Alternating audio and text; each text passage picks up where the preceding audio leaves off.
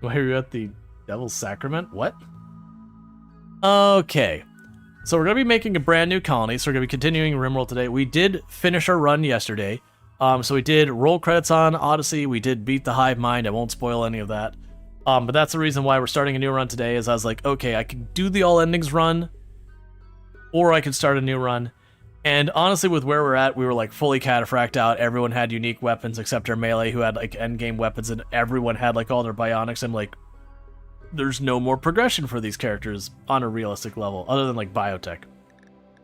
So what we're gonna go ahead and do is do the Adam and Eve challenge. Now, if you look at this, there's certain ideas you'll have with the Adam and Eve challenge. Now, you'll see this says new basic tribe. I'm gonna have to do one little finagle thing when we get in here. This is part of the no research mod. We are going to be running the semi-random and the no research mods, and I'll have the semi-random on auto choose, which means I have no control over my research. Randy has been given the keys and is going to go for it, and we start with nothing. But what I do have to do is I have to create the save and take 2 seconds to edit the save to get rid of the basic tribe thing, because that makes it start with no research, but then there's a bug where as a tribal colony, they don't assign the kids as tribe if you still have that there. So we'll deal with that in a second.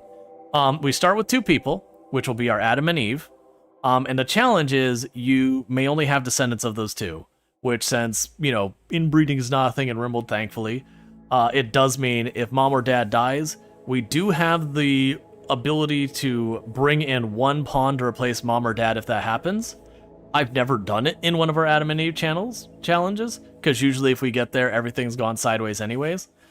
We do set them to be fairly young, and we do that so they'll romance and can have kids and all that, because otherwise it's really hard to roll the dice and get 2 people who are young enough to have kids. I do give them the beautiful trait, and the reason I give them the beautiful trait is otherwise I've had too many times they've broken up, and I'm like, well, the run's bricked, cool. And then we've disabled all of the incidences that give you free colonists, because it gets obnoxious to have like, Wanderer has joined, nope, can't take it. You know, transport crash, nope, can't take it. So we just disabled the ones that throw colonists at you. So you go ahead and hit that button over there. Strive to survive commitment mode. The anomaly will be on all its default settings. We'll probably poke the anomaly as things go. Definitely global coverage the whole world, because with the Odyssey, all that is a big thing. That's just for the bigger maps, right? Yeah, we don't want to deal with that.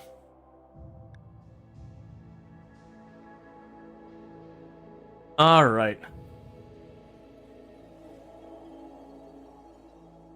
I am missing something going on in chat. You're teasing Lily. Oh, that's fair. Carry on.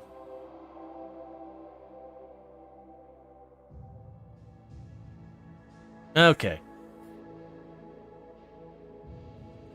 We're not speaking English, we're speaking Final Fantasy XIV. What mods for the no research and random research? No starting research, semi-random research. The semi-random research, I'm just going to have it where it automatically chooses it, which basically has the same effect as the other one. Because the random research mod, the original one, that's no longer going to be maintained. The mod author behind it has passed away. And honestly, it wasn't getting maintained for a while. Like, it never did get updated to work with Anomaly properly.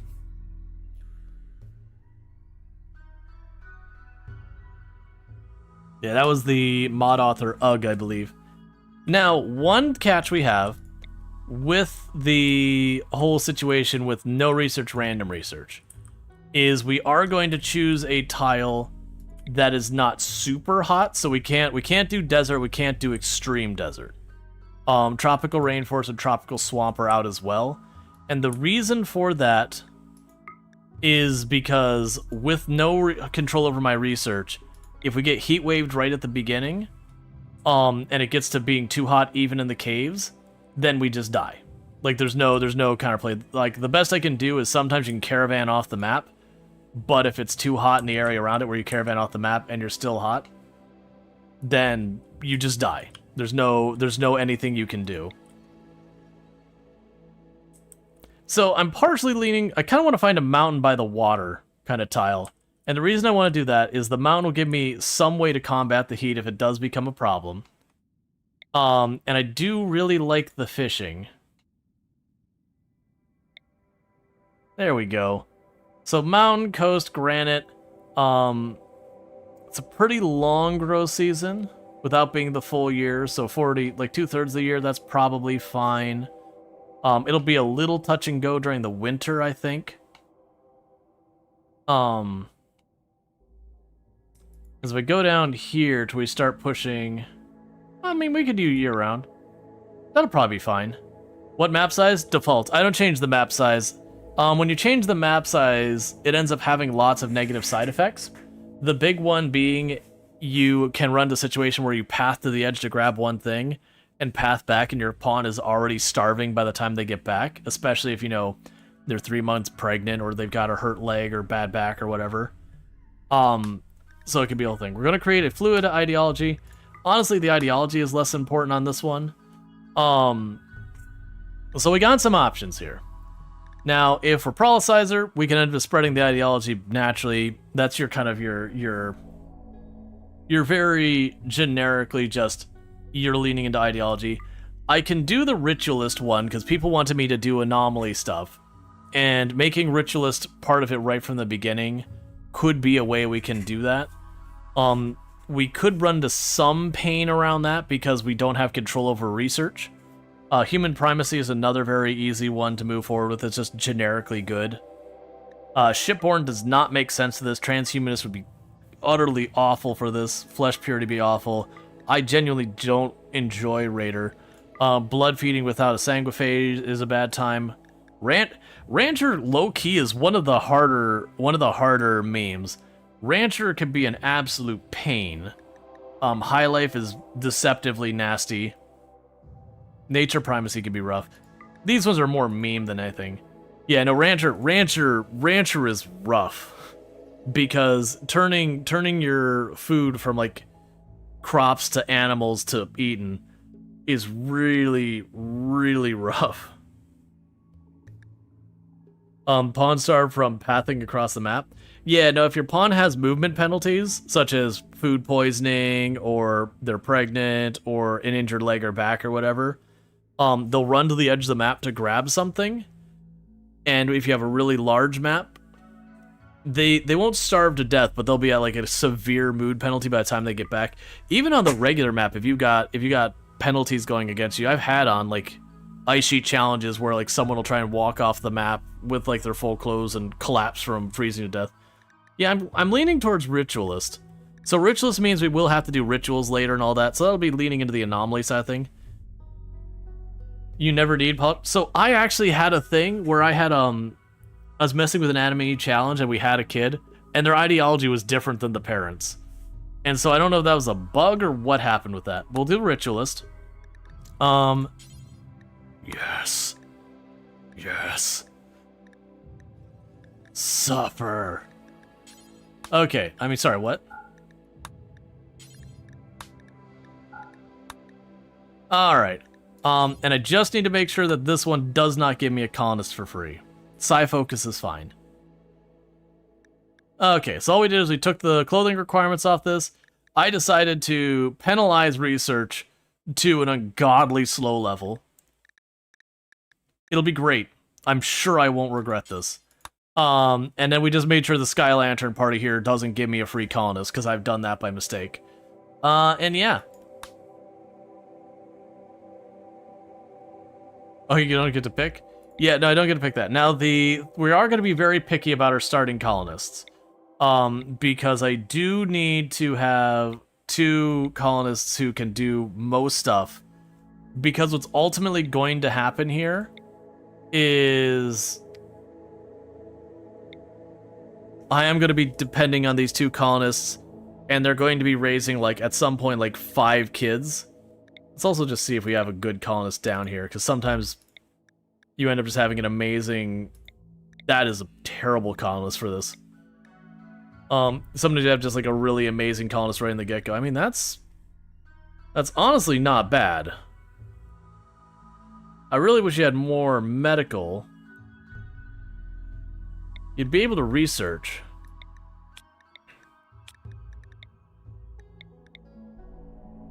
Oh, I'm gonna get rid of that one anyways. Let's see. So you could do the construction mining. And I really want to avoid not having no caring, because especially with the having kids, you're gonna need both people to generally be able to care. Stop giving me like nothing but okay. Quick sleeper, beautiful. Can only mine an artistic. That's not great for what we got.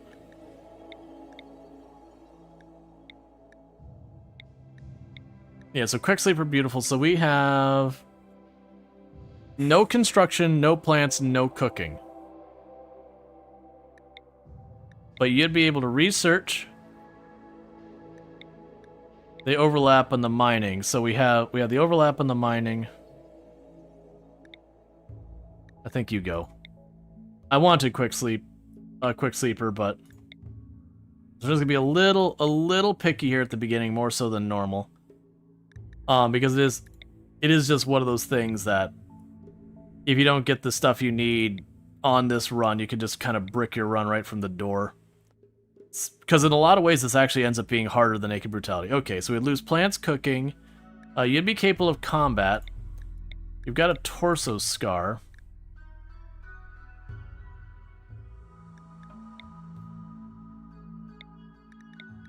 I need a male. Stop giving ones that can't care. Because the reason I need ones that care is because we are going to need you to cover.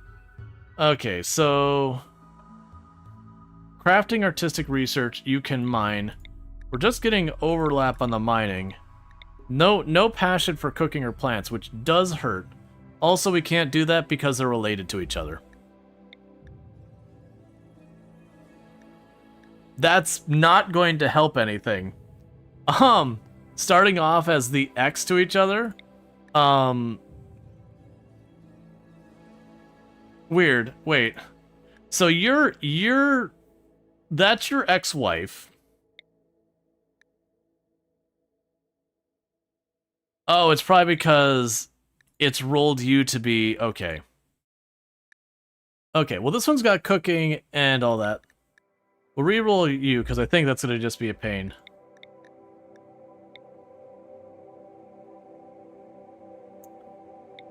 All right.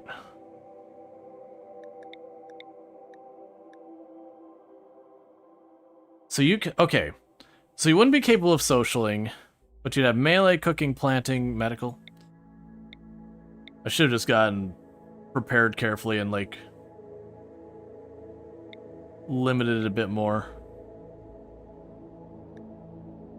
They really just want to give me mining and construction.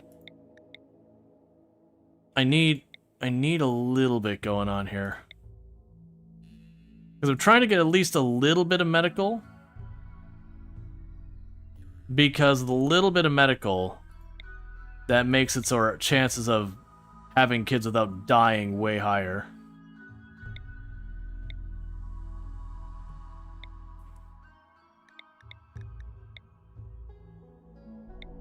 And I don't know if having no social will impact it. I actually don't have the answer to that.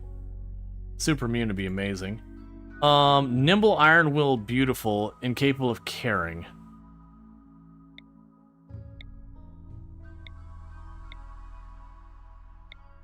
Literally can't medical. I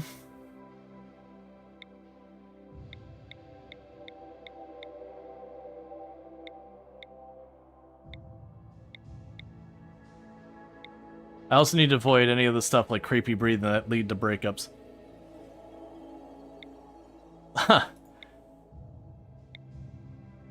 Careful shooter, can't care, fight, firefight.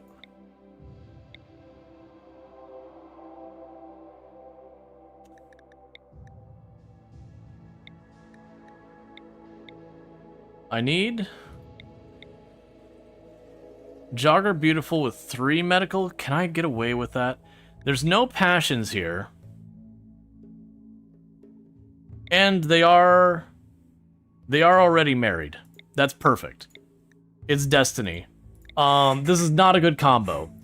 We aren't going to be able to mine and construct worth of crap. We're not going to be able to plant worth of crap. And our medical's dodgy. We will have researching and cooking, which will help. And we'll actually have a little bit of medical and all that. Jogger is really good. So I've got some pretty benign pawns that are really only okay in the whole thing. Like Jogger's strong, but down here we are missing some things. But research is handicap? Oh yeah, but I mean, the reality is we're going to end up grinding research up to 20. Like that's going to be a thing. Okay, so let's see what we got in our tile here. So we got a pretty nice mountainous tile. Raids will end up coming from down here, up here, maybe over there. This edge should be fine. So the question is, where do I want to actually build my colony? I think for right now, we're just going to dig it into the wall here and use this as a defensive position. Because later on I could fish from this, and if we deplete it, we can go out there. We can't fish right at the beginning, because if we check our research... Oh, and the monolith's right there. So I want to select automatically. So it means my very first research is going to be complex, and it will run my research from now on. I won't have any control over it. So, well, looking at... We've got the fallen monolith there. We won't pop that right away, but we'll pop it pretty early. So what we're going to want to do is... Got components right there. Let's not mine out the components just yet.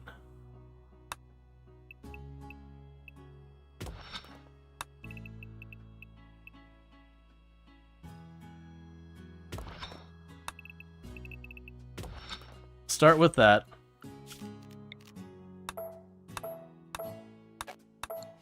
Okay, we need to get schedules all set up. We will need to do this stuff. And figure out who's doing what so far as people who don't have passions for things. Okay, so we've got all the passions flagged.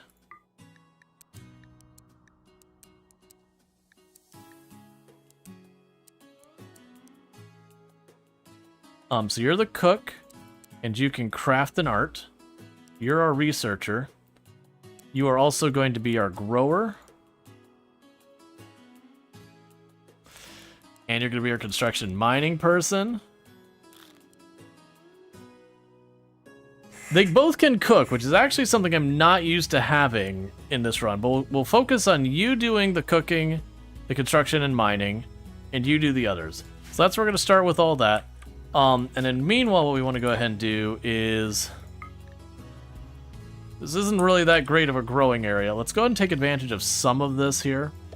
I'm going to set you to rice to begin with, and we can worry about the rest later. So with that, we can unpause. Okay. And meanwhile, I'm going to go over here. We had one stockpile back here. Set low priority. And we will want to go zone. Do not home zone, because I don't care if it burns. And then we'll have another dumping stockpile right now for up here. That will be normal priority, but we will not allow rotten or human-like corpses. And then we'll add another stockpile here.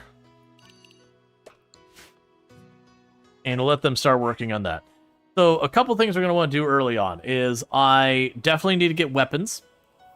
We do have two people here. We've got one who can melee and one who can range. They're both tolerable at it. And we need to work on that. So we're going to go to production, put a butcher spot and a crafting spot here. And the butcher spot, we will butcher anything we see. The crafting spot, smash mechanoids forever. Make a club, make a bow. I doubt you'll have any smoke leaf, but make that if you get it. Tribal wear, do twice. And then we can make the tribal mask, do twice. And war mask, do twice. Realistically, it's going to take us a little while to go through there. Now, next thing we're going to look for is berry bushes. It'd be really nice if we have some berry bushes around here.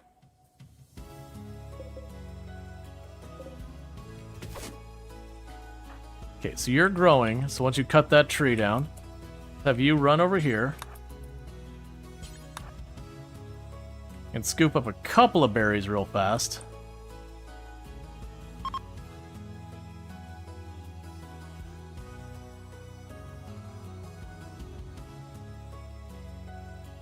But the first goal here is basically get ourselves a place to sleep and get ourselves like some basic weapons. And I have you set to crafting? No, you're set to crafting. Get yourself some very basic weapons. Usually in Naked Brutality you will lean on traps. I might build a trap or two to help right at the beginning. Because it's really bad when you end up having, like, your first raid shows up, and they're a tough jogger. And you're just like, well, run's over.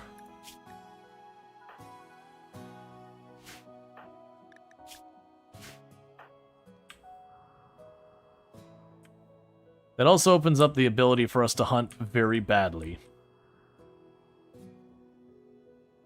Where's another berry bush or two?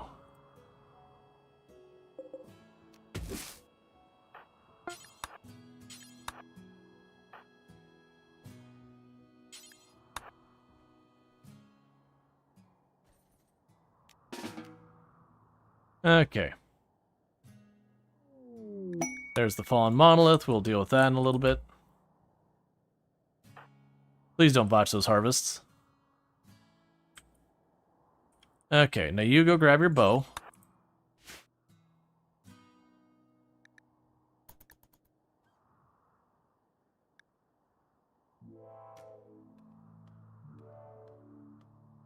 I don't like that we got the grizzly bear right on top of us. I'm probably going to have to scare it away at some point. Oh, meanwhile, furnitures. Put a sleeping spot right there. Okay.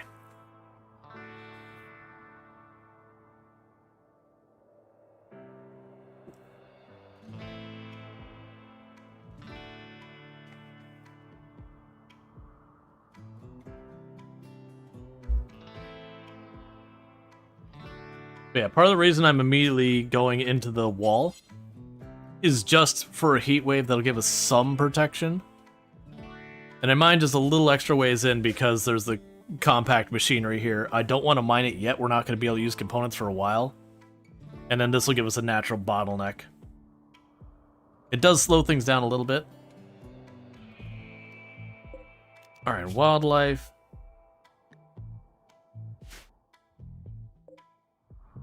I might try and shoot at some of these animals right here. Oh, don't do that.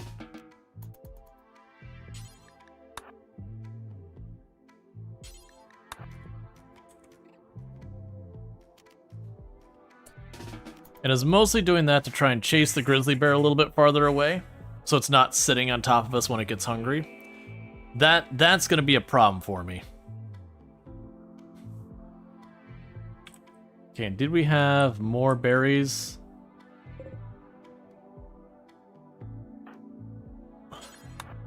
And this will be the early game pain of... I'm trying to get my rice down and trying to not starve. Also trying to get ourselves some basic things covered.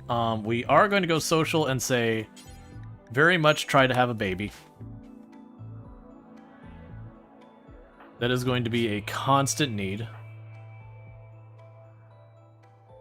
Did you run all the way here to rest? Just so you get hungry? Oh, brought some food back. Good call. I was like, did you run all the way back here to go to sleep and then not eat and have that whole thing? That's why the stockpile in the water. This one for corpses. This is for corpses that are already rotten or human, so that we don't get the mood debuff from seeing rotting corpses. And then I got a stockpile right here for stuff like chunks of stone or wood or whatever.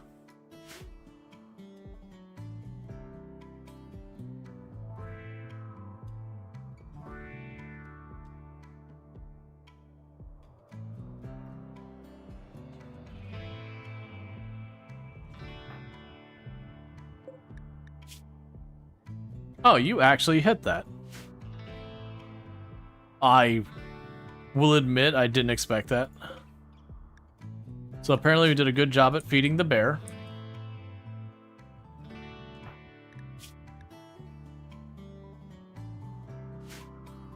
They don't pollute water or anything? No, RimWorld doesn't do that level of simulation.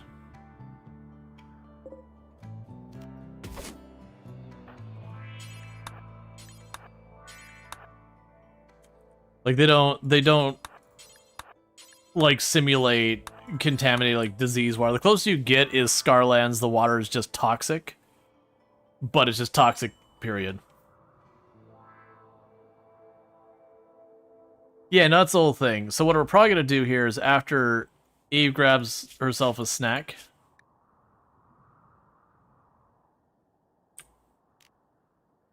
I'm gonna have you go up here. I'm gonna shoot near the bear. We're just gonna try and scare it off.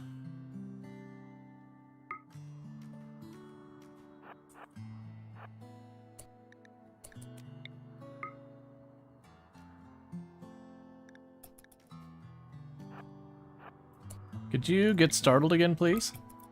Oh, don't do that.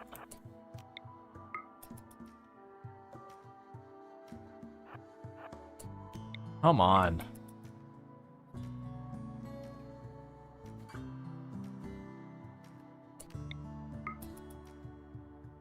Yeah, usually if you shoot in the general direction of an animal, it'll run away.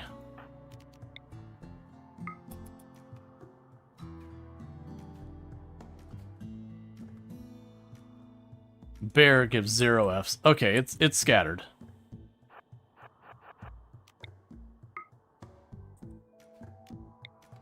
Come on, bear.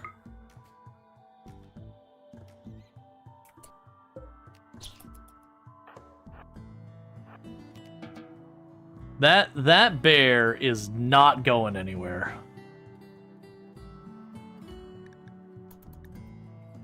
That bear is very committed.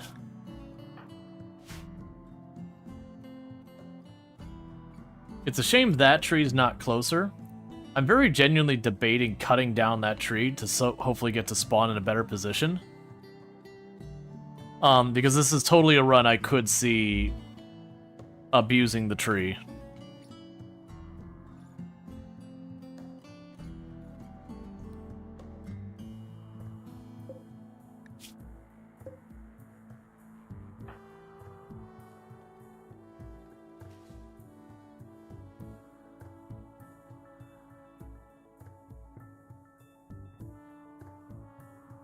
And again, a little bit of rat meat. Bear's gonna hunt. Okay, the visitor gets close enough, I might deliberately aggro the bear to try and get them to help me kill it. Because I'm just expecting that bear, like, not to manhunt her, but to just genuinely straight up normal hunt us. Meanwhile, for social, Colony Mom is very sociable. Okay, and we don't have anything they want, so that does me no good.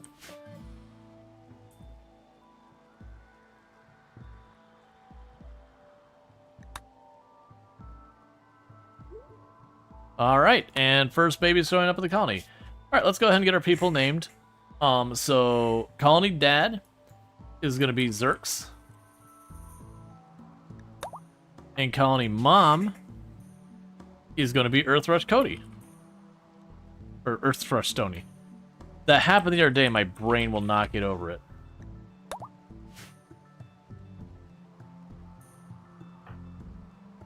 I'm gonna take a little bit of a chance here. This family is screwed. It happens.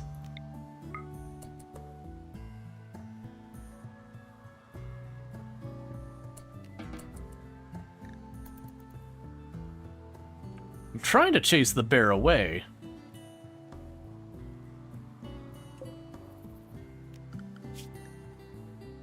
The other animals I'm less worried about, but that bear is right here, and we're running out of other animals that the bear will hunt. So sooner or later, it's gonna hunt us.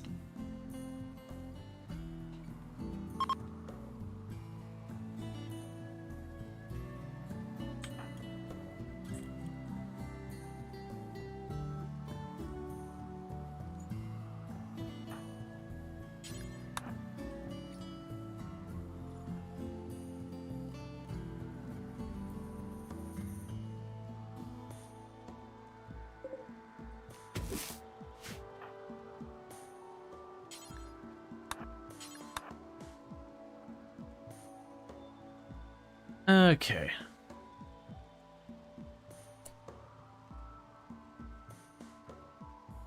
I need more berries.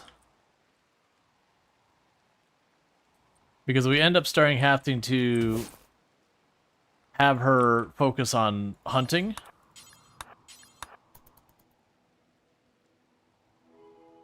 Then the crops don't get planted, and then we don't get ourselves out of the hole. Alright, so bringing some food back. We did get some rice down, and it is growing. We are going to want to get the animals away from here. Kind of hoping that the bear goes after the badger or that. Mad crow. A crow has gone mad. And who is starving? Xerx is starving? Okay. We're going to go like this. Xerx is going to go like this.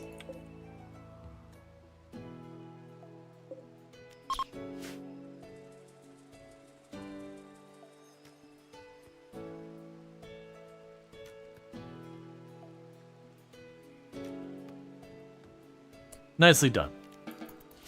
Let's see, what does it look like to both a berry harvest? To botch a berry harvest? I mean, if we're thinking in real life that you've just, like, mashed all the berries or something. Or, like, you just kind of squish them or whatever. Yeah, no, that's, the good news is the birds usually don't fare very well.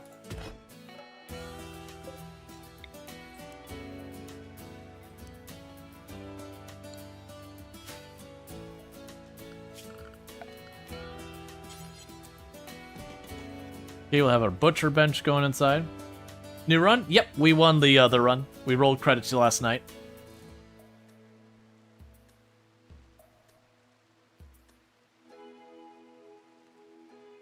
Okay.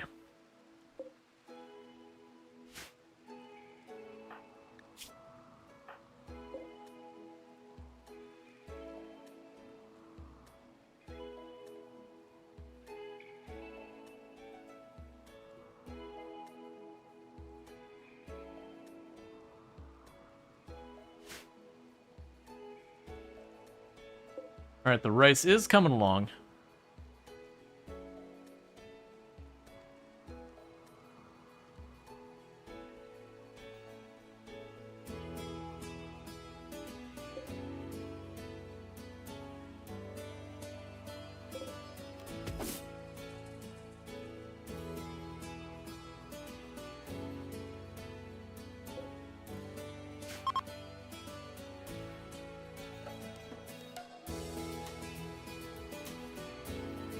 That bear's gonna eat any time now, and I'm really hoping it goes after that, not Earth Rush.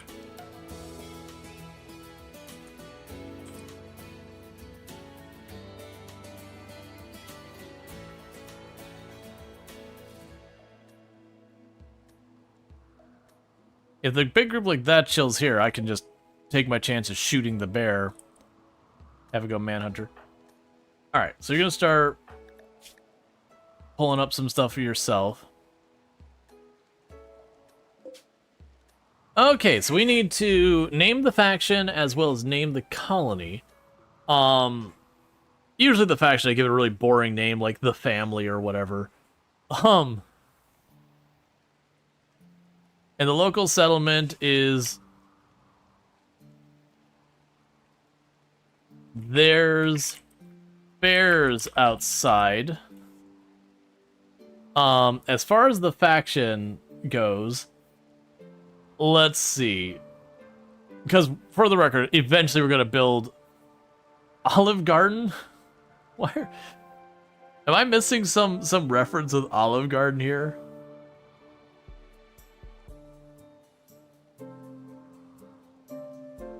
Alright, sounds like people want the settlement to be Olive Garden. When you're here, your family. Oh, that's actually fair.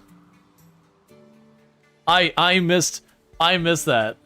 So are we making the faction name Olive Garden? Or the location named Olive Garden? Or are we just going Olive Garden the whole way down?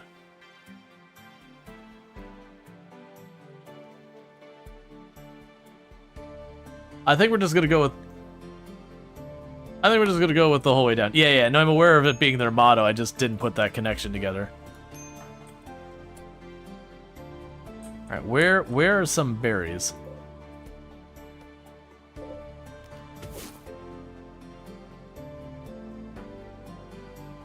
Okay, so it's at least one berry bush for you.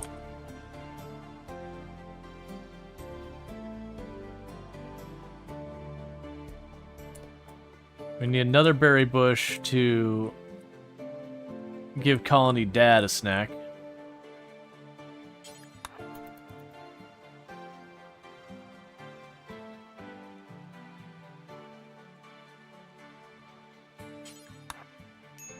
This colony does not have much in the way of food. Okay, so we can go ahead, do this, butcher creature, do forever. Because that'll give us slightly better return results on the table than we will for that, so as we do hunt some stuff. Did you get cut up, though? Not enough. I will take your leftovers, though, bear. I am not beyond that. Oh, we didn't build recreation. Man, I have been doing that a lot in our recent runs. It didn't used to be a problem, but I've had a lot of recent runs where we start the run, I just totally forget to build recreation. Until someone starts getting upset about it. Well, Wolverine, that was my dinner.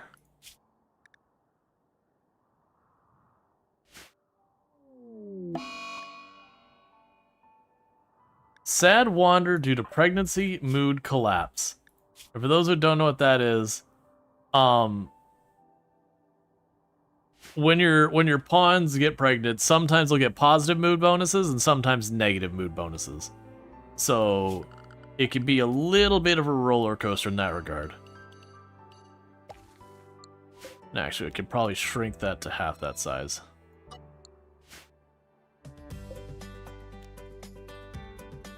The good news is we're getting pretty close to getting our first rice up.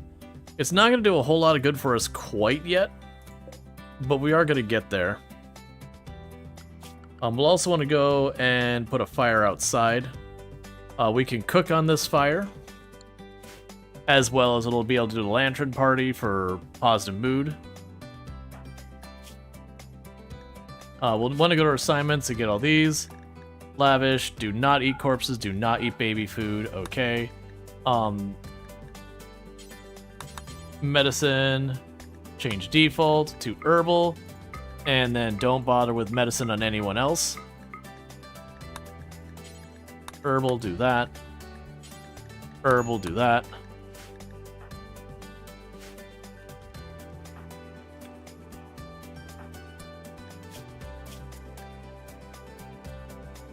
Unfortunately, you were the person going to get food. And you had a mood break. Now I don't have any. So I need to find... That berry bush is way out of the way. Do we have anything closer than that?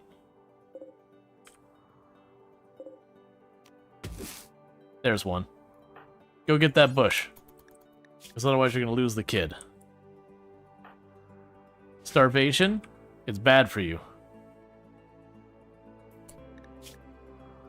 Alright, that was not nearly enough. I'm gonna have to hunt some stuff because we're tapping out the berries.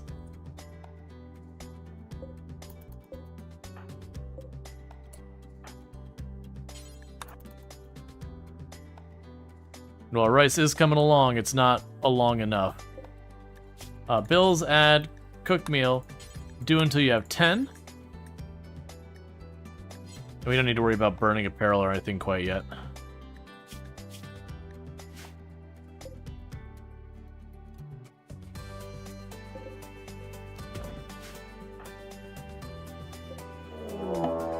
Alright, we're being attacked immediately. One guy with a club. They've actually got pretty decent melee skills. So that's not great for us, especially since we're probably going to go into this fight with malnutrition. So I'm going to try to do is force this fight to happen across this water. So I give him a big movement speed penalty to hopefully get a couple hits in on him.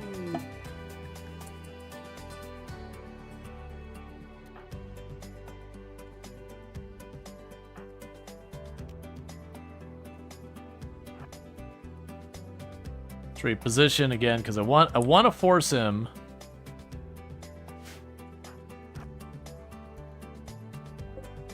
Come on, give us a solid leg and or back hit. Yeah, that'll do.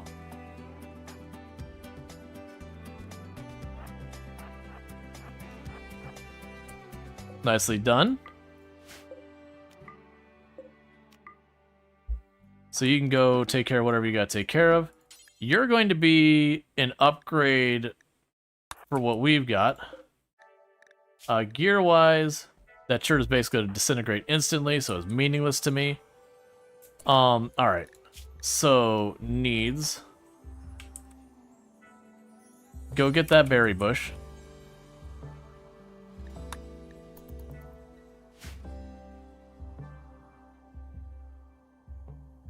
Then we should have stuff ready to harvest here.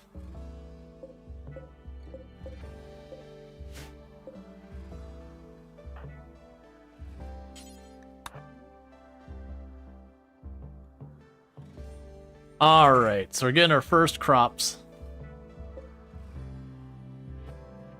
Need bear steaks? Yes, bear's just chilling in this area.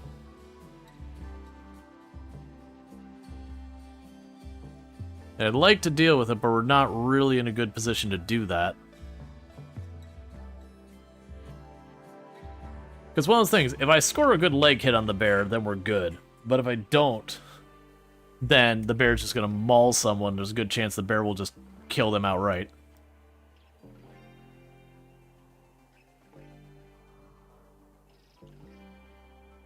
As we are running around in the nude. You never had a bear steak, but you have had bear jerky? Yeah, I've heard it's not a super popular option. Mechanoid signal. We are going to do the grab ship eventually. We don't have electricity or anything, so now I could bring it and it could just be stolen. Okay, so this is the moment we've been waiting for. Would you? Oh, you're throwing up because morning sickness. That's fair. Alright, so what we're gonna do is you're gonna run over here really fast. Because what we're gonna do is we're gonna set the bear to be hunted. Come on, hit it. Yeah, perfect. Get in the door. This is what we call not my problem. Thank you, friends.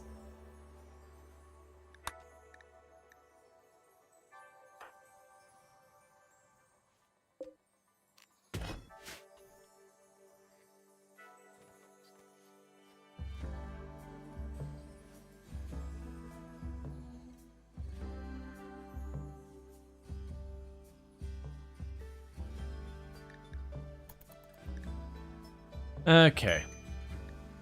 Starvation on Earth Rush.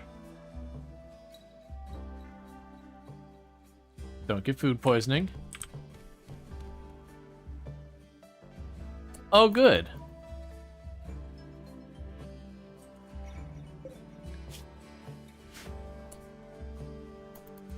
So, if we were lucky, if I had more food... Oh no, that's actually perfect. They dropped their pemmican. So we technically did get a tiny bit more food thanks to them getting downed. We're gonna go up here and say grow. And we'll switch you over to strawberries.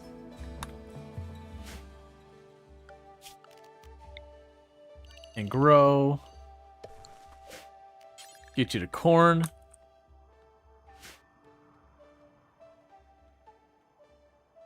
I slowly work through all that.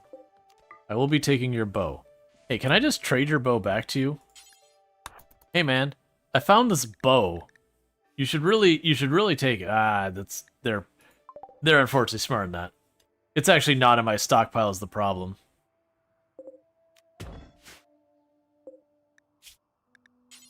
Okay. We won't worry about burning the apparel or anything quite yet.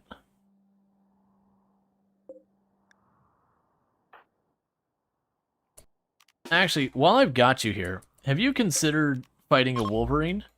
Wolverines... Come on. Get the hit. Get the hit.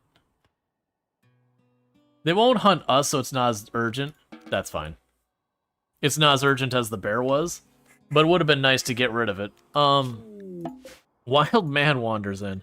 I apparently needed to remember to remove the wild one. I think I left it because they don't forcefully join you or make a big deal if you don't join you.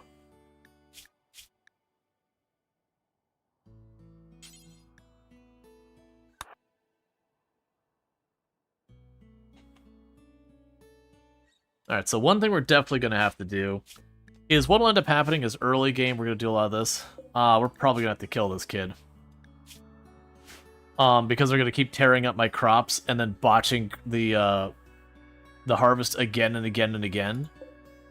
And that will ultimately result in me losing a lot of my food and all that. Okay, so another thing we want to do is stockpile in here. Oh my god, please with all the wild people just chilling here. Because they'll also hunt you.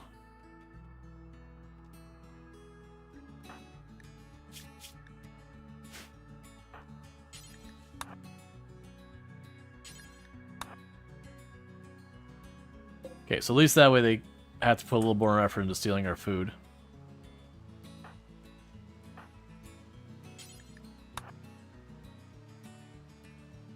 Okay.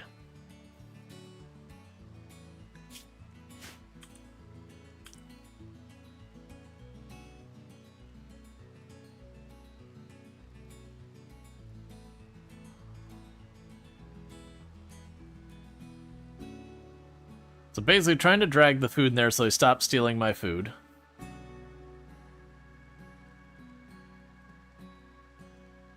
Now you are a little dangerous. Because you got some solid melee, you're a, Yatkin. The Dirt Mole kid here wouldn't be nearly as bad. I really don't have to go murder them straight up, but that's probably what's going to ultimately happen, because effectively they're the same risk as the bear, except they also eat my crops. But they will just hunt you if they get hungry enough and you don't have food available.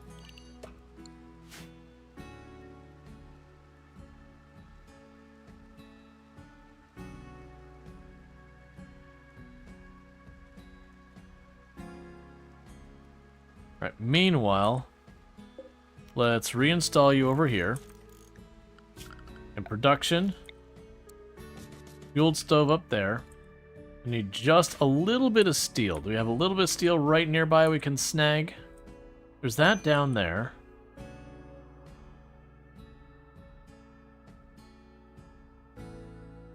Because we get the steel bench, we can, sorry, not a steel bench. We get the steel... We can mine just a little bit, or we can cook just a little bit faster.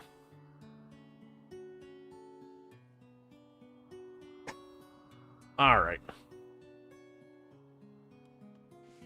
But yeah, with them wandering around, I'm effectively feeding 4 people. But not getting any of the benefit for doing so.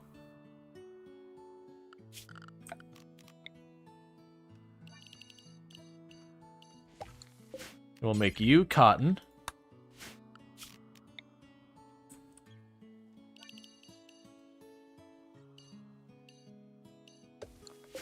And you'll be heal root when we can manage it.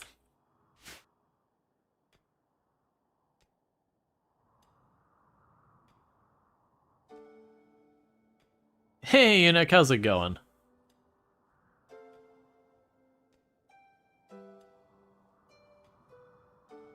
It's also annoying I've got this crow sitting around here eating our stuff. We'll worry about that when we get there. It's also probably getting to about time that we put the bed inside instead of outside.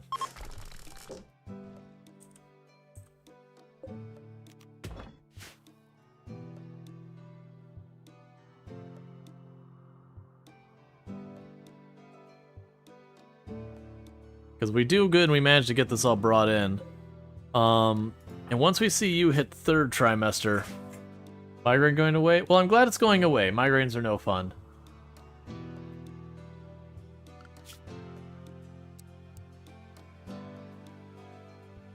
Get them some priorities and some of this other stuff too.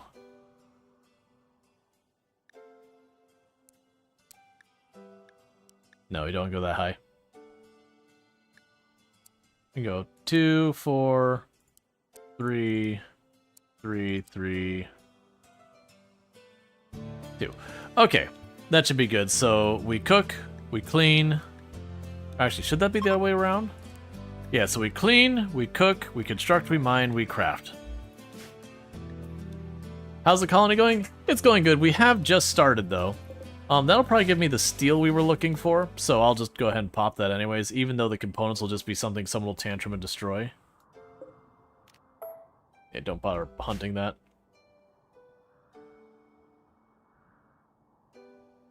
Yeah, so we're just gonna be a little while here as we, get this all sorted. I need these 2 wild people out of here. I know I'm gonna need to kill them, I just am acknowledging the fact to myself that our combat skills at this stage of the game are horrible. So realistically, there is a decent risk, especially that Yatkin, that if I open the attack on it, he could probably run us down. So you're 4.28, and you are 3.68. So yeah, so if I try to engage him and I don't get a disabling hit, we will be getting tied up into melee very rapidly.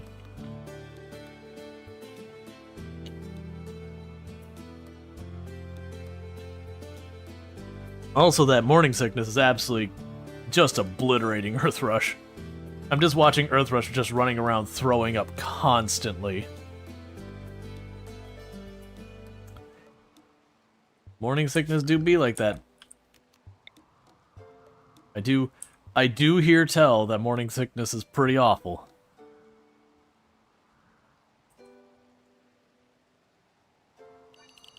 Go ahead and move that down there, away from up here so we don't have all the rock piles right there. Meanwhile, I would like to haul those in, because 1, they'll rot, and 2, I don't need those getting destroyed just sitting out there.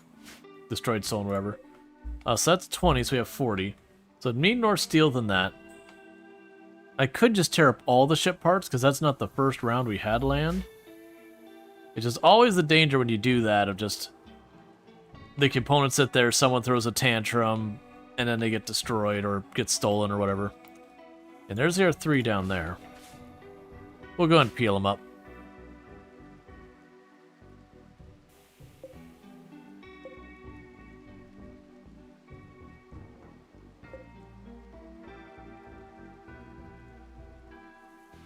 Stop ruining my crops.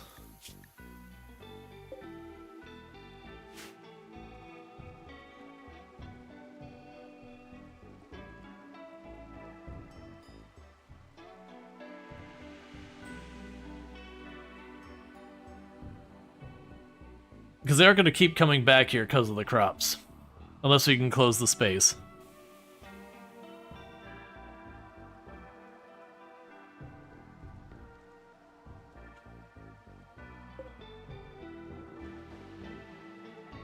And I believe if you have anything like Sight Stealers or Show Up, I believe they will ignore wild people. Because they do treat wild people as effectively animals.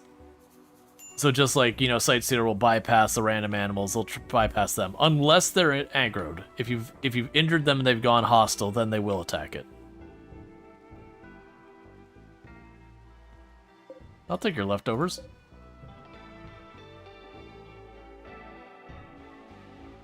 That's not out of the question. just always throwing up. I think that's the worst I've seen a pawn get morning sickness. She is perpetually morning sick. Case in point. Just projectile vomiting the entire room. Sounds like Mrs. Duff when she was pregnant. Yeah, some people, it just hits them very hard. And apparently Earthrush is one of them. Morning, noon, and night sickness. Yeah.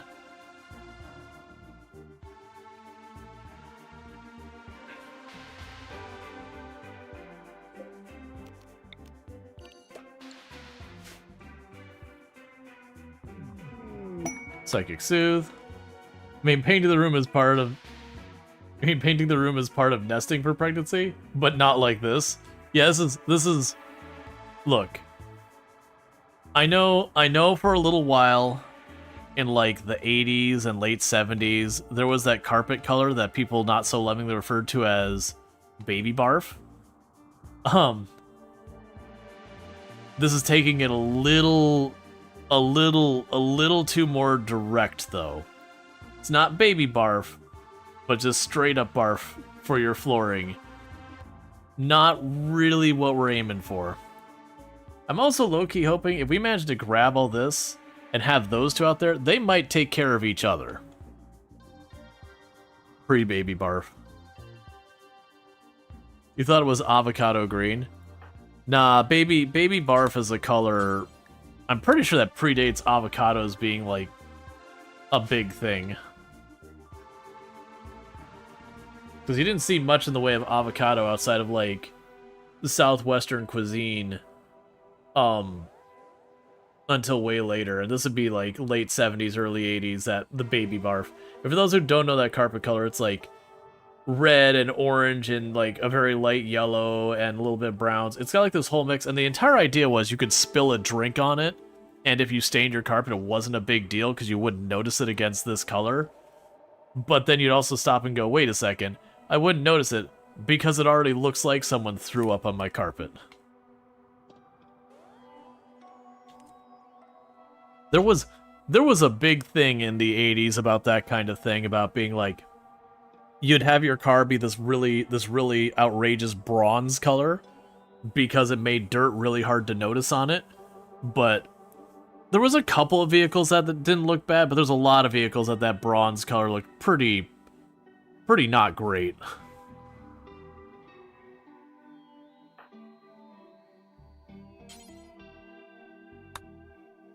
Yeah, so you're not able to keep up with a lot of stuff happening there. That's fine.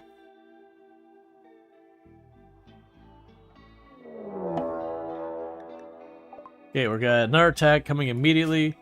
Terrible skills, injured arm. I'm kind of wondering if I can use this to my advantage. Mad Lynx. Let's let those two problems sort themselves out. I'm kind of hoping they'll go after these ones.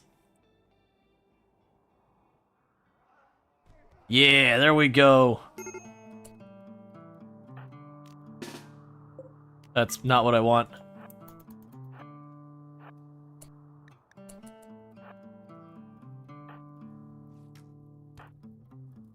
Some problems I can't kite this. We're just committed to the fight because I cornered myself. Please kill that one. If Zerx dies, the run's over. Okay, so he just got some bruises. That's perfect.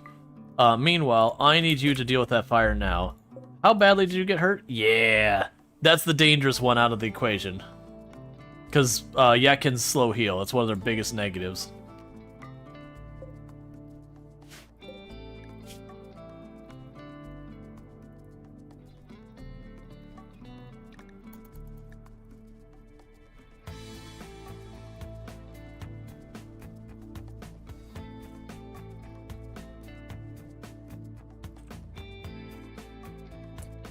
Alright, so grab over here. And we'll finish the job on him. What's your movement speed looking at? Yeah, your movement speed should be fine.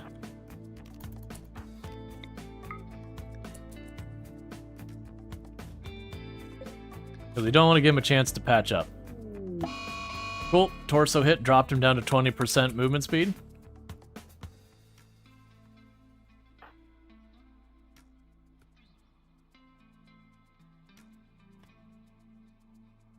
Cool. Alright, small child, I hate to do this, but you'll eventually manhunter us. Well, not manhunter, you'll just hunt us.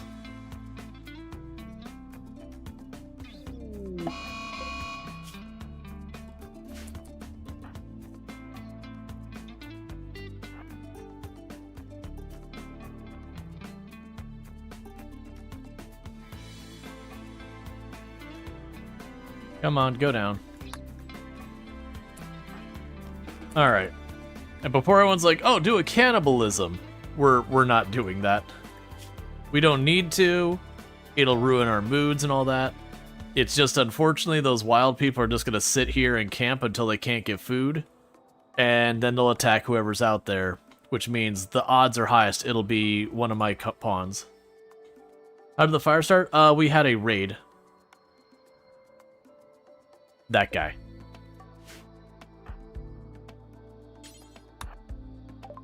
Alright, take my unit of smoke leaf singular, so that I can get my whopping $7. And that's all I have for you at this time.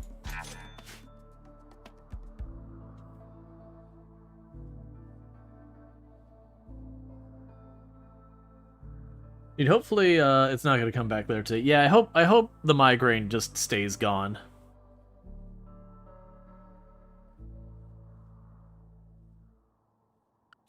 And our hauling person is supposed to be Earthrush. I have planted way more than I probably need to.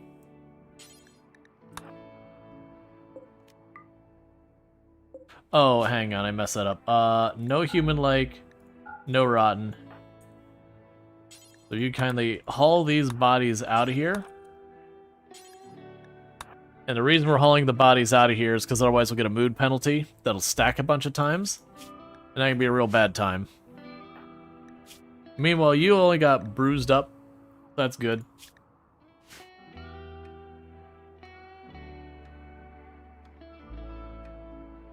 Okay. But yeah, we're mostly mole peopling right now because we are going to need to be a fairly defensible base. And the issue we're going to run into is because we have to wait for kids to grow up kind of thing. We're on the easy part of the run right now. The place that's going to get hard is when the kids start happening. Because at that stage, pretty much I'm going to have people constantly needing things and all that. And just not getting what they need. Okay, so we grab the components in that. We got the steel down there. I want to grab more steel, but most of the steel I've got to go around for. I kind of want them to keep mining there and just hope we get lucky and hit some steel. But we'll see what happens.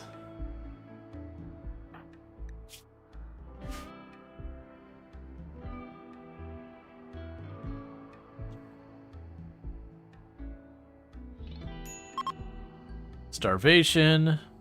Zerks can just get up and eat. It's that easy.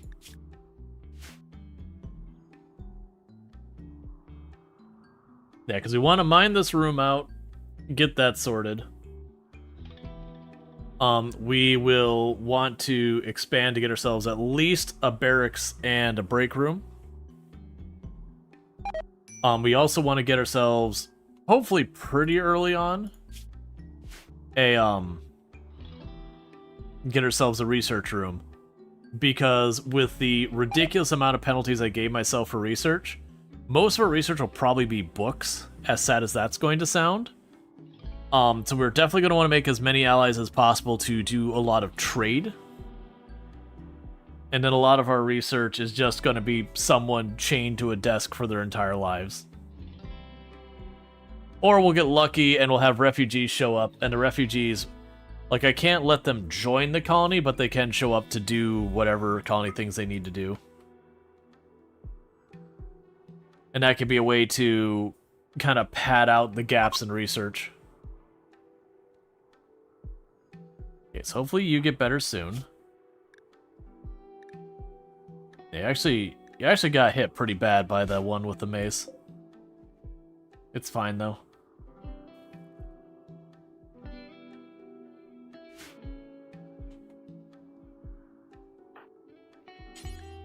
Go ahead and butcher that before it rots. Because we're going to need the hide to make a sleeping spot and all that.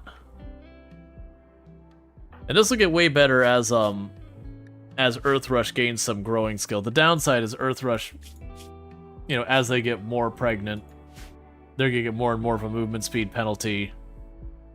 And then once we have, like, the actual kid around, we'll run into a penalty where the kid will... It's not a penalty. We'll run to the fact that you have to take care of the kid. And there'll be someone constantly running back, feeding the kid, doing that kind of stuff.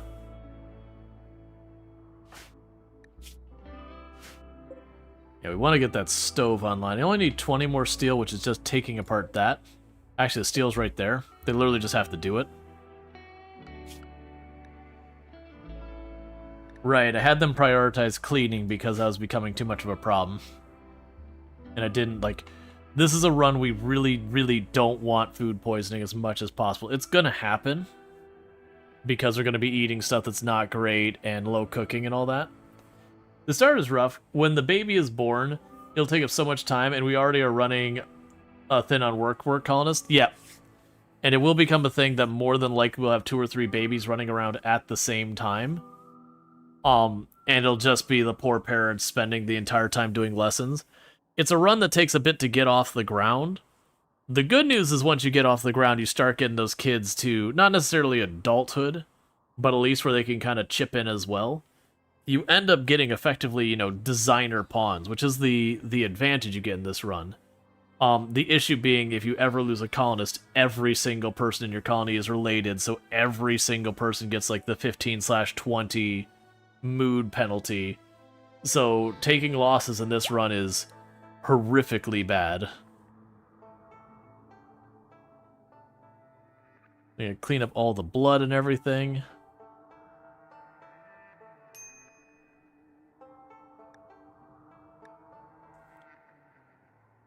So getting mild heat stroke out here. That's just what it is. I don't really have a way to counter it. And because that's... I mean, we do have a way. I've got to hunt some stuff and get some hides. Because some clothes will help. But inside the building should help out.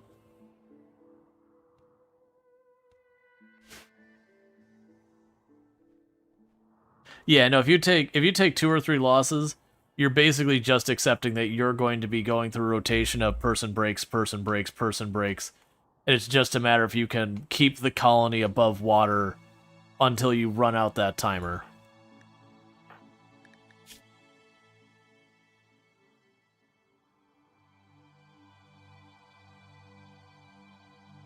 Okay, it did get cold enough. I was a little worried it was going to keep escalating. Hopefully very soon we'll be able to start getting some clothes happening. We have started planting the cotton.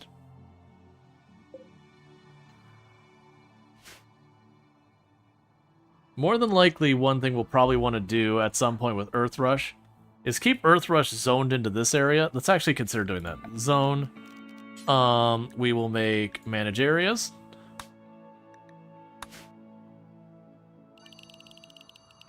So for right now, that's area 1. We're not going to go out past the water, past that. And we're going to go to our schedule. We'll rename that zone. Close to home.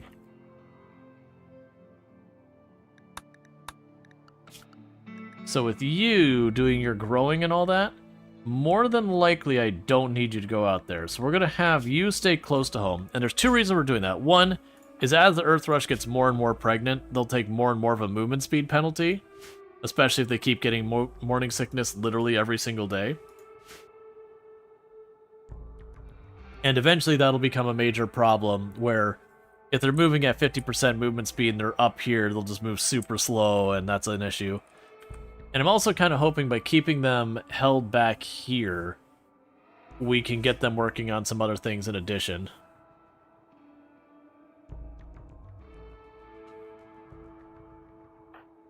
And you're grabbing that last steel you needed.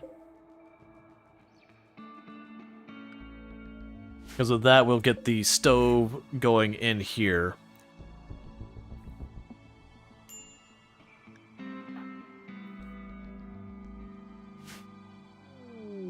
Disturbing vision. Xerxes had a strange dream. In it, he saw a black shape unfurling in space and time, growing and consuming. The shape originated from a nearby crumbling monolith. Upon waking from the vision, Xerxes feels strangely drawn to the monolith. It calls to him. Yeah, definitely don't question that, and absolutely engage. Now, the one catch that I might want to hold off on running this is cooking inside the building does add a lot of heat, which is in itself fine, as long as you can manage the heat. Right now, we don't have any research. We did start with no research, so if we go here and go temperature, you're going to notice there's no passive cooler AC. So I have no counter means for that. Right now, the best I can do is hunt animals to get some clothes, and those clothes will give me a little bit of mitigation.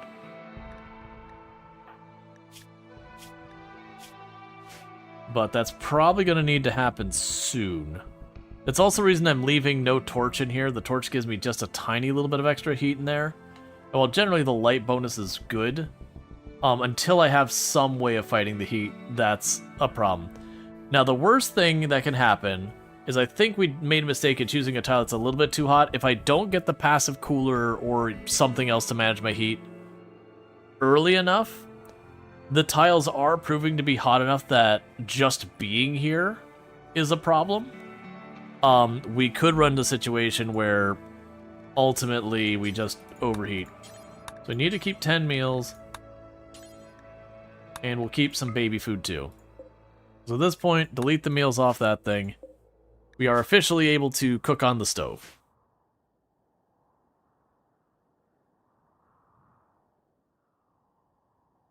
And you're slowly picking up that speed on the plants, little by little.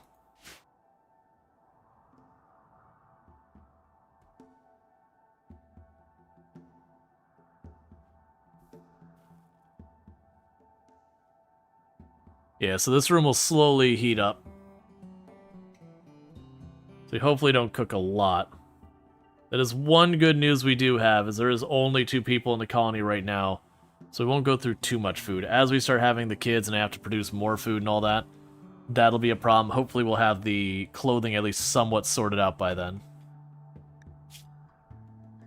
Okay, so you're finally getting back to mining to enlarge the room.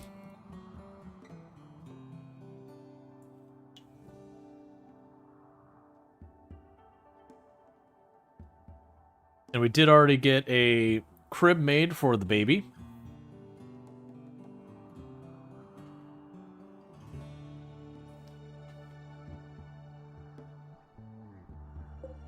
And that's the heal root. Yeah, so what I'll do is once we get this up, I'm going to half this rice field and make it into something else. Because this is way more growing than we need, and the rice is very laborious. So I'm going to need to cut that back a little bit. Ideally, I would like to lean into the corn. It uses the least amount of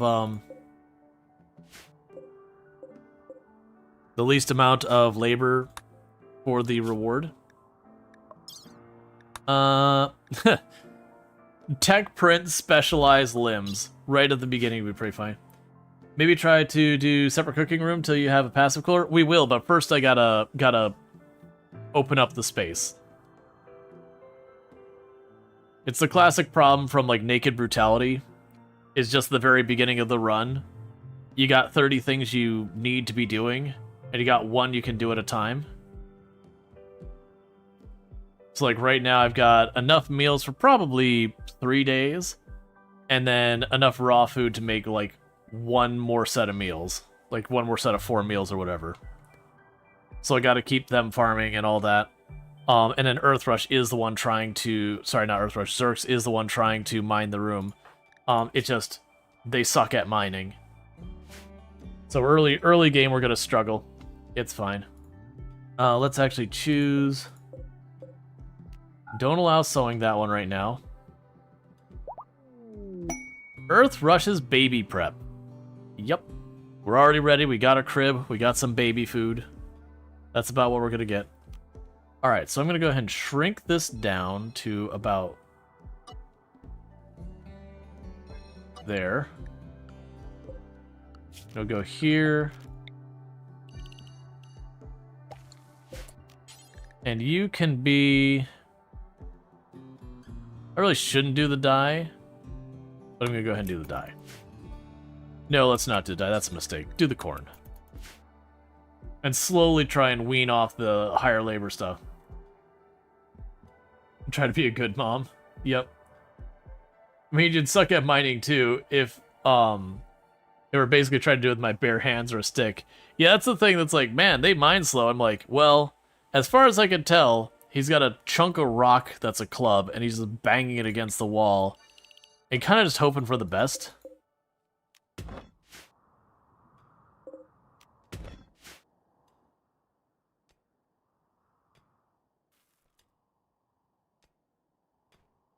You just suck in general.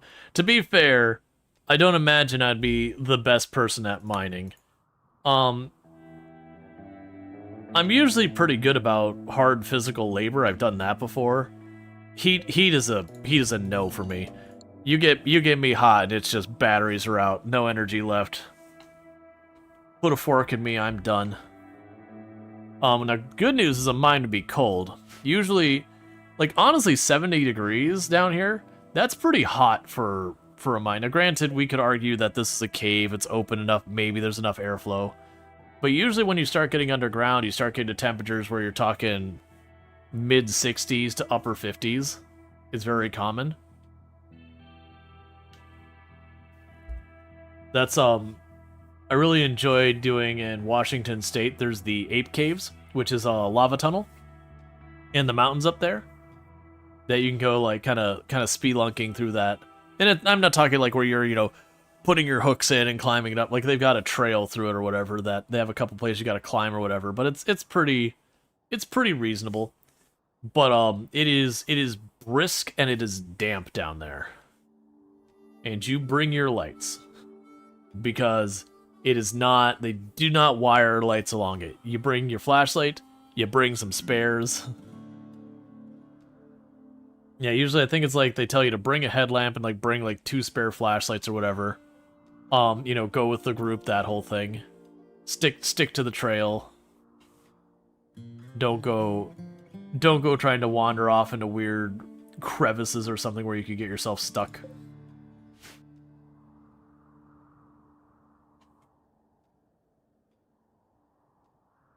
Alright, so taking that much rice away should help with Earth Rush a little bit. Because as I mentioned many times, the rice is really good for your early game food. It's the one you get the fastest, but labor time to result is one of the worst. It's very low nutrition, very low like feeding on you, but it does grow very fast. So time-wise, it's actually okay. Like, you know, calendar time. But as far as like your character working at it time, it's pretty terrible. Go ahead and take my poor quality bow. And I can't afford anything, so give me your $5. Oh, good. Yes, let's do this fight. We talked to them, and they're like, yo, there is a person over here who's got a legendary quality weapon. These are going to be people rocking, so at least flak, maybe recon or marine armor. A unique weapon that in theory should be pretty solid. You're naked and your husband over there has got a big chunk of rock, and you've got a bow-ish, like it's string between a stick. It's okay.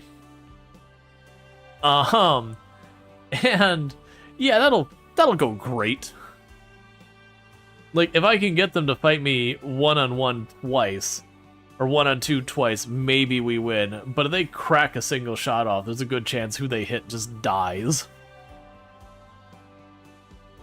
Because, this might come as a shocker. Human skin, not great armor. And I don't mean like someone's leathered it or something. I mean just your skin as is. Hey, Canahawk. Yeah, no, that's cool. Yeah, no, you never been to, but you're in Washington. You know those caves you're talking about. Yeah, no, they're good. Like, there's a couple places you are going to climb, just to be clear. So it's one of those things that if you're not good, like, climbing stuff, that can be a problem. Now, when I say climb, they'll have, like, at the top, there'll be, like, kind of a locked-in place. They'll have a rope with knots on it kind of thing, and you just have to climb, like, 6 feet, maybe 8 feet, something like that. So it's not a big climb. It's almost enough that if you could get good leverage, you could just pull yourself up. But, you know, trying to pull yourself up lifting like that against a rock wall, probably not going to work the greatest. I still, like, for those who got caught with the ads, we got offered this quest, which is to fight two people who are most likely going to be wearing at least flak, maybe marine armor. That is our worst case scenario. So this is bad. So what happens here is either we can hide inside our place and survive as it is, or the run dies. Because the tile is hot enough, and this is why I said I shouldn't choose a hot tile. I didn't realize they're quite that hot. It's hot enough that if I caravan, we will overheat as well. So what we're going to do is going to go here, going to manage an area, new area, rename, indoors. We go like this, go like that, do this, expand area, indoors.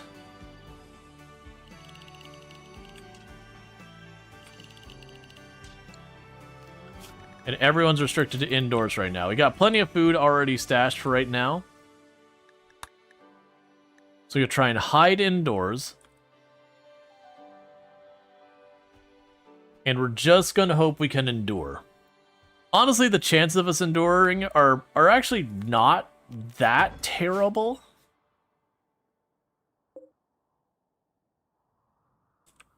Mine, we are. I've got 3 more tiles to mine here.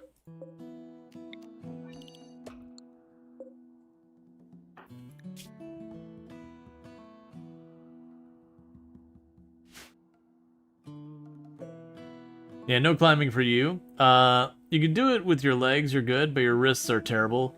Playing the cello for years, and tendinitis on both wrists. You have massive ganglion cyst in one of your left and a weaker after that went away. Gotcha. Yeah, no, that definitely sounds like it would not be a good time. Oh, that ship to the stars. It is interesting to me that when the ship to the stars pops, the game definitely hangs really hard for a couple seconds. Alright, meanwhile, let's go ahead and have you mine back here a little bit.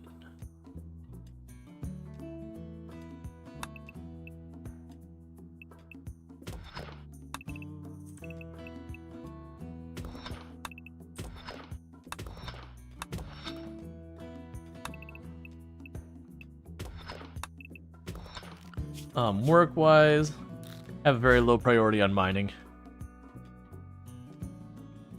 But yeah, for those who missed what's happening, we did trigger a heat wave.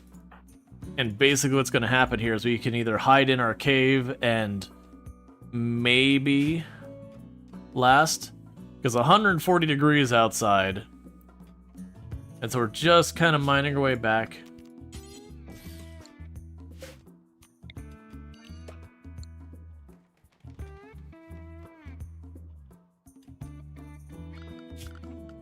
Production research bench we'll put up here.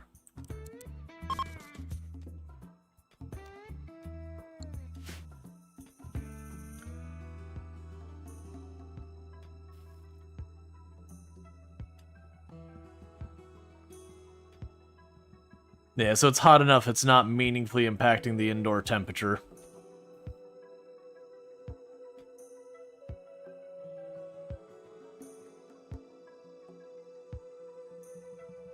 So how are we holding up so far?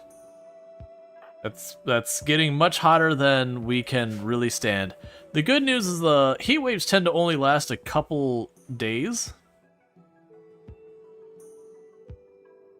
So it's just a matter of not whether it kills them before it goes away. It is building up while they're sleeping, which is honestly like your worst case. Forced weather. Foggy rain, I don't know if that'll actually help us or not.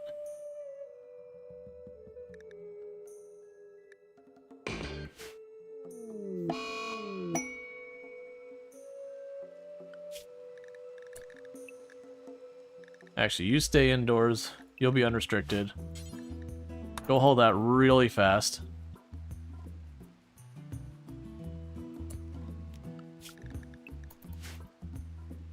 Because I think the foggy rain can take the temperature down slightly.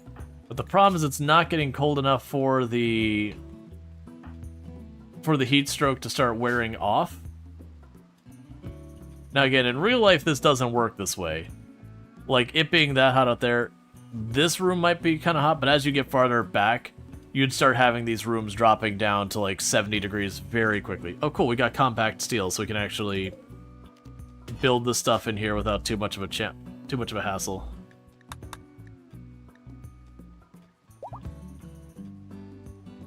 All right.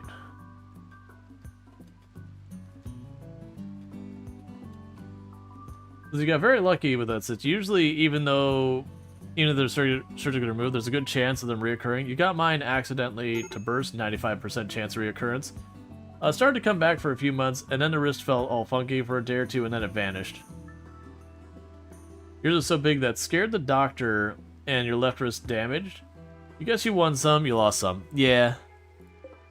So Earth Rush has been downed by the heat.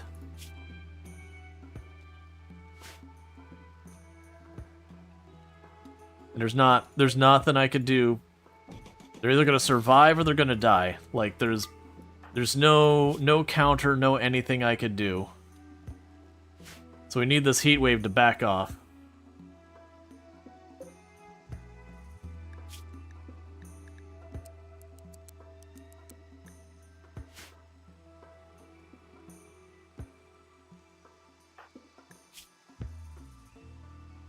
Come on.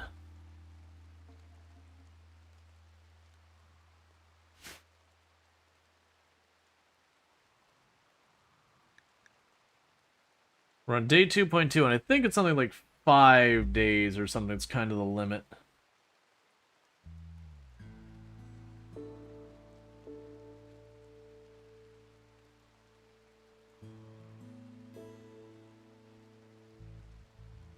Yep, that's the whole reason why with this particular one, with the no research, random research, heat wave is such a killer. Now, if we weren't in such a hot area, what we would ultimately do is we would go and just caravan off the tile, wait out the heat wave and come back. But we're too close to the hot area that caravanning out would also lead to heat stroke, and we would die there too.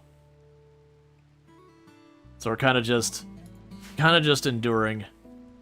I think it can go for about, I think it's like 1.5 more days is the max it can go.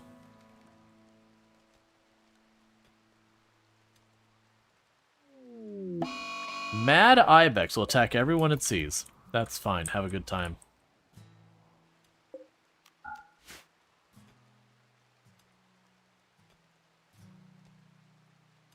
Yeah, 90 degrees is just not quite cold enough for it to drop off.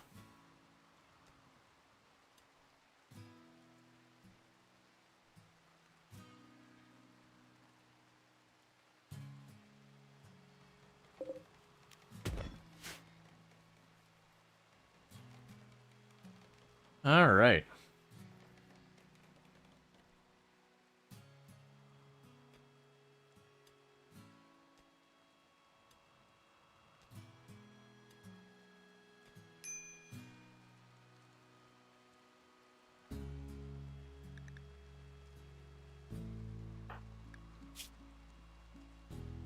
It's hovering right at 50%. It's not really going up anything. It's just not coming back down, but that's okay. It just staying at a spot is okay. Because again, it's just waiting out the time. But that's also the reason why I ran them indoors. Oh, thank goodness. So I can unlatch that door. Is the Ibex still out there? Oh, it was literally hot enough it drove all the animals off the tile. I mean, it was 140 degrees.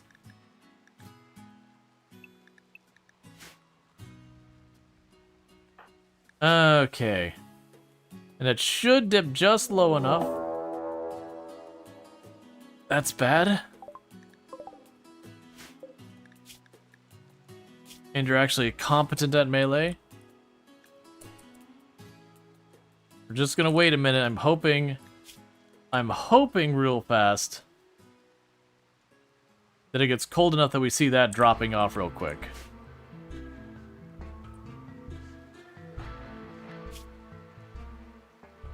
There, it's coming on down. Just a couple more seconds and Earth Rush will probably be able to get back on their feet and help. Oh, thank goodness.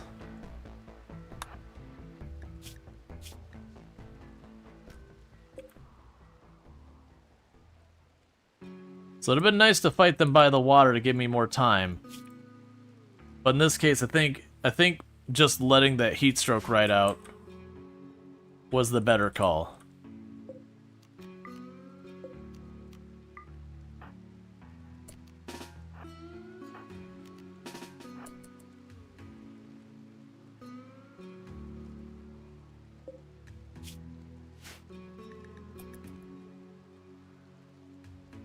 Alright, so it's gonna be a straight up fight.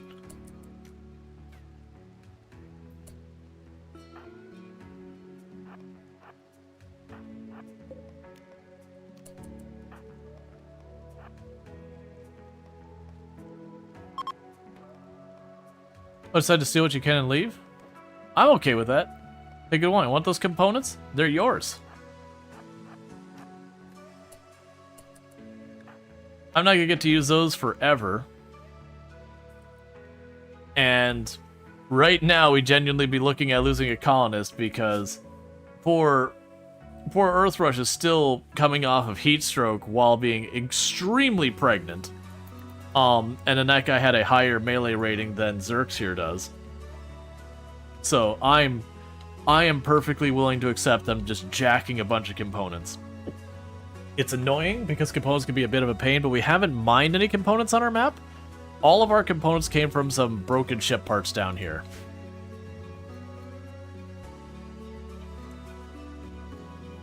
And it lowers your colony value? Yeah, I don't think that's going to be enough to be super relevant.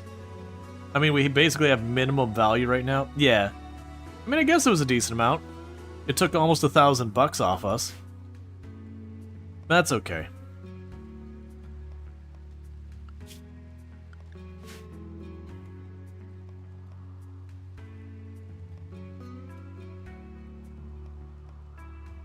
One thing I should do. Okay. I was just checking to see if there was an obvious open space right back here.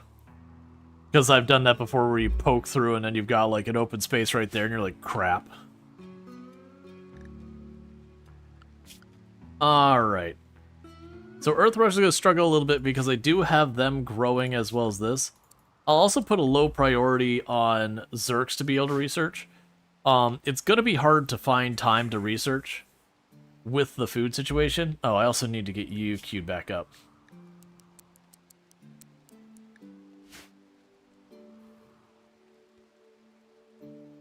But we'll work on it.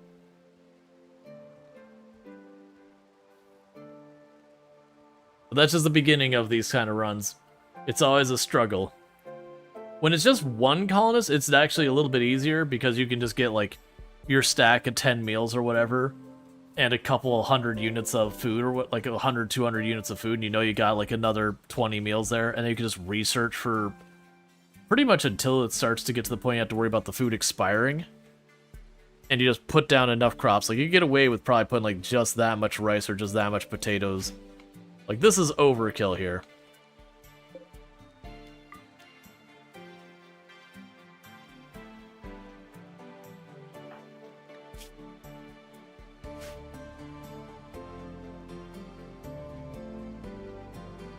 Okay. The good news, we're getting pretty close to getting our crop. Or cotton. Did you just kill a bunch of my crops by dropping spaceship parts on it? I appreciate you giving me back some components, but that's a little uncalled for. It's fine, I've got more than enough planted, but it's just on principle.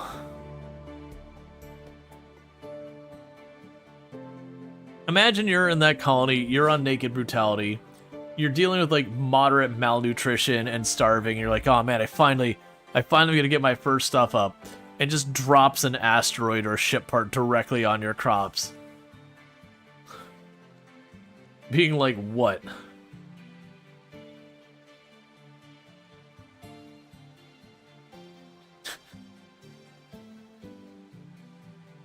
Yep. Are you on Randy Random? No. Alright, first baby is on its way.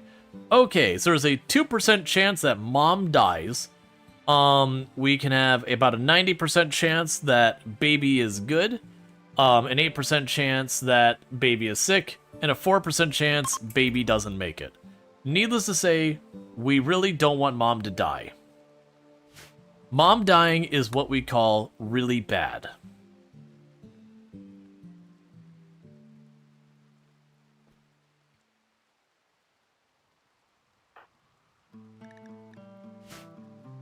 Alright, come on, let's go ahead and get a healthy baby here. We got almost a 90% chance of a healthy baby.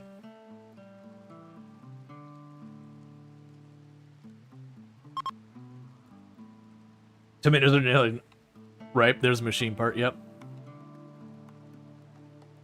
Come on. You can do this. I also just realized before this happens, we're going to do something a little weird here. So there is a bug with the no research mod where I have to make one change to a save file real fast, right before this kid's born. And what we're doing really fast is I'm going to go into the save file really quick here. What the heck is the name? What do we name the save file again? Oh, actually, I can just organize it by date. What?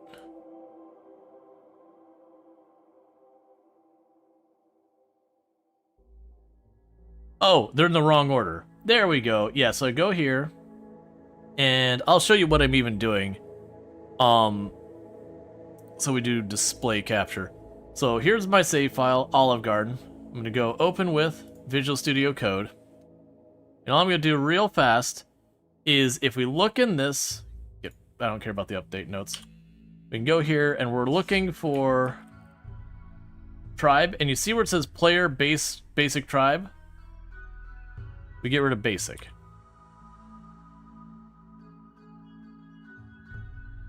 Wait, is that right? Yeah, it was player. And the reason we're doing that is the player basic tribe is what lets the mod know that I shouldn't have any research. But the problem is, there was a bug in RimWorld for a long time. There we go.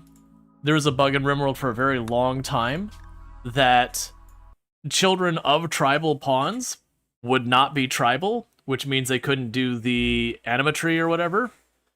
And so that's just, they fixed that by checking what faction you're with. So with this, when the kid's born, it should be a tribal child. And that's the mod creates a bug. So all I did is I basically started the save as the basic tribe. You'll see we still don't have any of the research. And then I kind of reverted it back to F you game. Alright, save, quit the menu. Mom died. 1% chance. And we lost the roll. F you, RimWorld. Adam and Eve challenge. And we go again. That is one downside of the challenge, is it can just roll that you died.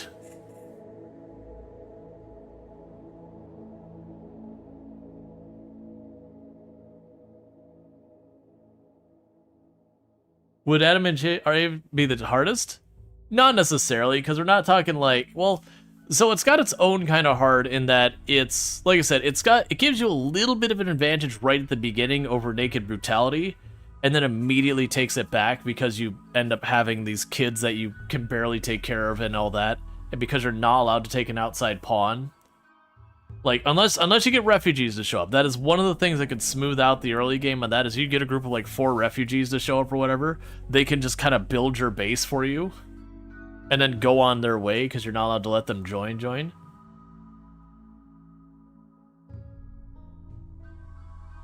But yeah, no, we, 1% chance, is like 1.4% chance or whatever of death. The baby did make it, but the problem is the reason why we instantly restarted with that, for those who didn't catch what the issue is I can only have descendants of mom and dad be my colonists. So if mom instantly dies, that's basically the end of the run. I'd only ever be allowed to have those 2 colonists. Kind of a problem. So let's go ahead and choose a slightly less hot tile. So it's kind of a bummer. It's kind of a bummer in addition to that, just because we had just endured that, We had just endured that whole... We can get ourselves trapped in here. We had just endured the whole, Words are hard, chat. We had just finished enduring the entire situation with the, heat wave without any of the tools we need to survive it. Only to immediately just die. Okay, so going that way. Yeah, I'll do the year round. Yeah, that'll be good.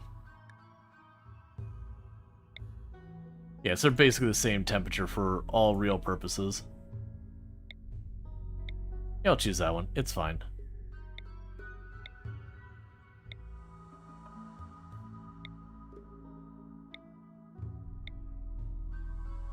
Yeah, that's fine. Alright. Fluid dynamic, ideological, ritualist. Sorry. Yep, penalize our research. We will take off these.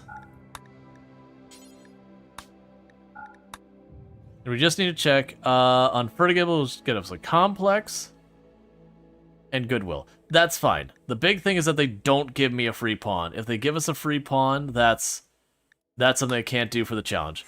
Alright, so supposedly white here. Where's white? Are you two manageable? So we've got you. You're a beautiful jogger who can do research. You are missing an index finger due to frostbite, which is not amazing for a start, but I can live with that. But you'll have extreme... Oh, we have literally zero medical, and you cannot social. Alright. I was hoping we would get lucky right on the opening and get a couple that were just, like, solid. You cannot do dumb labor. Such a deal breaker for early game on this. Okay, so you've got a cook, artistic, social. A jogger is so nice. I mean, there'd be a jogger researcher, which would be kind of a waste. Let's also check, are any of you absolutely amazing? So Night Owl only works great if both people are a Night Owl. And you are the lover of skunk? Oh no, two gourmands? Gross. Okay. Yeah, so gourmand... I didn't mean to re-roll that, but that's fine. Neurotic fast learner. Neurotic fast learner is something. So I'd like to do is get one of the two of you to have medical. Hard worker is really good. Okay, so they got a scar on their toe. That's pretty bad. That'll be a lot of pain. Does it say missing finger under health at the top? You can barely follow that. Yeah. Okay, so you, again, are incapable of social.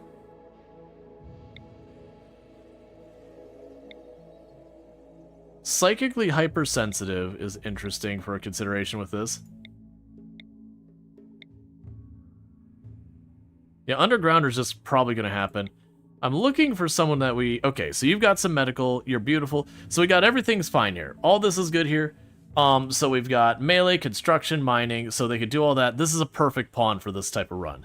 So this is solid. Now all I need is... You're staying up there, you're the dude. If I can get cooking and or plants, that would be the dream.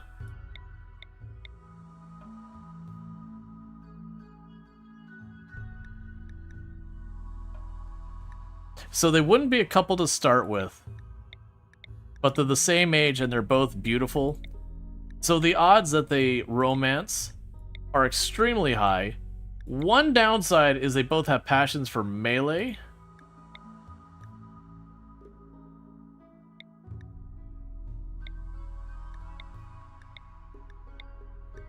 And we're only missing cooking, shooting, and research. That's fine. But the important thing is, your brother is down here, right? Okay, so your brother's down there, and your sister's down here. So just make sure they are not related to each other, because that is how you get a dead run to start with. So we're going to go with this. So we're missing cooking, researching, and shooting. The shooting is going to hurt. The shooting is going to hurt a lot. But having that much melee skill, and then I have my person do that. Oh, wait, what? I mean, we should be fine. Yeah, because purple's your brother, and then this person's your friend. Yeah, but these aren't the same. Yeah, they're not related. They have other people. These two are friends to each other, so we're fine. So we can go here and say social. 61% chance to go that way. Become a couple. And new lovers, so we're set. You know what I'm just realizing? Let's look at our ideology. This might be a problem. We might have a dead run already. What is your policy? Spouse only, mild. Free love needs to be turned on. Let's try this again. If we don't do the free love turned on, they'll make a whole big problem. So the ideology, I need to make sure they can share beds without having ideology things.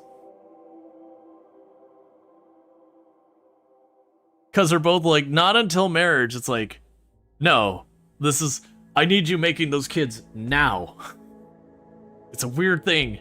It's very uncomfortable. But like, if you're gonna build your colony by having kids, you need to have kids now. There's no waiting for this. We could also do, instead of, I keep grabbing the temperate forests just because having to worry about the heat. We could also go with the glacial whatever, the glacial plains, because the glacial plains, we wouldn't get the stone from mining, but deceptively, while it's all ice, it is whatever temperature is appropriate for the tile you go to. Get pregnant now, then build a house. I mean, as much as the meme is there, that is kind of how the Adam and Eve challenge runs. It's like, no, you need that baby going. That baby is when we start having a functional colony. Glacial Plains, it's pretty cold up there.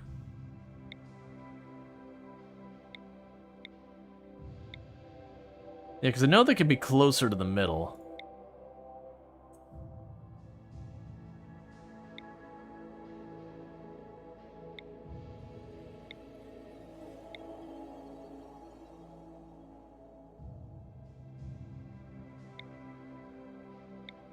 Alright, so it looks like maybe the world engine got tweaked. Because I was having the Glacial Plain show, like, almost center map.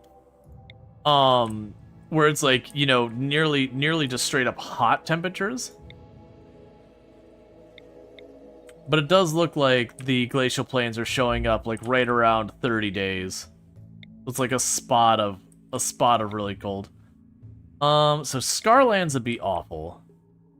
The mushroom one would be a challenge because for those who don't know, the mushroom biome has the highest disease rate of any of them. It's tied with tropical swamp. There's one's a little higher. And for those who don't know the ints, absolutely fantastic. Been playing some Date Everything recently. So if that sounds like a good time to you, you can find that there. That's actually not too bad. It is 40-60. Because we could probably get enough food during the summer to carry us. Oh no, did you die?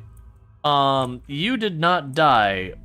Colony mom died, which means colony was done. This is a really weird globe that we got tundra down here, the ice caps up there.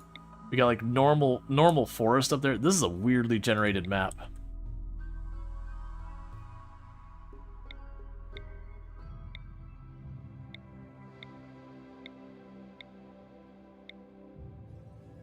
All right.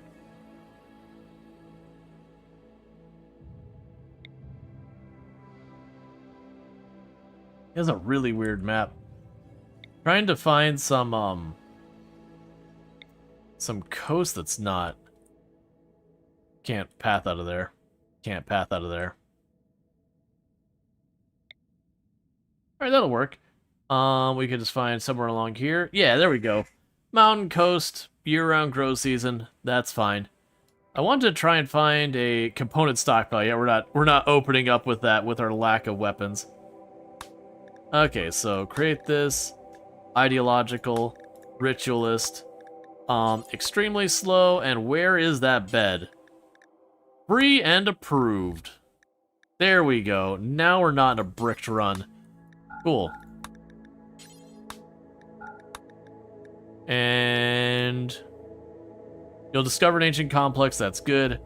Venerated alpha beavers. That is a terrible animal to venerate. Okay. So we're definitely not doing psychopath. Let's see. Incapable of dumb labor is a pretty hard sell. But you have the husband as Mantis. Yeah, that's deal breaker. Beautiful. Nothing really bringing it to the table. Nothing really brought to the table. You're awful. You're terrible. Okay. I'm just gonna work my way down the line here real fast. I'm gonna try to not be... I'm gonna try to get these runs going quickly. So we have you. You're aesthetic, beautiful, but incapable of dumb labor, but you are medical, social, and intellectual. So that is not the worst. We don't have any of the things we need with that. You have intellectual plants, melee, and crafting. I think you just won out on the top there. Quick sleeper, beautiful. Oh, okay, well you've just won out on the top there. Yeah, so quick sleeper with plants and cooking and crafting on the start, that's solid. So hopefully you can find a dude with medical. A dude with medical would be really solid.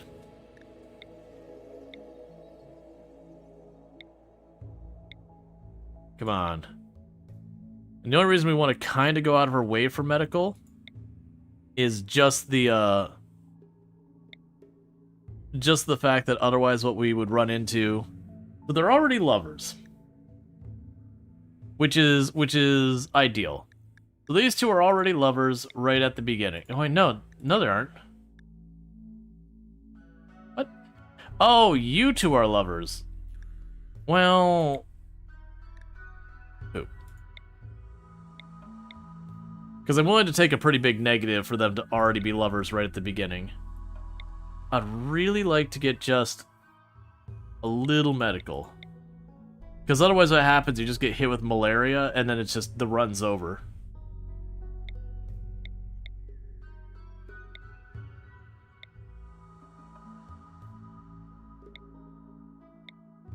I mean, that said, if I get like a really good one, I'm down to take my chance. There we go, perfect. Alright, so construction mining, we don't have it. Plants cooking, we are solid. No real researching. We have one that can shoot and one that can melee. Quick sleeper's the only trait. That'll do just fine. You are married to Manatee. I can work with that. Yeah, get out of here. Okay, so let's check this. Alright, so we gave up our cooking. But Manatee here, they're already husband and wife. That's perfect.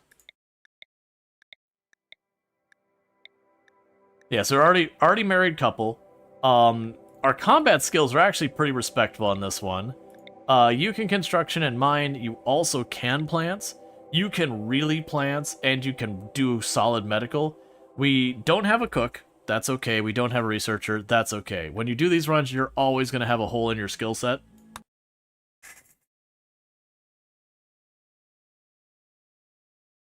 Does it allow you to randomize as well? So it only forces beautiful and being male-female? Not that I've seen. Okay, so this is an interesting tile. Okay. That's actually a really amazing spot there. That is basically that's a free defensive spot there. We got this tiny little gap here. Not much room to grow. A geothermal right in the middle of it, so food would be a problem there. If you went into doing tunneler later, that'd be amazing. Also, even if you just wanted to not deal with that, you could put a wall here.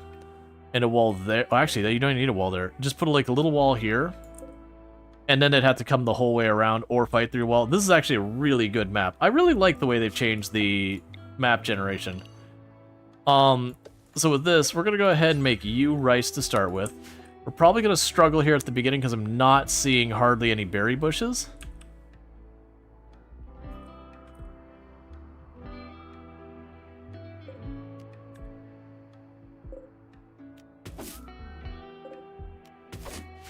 Okay, let's get our schedule set up.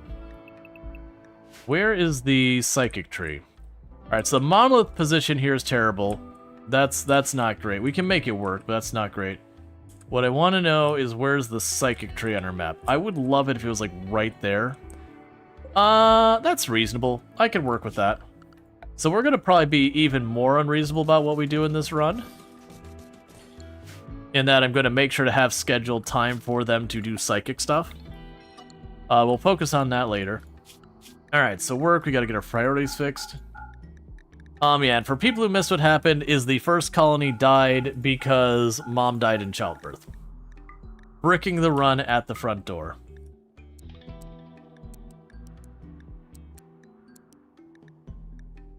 And it is just a thing that can happen. That said, I've done a lot of this in the past. So you can construct and you can mine. You're our growing person. You hunt if you got time. You haul, you clean. No, let's switch this up. You haul. Yeah, you haul, you clean. 4, 4, 3, 3, 3, 3, 3, 4, 4, 4, 4. I'm gonna have to manually make them craft. Alright, that's fine. Okay, so we got this grow zone here. For right now, we'll go zone, stockpile there, zone, well, dumping stockpile there, regular stockpile here.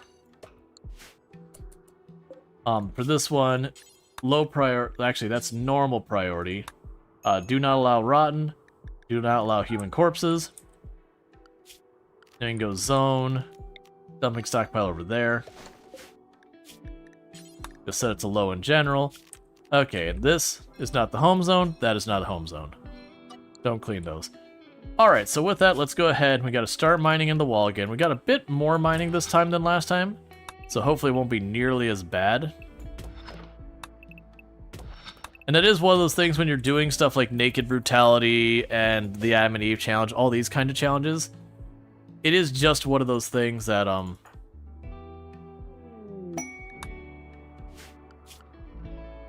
it is just one of those things you could just have the run take off and immediately things go sideways.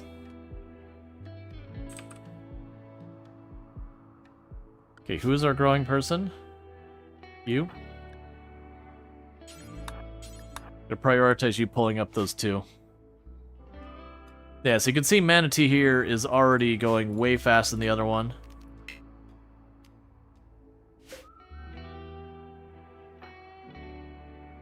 I shouldn't have allowed you to do that. It's fine. You're already committed. Just get it done. Now, what I will do is once the food starts to stabilize, I'm probably going to make a path that we can cut through here to get to the tree, with the intention of having it so we would just be able to go to the tree and, you know, start getting our psychic powers, that kind of thing. Because then I can close this area off, make like a little place for the monolith and the tree so our pawns can go to without getting mauled by something. When are the human corpse drop in the water? I'm planning on fishing down there. I just figured over there it should be out of sight, out of mind kind of thing. It's only if they walk by and see it that it's a problem. Okay, you're going swimming, that's okay.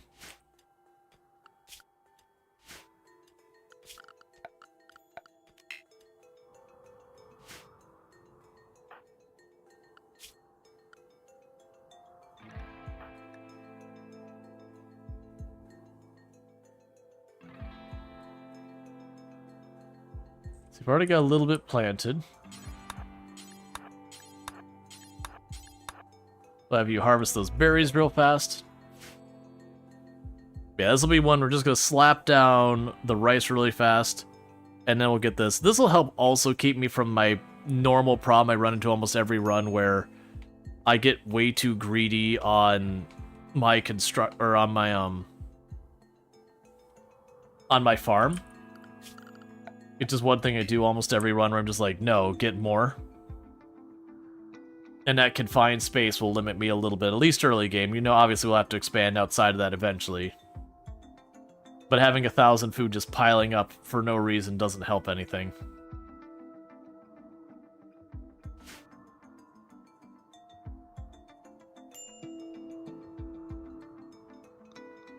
Okay, and meanwhile you automatically select. So they're choosing tree sowing as their very first research.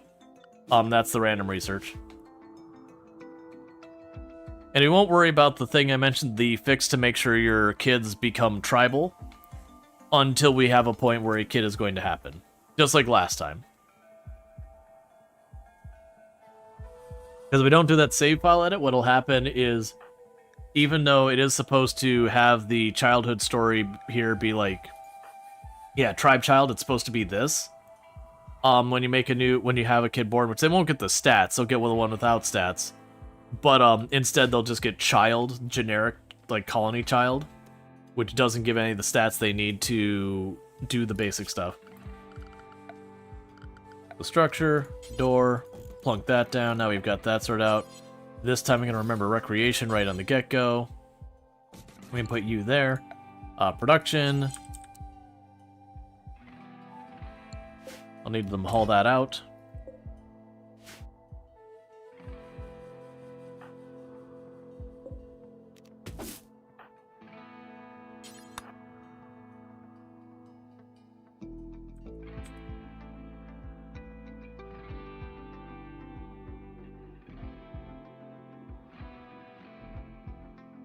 Also gonna need to go here, furniture. So they actually sleep together. Social, you need to have all the babies. Gotta get that Cocoa to stay happy. Hey, you know what? Early game Cocoa I can work with. It is a source of money. It isn't the worst.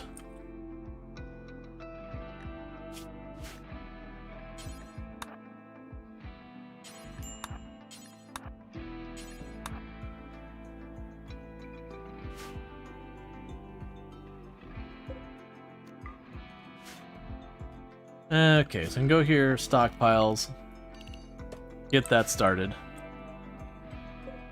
Well, that means you can take the stockpile up there and just delete it.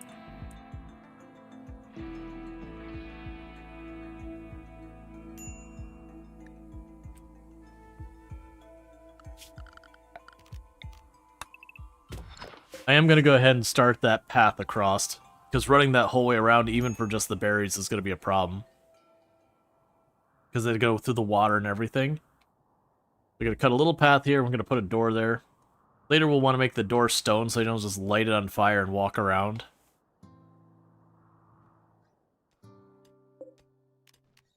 Okay, so production.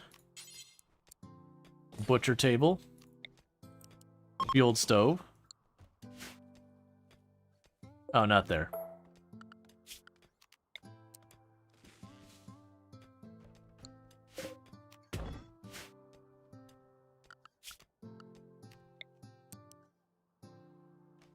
Fuel stove.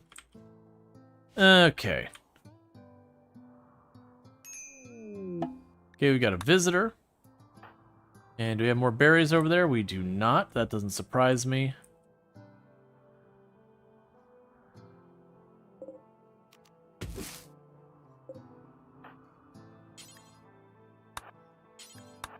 Harvest those. Social-wise, they're both terrible. Doesn't really matter.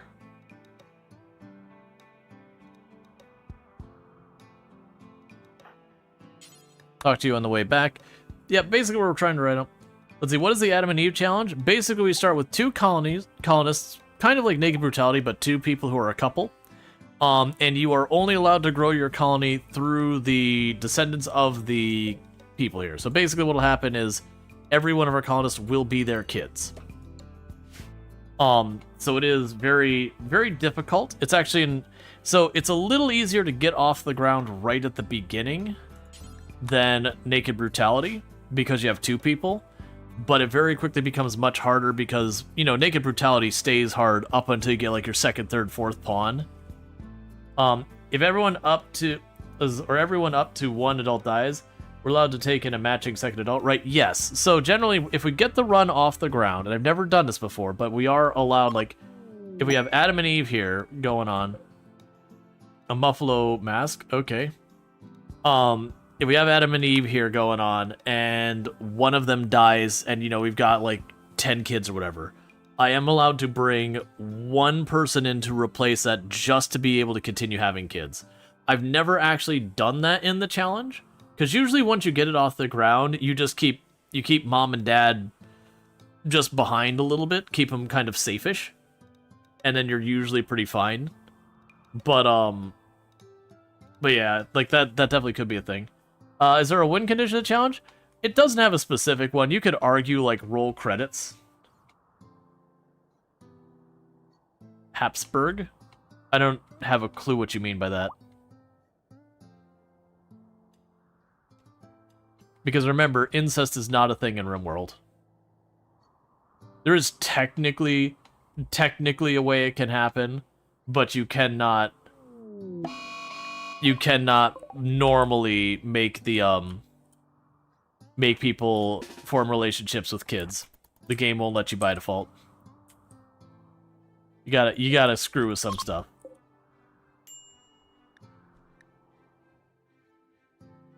Oh, you're already here. You went over the hill.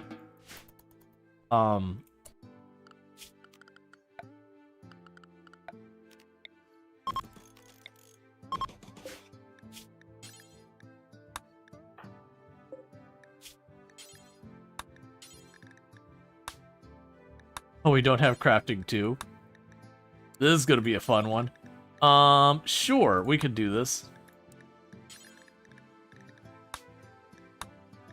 Crafting 4. No cook, only eat. That reminds me, I need to fix that. Do not eat corpses. Do not eat the baby food. And then change defaults. Tribal, and the rest of you don't get any medicine at all.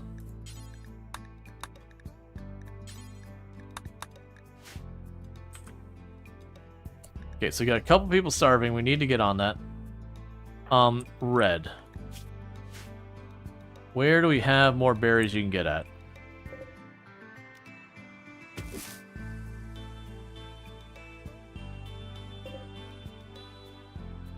There are very little berries on this map.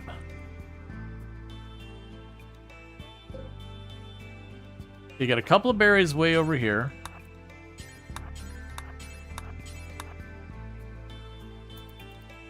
We're probably gonna have to hunt. This is way more out of line than what you said. Does it allow siblings to form relationships in the dark? No, it does not. That's kind of my point, is RimWorld will physically, if you try to romance each other, it'll simply say cannot romance, I can't remember if it says like siblings or family or related or what the actual verbiage is, but RimWorld will like flat out tell you no.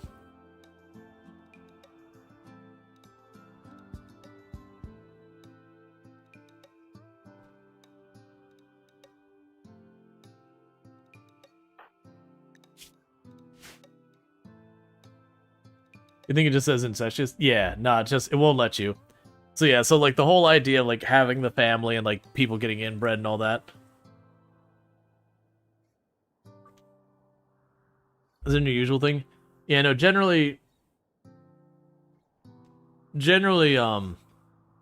cool, we got a baby on the way. So generally speaking, like there is I can't remember, there's like a really elaborate way you could end up with related people having a kid in the game. But you kind of have to like go way out of your way to make it happen. It's not a normal thing. Yeah, no, it was fine, like the comment, James. The only reason I didn't, pass it through automod is just because normally when people use like the word inbred or whatever, it's usually as an insult kind of thing.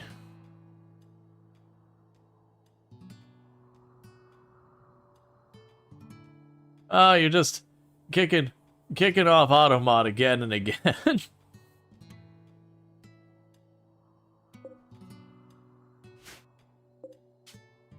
Alright, so we're gonna do the same thing. So the last one, people were like, let's name it Olive Garden. Because if you're here, your family. Alright. But yeah, so I tend to let automod catch stuff. And then if it's I'm like, yeah, I don't mind that at all, whatever. I'll like let automod just do automod things. But just in the event that there's you know, some term gets used for harmful purposes, that kind of thing, as a like its default. I usually want it to catch those. You know, versus waiting for the harm to be done and then responding. Okay, so we got a couple of berries up there.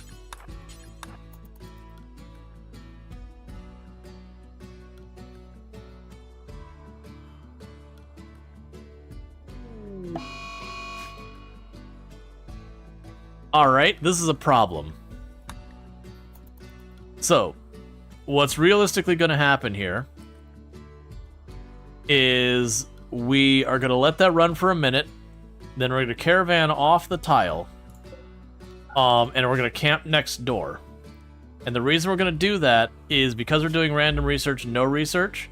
If we check our skill tree, I do not have a passive cooler. And we could potentially just endure in the mountain, but I don't think that's going to work out. How are we in fall already?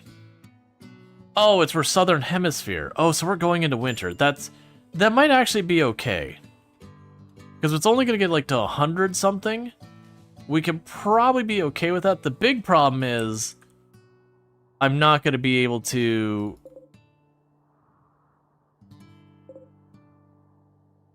Okay, which ones are still good to harvest? There's one I can harvest down there. There's none over here. None of those are harvestable. They've got 4 over here.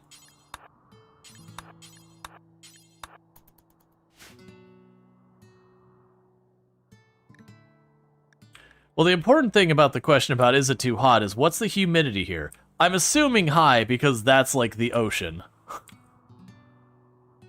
But that's a very, very important factor. Alright, I need you to eat right away, man.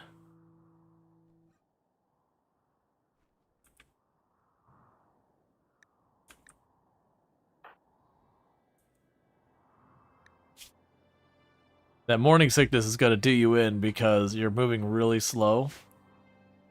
So you get there, and then go right back to starving. And then you're going to throw up, immediately losing some of your food. So I kind of just need to... Well, actually, we're actually doing okay, because we already have the first of that going. And for right now, I'll just make the rest potatoes.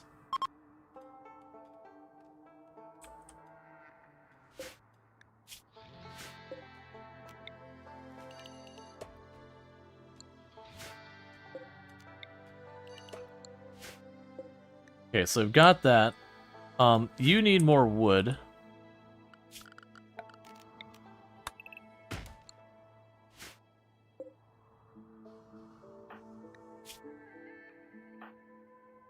I think we'll be okay. Because the heat wave is happening in what's fall. How are you doing on food? You're fine, you're not. How close are you to having something harvestable? 81%. Is there any berries nearby we can snag real fast before this kicks off? No. Alright, that's fine. So I'm gonna have you do... Let's go harvest that rice. I'm gonna have you eat that rice real fast.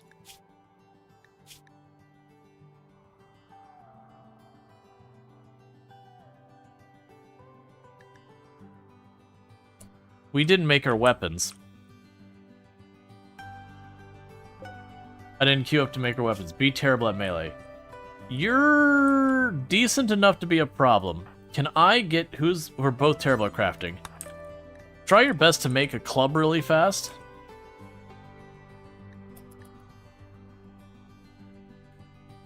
Oh, that's not going to be done in time. Equip wood.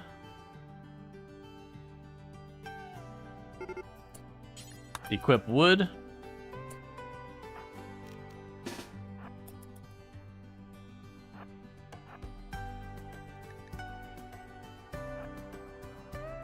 Alright, so this is going to be a mess here. Because we didn't make our weapons. So we're just grabbing a log, and we're going to thunk people with a log.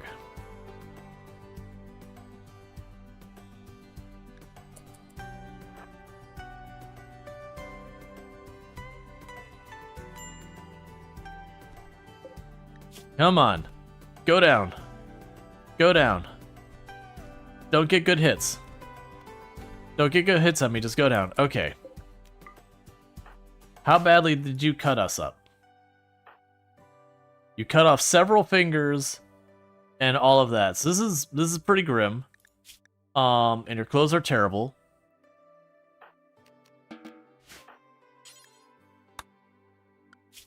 So we need them to both try and get their medical done as fast as we can. They're both sent to the doctor. For honestly, right now, while it's going to result in worse tens, just tend to yourself as quickly as you can.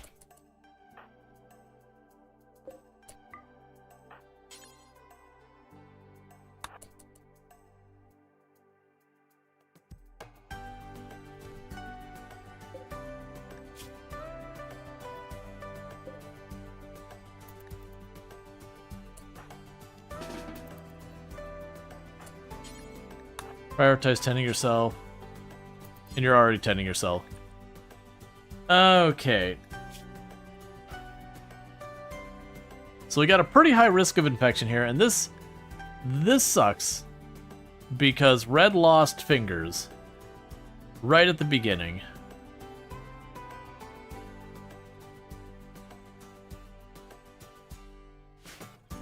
We don't really have food for this either. Who's gonna be our melee pawn again? Probably you. You get the knife, so you're at least using a real weapon. That's starvation. Are any of these ready? Not quite.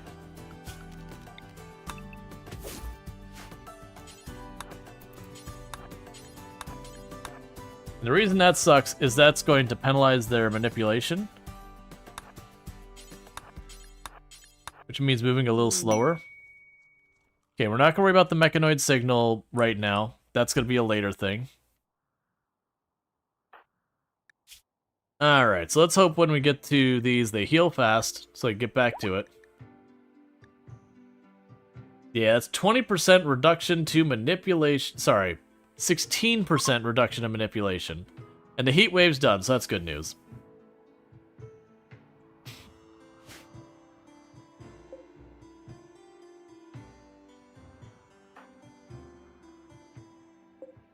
You're still alive?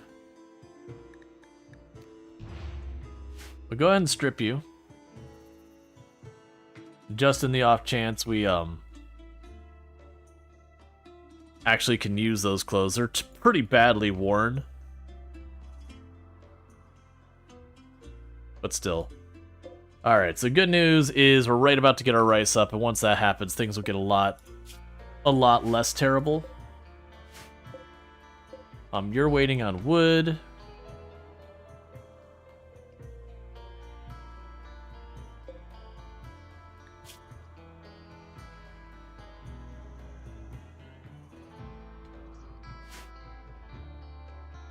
Okay, so I think we're in the clear that there's going to be no infection. That's good news. Because that was the big concern with that fight, is either one person dying because we went into it effectively unarmed, or that we would turn around and someone would get properly thwacked. So make that so we only make one club.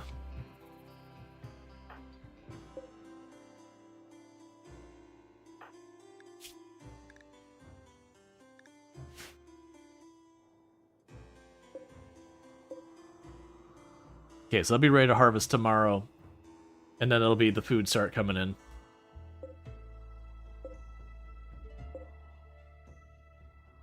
And we'll let them start sorting this out for a minute. We also need to get our next production benches on so we can get a research bench up here. And that'll be the immediate priority. We also need to put in the crib for the kid and keep going with that.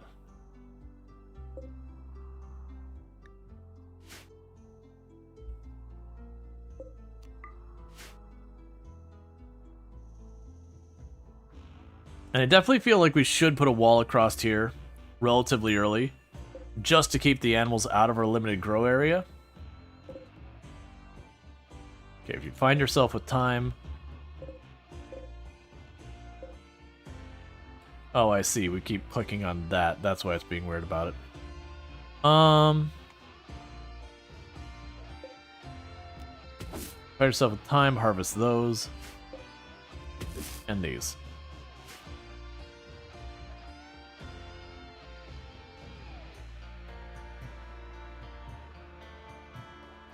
Alright, like I said, what we'll want to do... You should have a pet snake. They're not very useful in the game. They're not... Like, they don't haul for you or anything like that. They don't really give you a good source of food. They die in, like, one hit.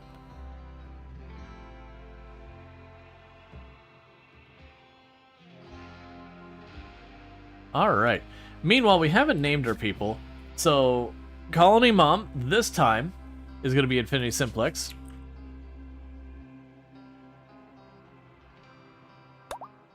And then Colony Dad, this time, is going to be Sentient Cookie. We're all doomed. We're all doomed. The chaos will definitely be a problem.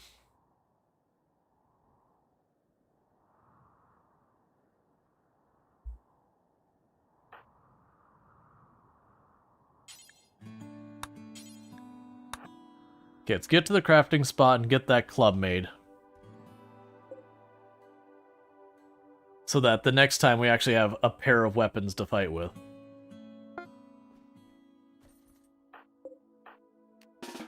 And don't worry about your war mask. Meanwhile, you upgrade from you picked up a log and you thunk someone with it to an actual club.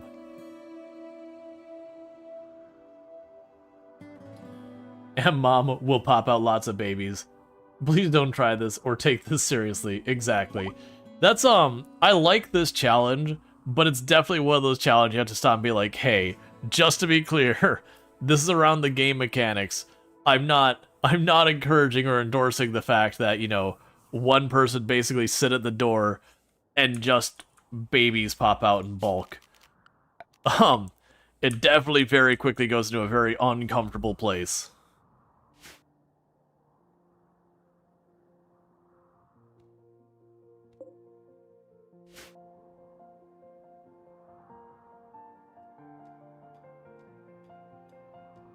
What game next after RimWorld? No idea. We're probably going to be playing a lot of RimWorld for at least a little while. RimWorld is one of the most played games on the channel. And it is just kind of one of those things that... You know, Odyssey has been an incredibly good DLC for it. It's very popular. So, you know, it's a game I'm known for.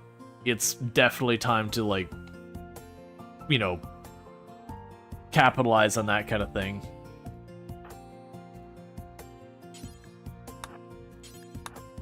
If I can have you chop some trees.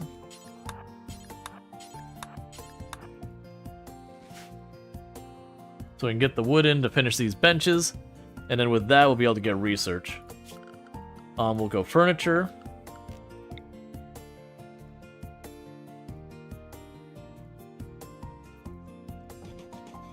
That'll cover the whole room. Not the most efficient, but that's fine. We'll also go temperature. We'll put the campfire outside for rituals.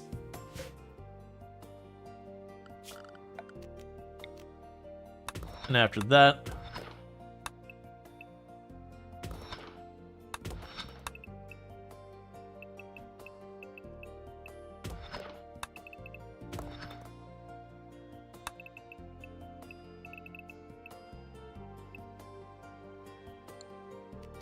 Alright, position.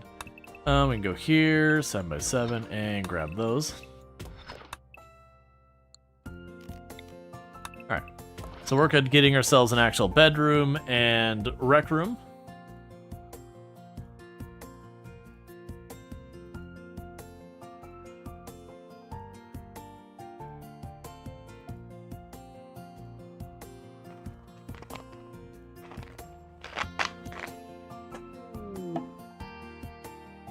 I remember when we did the Adam and Eve challenge for Anomaly.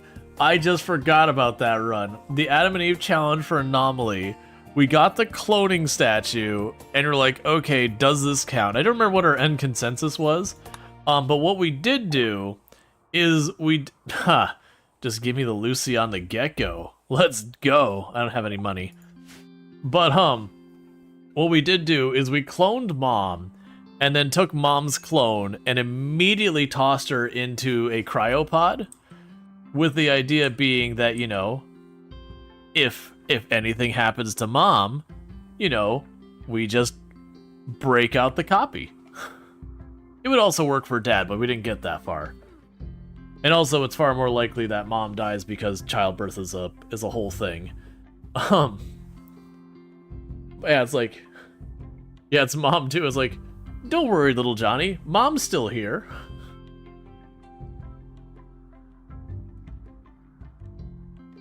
Trust us. Alright, Butcher. You're gonna replace the landing gear wheels on your P51 Mustang with fold-up style gear used in plane parts mod? I assume you're talking about a game that I have no idea contextually what is.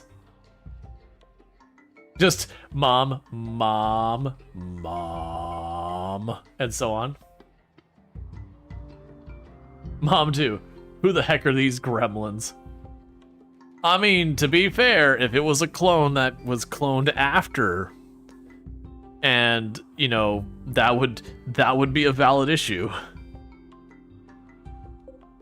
Okay, so the butcher spot here can go. We can go in here and production spot. We'll have the crafting spot right there. Just gonna delete and reset these. So bills, smash mechanoid, do forever. Tribal wear, do until you have one. Tribal headdress, do until you have one. Short bow, do until you have one. War mask, do until you have one. Smoke joint, we're probably never gonna have them, but put it on the queue. And tribal headdress. Oh, you already had that. Yep. Okay.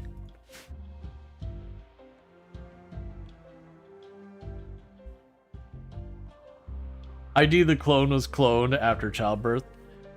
It wasn't so useful to save against death at childbirth. Yeah.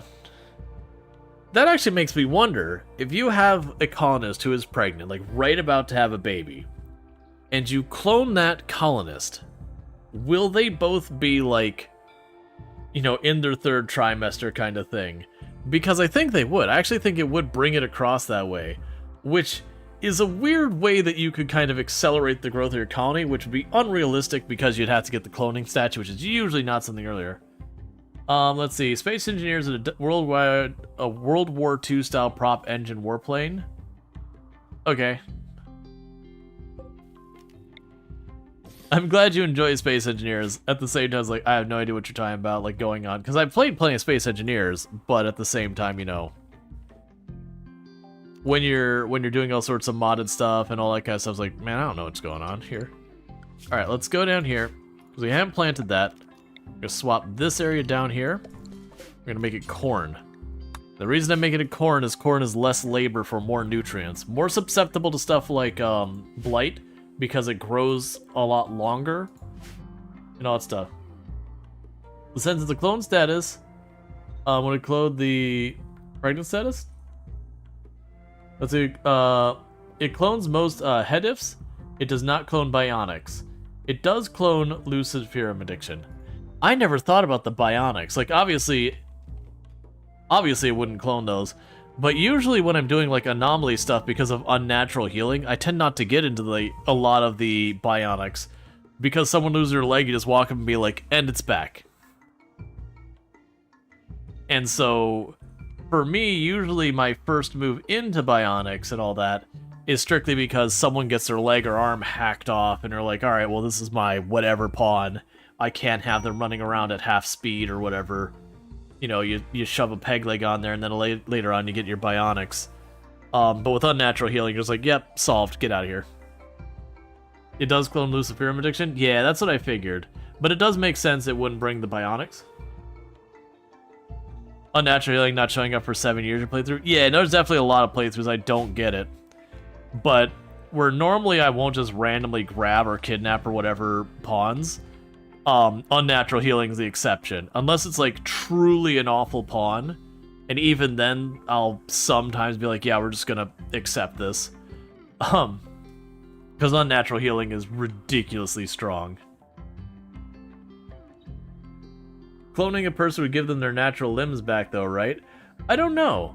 I feel like they'd just be missing the limbs. Like, that's the curiosity. I don't know the way I'd approach that. I'm guessing it would give them the limbs based on the statuses, I think. But they very well could do it. You got the one that converts steel and armor metals. That one can be really strong because it's such a good way to gain some good metals. Now, granted, you get a bunch of metals you end up just trading away.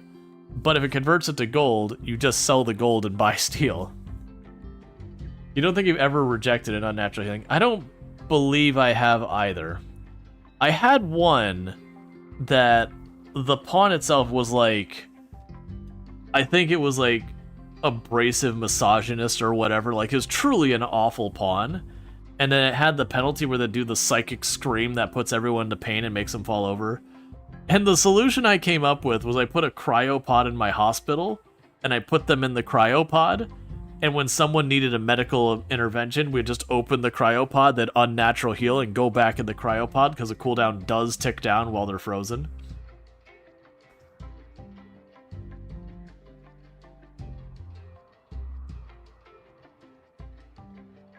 So it was just, the way I was doing it's like, this is our pocket mech healing serum. We keep it in the back.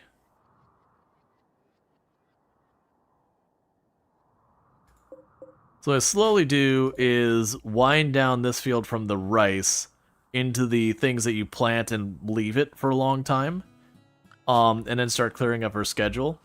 When I carve out these last two rooms, we're going to start winding down some of the work we have to just start getting some research done.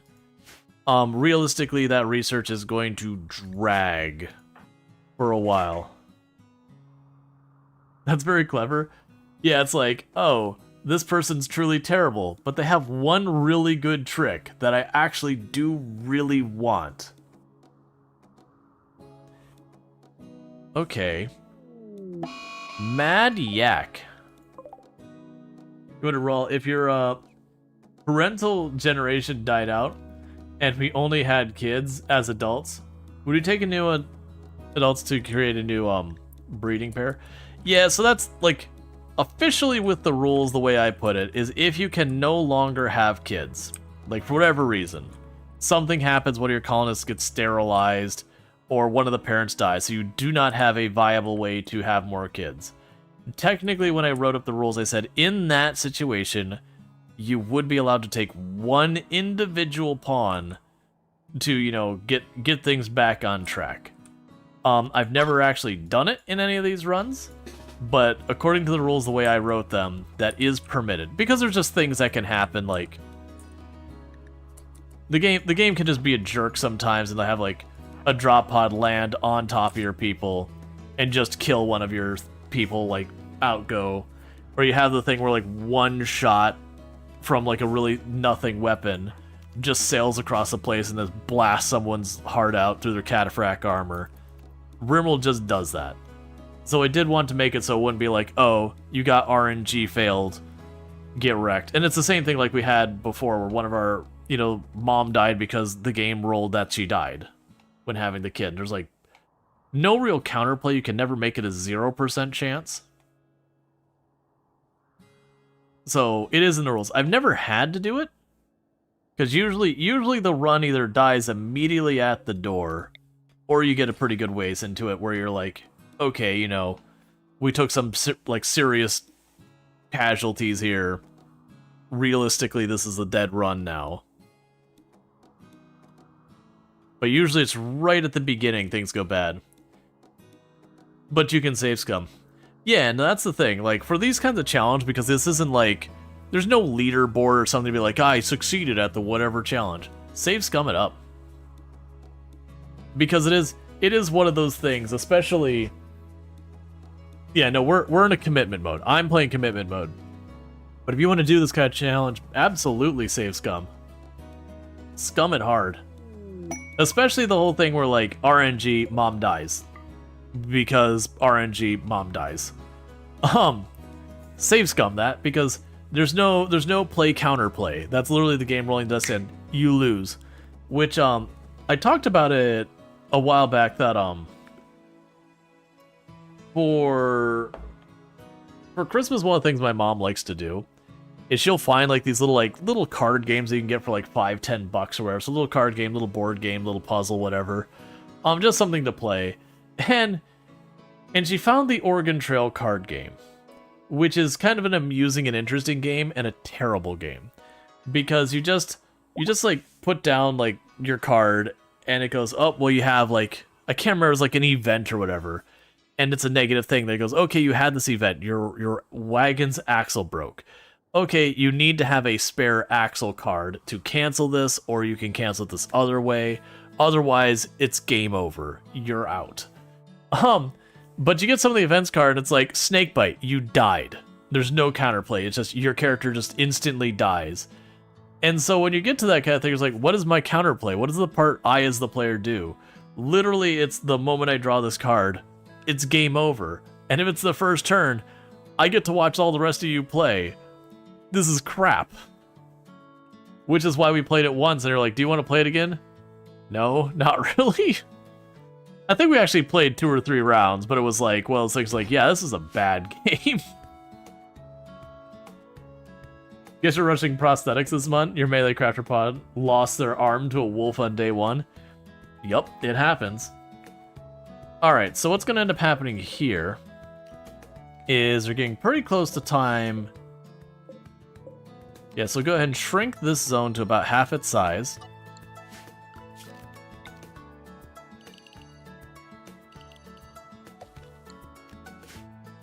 We're going to change you into heal root.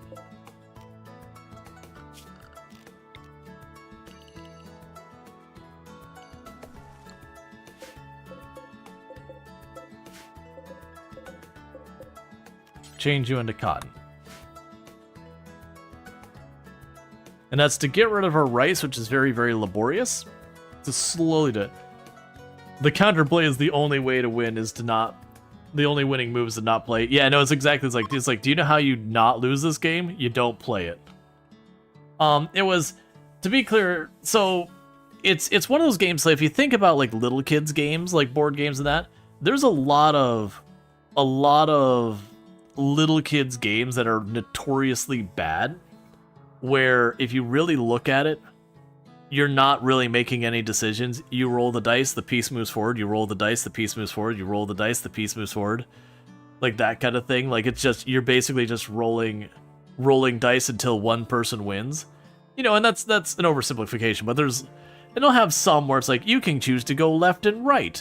And that's like your only meaningful choices. So you got a lot of that. And it's not quite that bad, because technically at the beginning you could choose a certain number, like you have like a number of resources, you can choose how you want to distribute them, so you can be like, alright, I want 2 axles, 2 wheels, and whatever. Like you can kind of make that choice. But that's like one of the only decisions you have in the game. After that, the only decision is some of the disasters have, it's like, well, if you have a medicine or you have a supplies, you can solve this. And then it's, you know, making decisions like, alright, well, I'll take the medicine because I'm low on supplies or whatever. Or there's more cards that require supplies. But that's not enough to mean anything.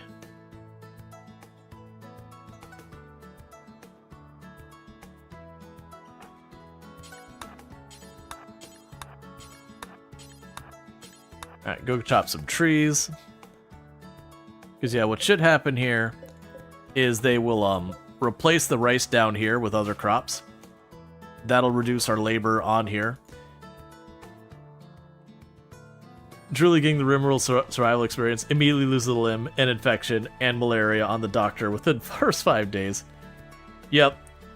That's, there's definitely been times where it's like, we'll have our colony, it's like, man, this is going swimmingly from the combat, like, you got the raid showing up, we're locked in, this is easy time, and meanwhile it's like, cold snap, light, gutworms, light, heat wave, toxic fallout, and you're like, dude, just stop attacking my food. Leave my food alone. We had stone crab meat? When did we get stone crab meat? Wait, how did... We killed a yak. Was that a bug? Did anyone see there when I butchered the yak? Did it give me stone crab meat instead? Because I don't... Oh, well, do we have a drop pod that maybe I forgot about? I don't even think we have stone crab on this map. Oh, it's cargo pod? Okay, that makes sense. You remember playing the Crazy Labyrinth? You have no idea what it's called in that playstyle. It's kind of the opposite playstyle, so dependent on decisions, but also chaotic with RNG. So when you're saying Labyrinth, is it the game that you've got like this you've got your board, and there'll be every other tile is like stuck on the board, like locked in, or you couldn't slide. I can't remember. It's been a long time. But basically you slide, like you'll have like, here's a hallway that's straight, and you slide it in, you push the other one off the side, and you put in the discard, you get like the new one. And you're like trying to get to, it's like, here's the weird bottle thing. You need to get like your 3 items or whatever it is. I can't remember. It's been so long. Because I remember playing Labyrinth. And that's the one I'm familiar with the name. And I do know it's made by a German company, and my German friends brought it over. But yeah, it was the one you get every single piece, and you're like, alright, so I'm trying to get to this corner. How do I do that? Exactly that game? Yeah, it's a fun game, but yeah, no, it's definitely every turn like, well, how do I work with this? Okay, so luckily, melee won. So, we're going to depend on big thunks.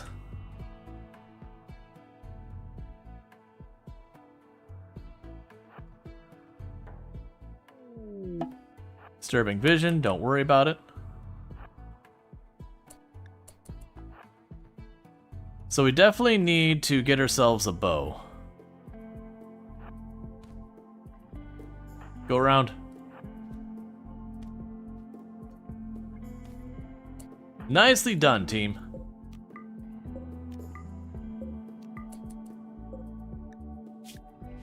Got away with no injuries. Love to see it. No hit pog. Yep, no hit run. 100%. You foolishly use malaria as downtime to install biotics at patients, and then the bears got the flu, and then the horses got the plague, and then they got gutworms. Man, for me it's always gutworms and muscle parasites. The number of runs that I've had that borderline like ripping your hair out because I just want to get this one thing. Muscle parasites immediately followed by gutworms. You're like, all right, well I guess we're just gonna be managing moods for a while as everyone's screaming because they're in, you know, absolute agony, and you got that one person who decides to have like the tiniest sip of like alcohol or smoke leaf and immediately gets downed because all of that. No matter how much you played and thought about each turn, you never found any useful strategy that worked more than one turn, then everything is completely open again. Worst diseases are fibrous and sensory mechanites, 2 quadrums of -15. Well, yeah, that's the thing. The sensory mechanites, where they give you like those mechanites give you a really good boost. But yeah, the pain is such a thing. That's one reason I like the guilty ideology, where they like pain. Low key, half those diseases that are just obnoxious, you're like, all right, well, I mean, I still have to worry about my character dying a little bit easier to pain, but at the same time. It's almost like having free mood. Multiplayer is the thing that having your colony right now. The only medic decided to go wandering, tired in the rain, and sleep outside. Is your charity stream going to be one day only? Sorry for that talking. It is planning to be one day only. It is a thing though, like you can give outside that day. Like it's only going to be the thing that I'm like on the stream being like, hey, here's where you can donate, that kind of stuff.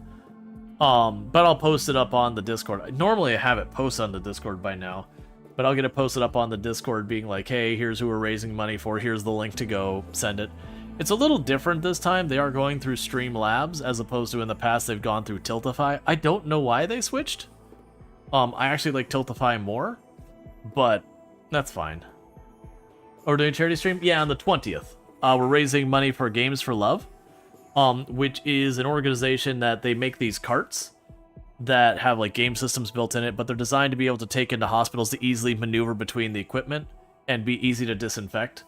So kids and young adults that are in long-term healthcare, long-term stay, so, you know, cancer, autoimmune disease, when someone's going through the diagnostic process and, you know, we don't know what's going on. You know, those are kids going through a really rough time. So it's a way of allowing them to, you know, play Fortnite with their friends or Minecraft or whatever with their friends back home, have a little bit of joy and a little bit of normalcy in what's quite often one of the worst times of their entire life. So we're raising money for that. And I should definitely get those links ready and all that. I don't have them handy right now, unfortunately.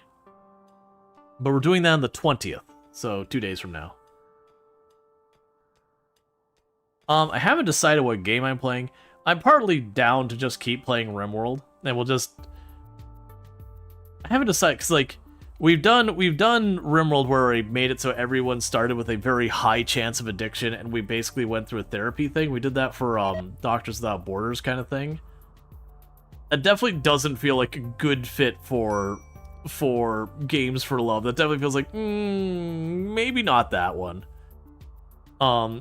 Did you get the Odyssey ending the other run? Yes, we did. Last night, really, really late, we did roll credits on Odyssey that we did beat the hive mind. I won't spoil any of it for those who haven't seen it, but we did, because that part's not a spoiler. The game literally, like, day 5 in your run, like when you get, or not that early, you get your core and it's like, you detect the hive mind. You could defeat it to get it off your back or whatever. Or like, I think if you start as the grav ship, it'll tell you that you gotta get the hive mind out of there.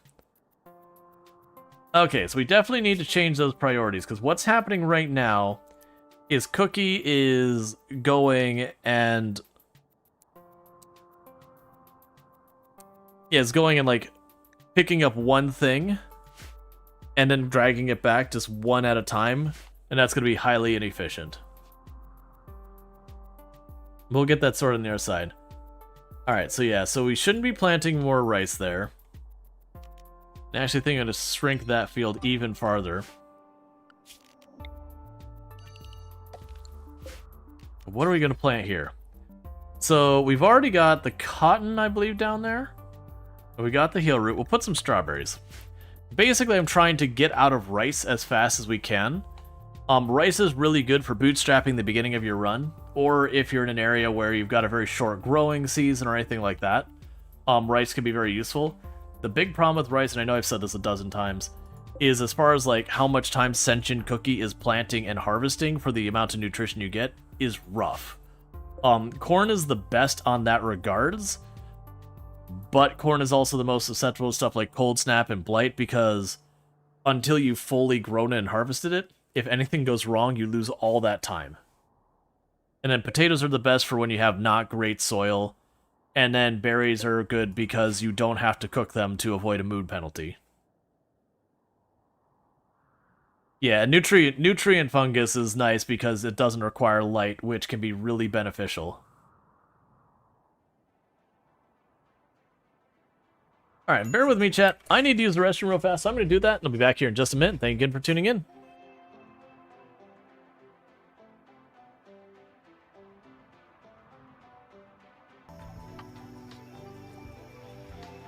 Yeah, that's the thing. It's like I never tried. The way we'd find out is I just back up the van and say, okay, can you hook up?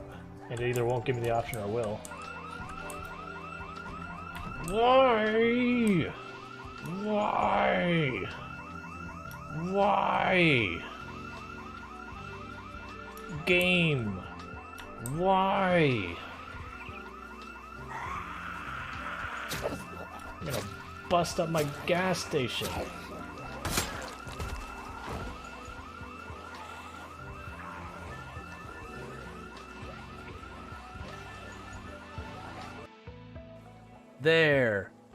There's our winner.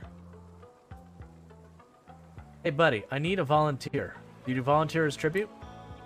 Okay, do not instinctively stab. Fall over. Alright. So we make our salad.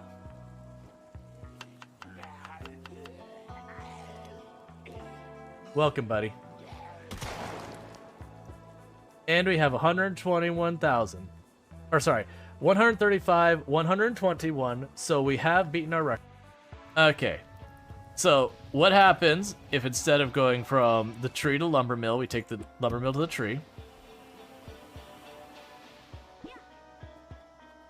It works. It does work.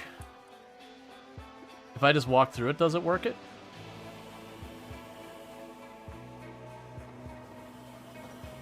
Okay. I'll get back to moving. Yeah, no, nutrient fungus is really good. That's a big reason why a lot of the that's a big reason why a lot of like the runs people do tunnelers. Like the nutrient fungus lets you get a really defensible position, yada yada, all that good stuff. Alright, so we do need them to haul stuff in here. You're getting ready to finish off this, and like that's as much as we're going to mine for right now. Because I do need to get people working on research. For those who did miss, we did severely penalize research. Severely penalize research. How close are you getting to having that baby? Okay. Because as a reminder, because we're using the no research mod, I will have to do a quick tweak to the save file right before the baby happens. Because there is a bug, or has been a bug, I should say. There has been a bug in RimWorld for a long time since Royalty came out, that if you were a tribal start, your kids are not considered tribal. And they did fix it. But the way they fixed it is when you have a kid, it would check to see what start you chose, whether you chose tribe or whatever. And if you chose tribe, it would make it a tribal person. The problem is the no research mod makes its own start. So instead of new tribe, it's new basic tribe. And so I just have to go in and switch it to new tribe. Because otherwise all of our kids are not tribal. And the only reason that matters is stuff like, I think it might matter for the research penalty, and if we choose to use the tree here. And I do think that is something I'm going to lean into once we stabilize. How much severely is severely? Oh, it's severely. It's real severely. It's real severely. That's a 25% research speed on tribal, which is a 50% research speed. We're gonna be breaking out the fast-moving 12.5% research speed. Whoo boy. Slow down. Get a speeding ticket that way. Basically we're shackling someone to the research bench. That's how that's gonna go. Is someone is going to be given high intellect, and they're going to be changed to that bench, and that will be their entire life. And then others will supplement them as able. It's also the reason I'm kind of not focused on... Take a sip. What's the worst that could happen? You don't think you've ever done it that slow? Oh, it can get worse. I've experimented taking it one step farther. These are good rewards. I cannot use any of these meaningfully right now. Alright, so we got the baby prep. Let's go here. Bills, add, baby food, do this. Alright, so what we're going to go ahead and do is going to take the 2 seconds.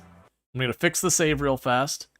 So all I do is I go mod options, save data folder, and you won't see it, but I will. Olive Garden 2, open with. You're not going to see this part, but I'm just doing a quick search here, so F3, and it was player basic. So player basic tribe, and I just remove the basic, and there's 2 places you change that, and then we save, close, okay, and we load back up.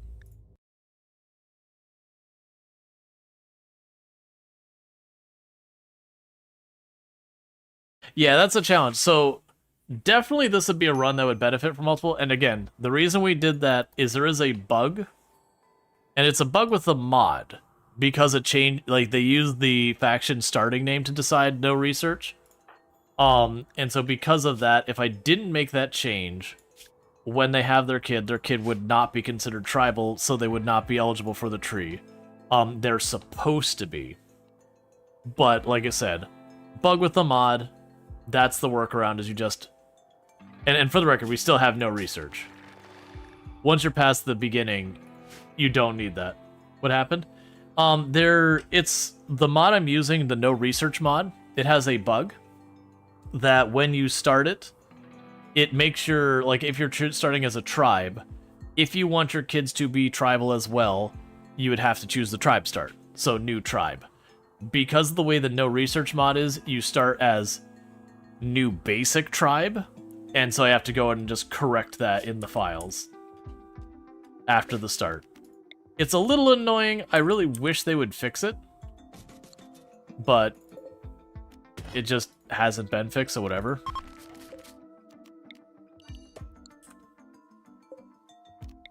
But yeah, so all I do is I exit the save for just a second, flip it, and then we're good.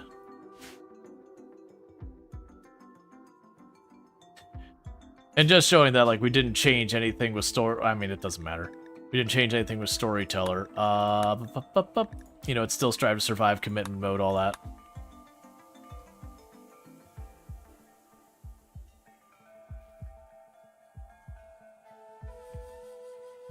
I got uranium. Uranium is a solid one. But Tish. If we can manage to get ourselves smithy, getting a pair of uranium maces or uranium longswords would be really good. Worry about that later, though. Let's see. That add new intro tags properties and introduce the start to have tribe tag in the research mod could preserve, or just make it dependent on the parents. But who does that? Yeah, no, like for me, the fix is always instead of having it new basic tribe as the way you do it, add it as a thing that when you're setting up your scenario, you could choose the scenario thing where it says no research as a scenario thing. Or you just load the mod and all it does has like an override that when you first start the colony, it sets all the research to non-existent or something like that. And maybe there's something, like I haven't written mods for RimWorld, so maybe there's a reason they can't do that I'm unaware of. But it always seemed like it was kind of... the way they worked around it felt a little hacky. So, again, they might be dealing with something with how RimWorld works that they had to work around it that way. But regardless, it just means there's a weird thing here. Because you don't normally... Oh, it totally starts... Then it can be easy to do that. Yeah, so that's the thing. When you start the game with no research mod, it means I have literally nothing. So even with tribal, you normally start with pemmican, fishing, the passive cooler, Flash Storm, love to see it, not really. And so we don't even get that. Please stop burning my rice. Burned rice is just sad.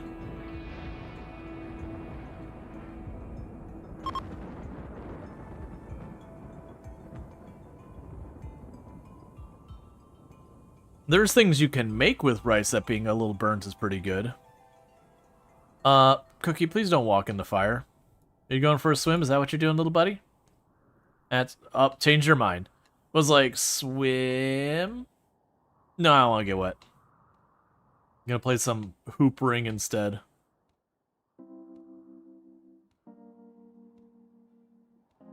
Depends on how burnt it is. Well, it also depends on like what you're doing with the rice. There is certainly some stuff you can do with rice where a bit burnt is pretty good. But then there's like, if you're looking at like regular old white rice and it's burnt, that's just not the most appealing. Fried rice can get a little burnt and be good. Brown rice, I don't know. I've never burnt brown rice. I got that rice cooker, and that has been a wonderful addition to stuff.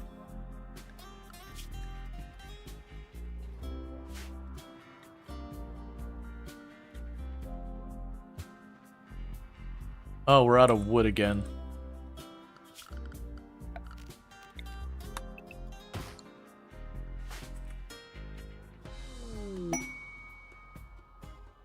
Shoot Frenzy on Sentient Cookie, Tattered Apparel, that's fine. So we're almost to the point of that being mined out, and like I said, once we mine that out, we're not going to mine more. Bulk Goods Trader. I might actually be able to trade them for something.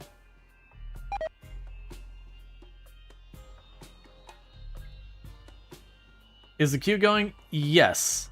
I forgot to pin it because at that time we were doing the,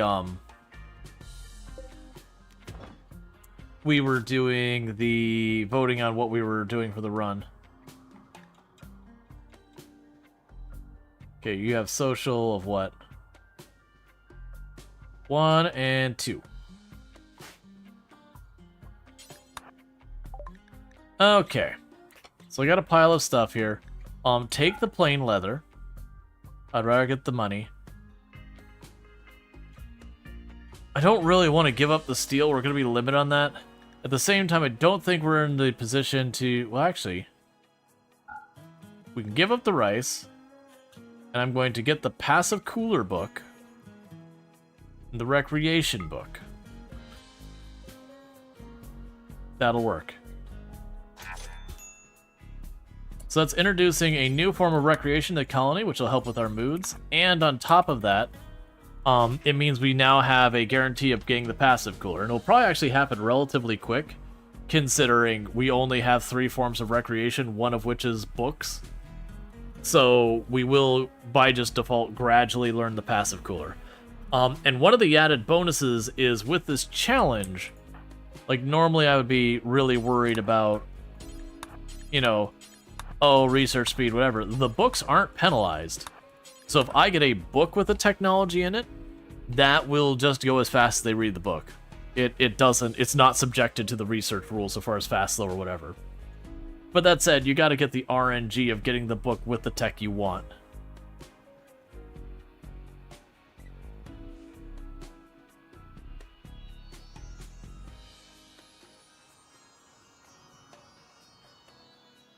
Yeah, so we sold all the rice we had in here. That's fine. I've got a mountain of potatoes outside. We're just growing too much right now.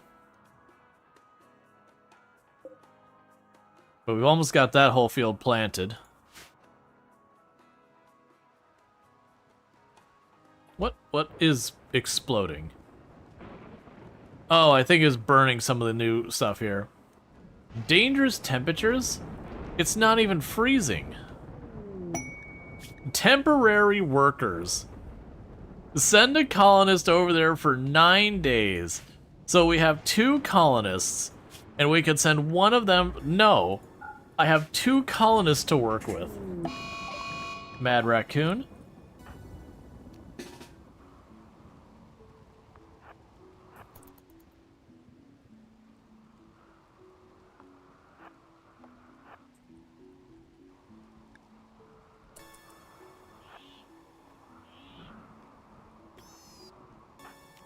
Nicely done. Honestly, the fact that we've gone to like 3 of these fights, and only one of them did we take, like the very first fight we took some pretty nasty hits. Someone lost fingers, if I remember. Yeah, Sentient Cookie lost fingers in the first fight because we didn't have a weapon, so we just grabbed some chunks of wood and started bashing things with it. But since then, I don't think we haven't taken a single hit in a fight after that.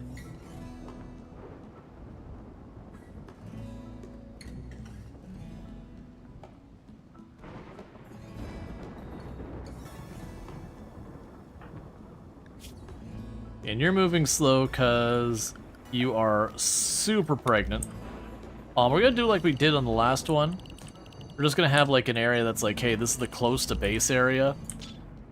Just to avoid having people go too far. I'll let you out that far. Because at this point, they're going to have just this huge penalty. So we'll go schedule.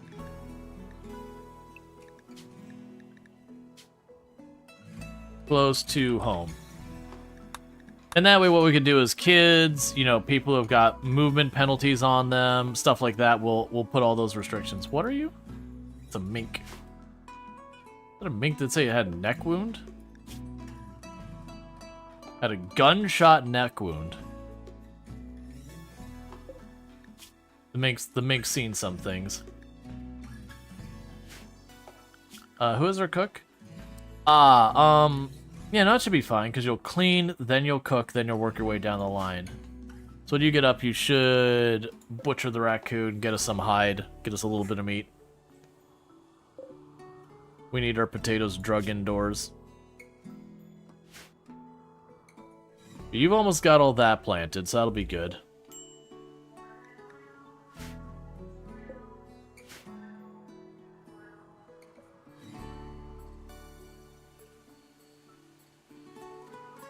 Alright, once we get this last little bit mined up, then there's going to be a little bit of a balance, because I'm going to need to try to improve these rooms a little bit.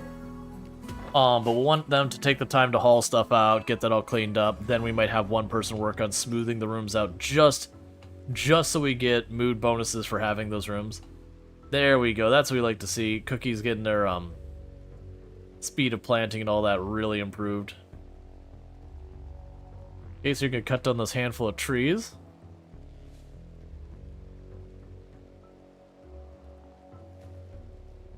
And I think I had some heal root that I had queued up for harvesting forever ago. It's probably worth letting them do, because we only got 2 of it.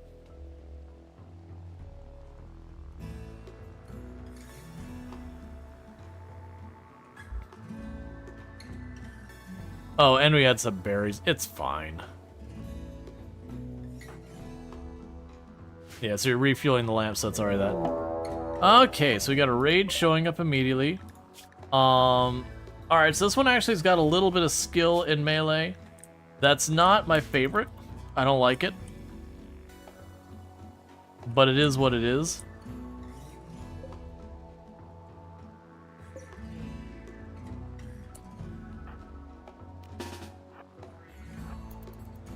Because this is the danger, is if we get all this set up and then someone rolls in and then they've got, you know, like tough brawler, you know, and like 8 points in melee or something like that.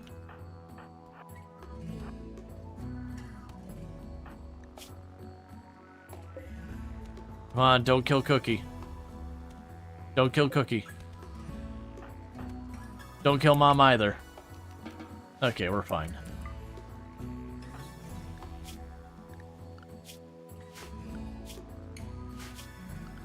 We can also go to both of them. Don't self-tend.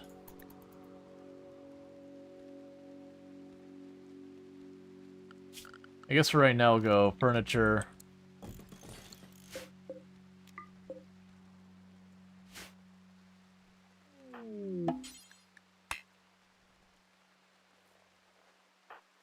Just have them tend to each other real fast for a little bit of medical skill.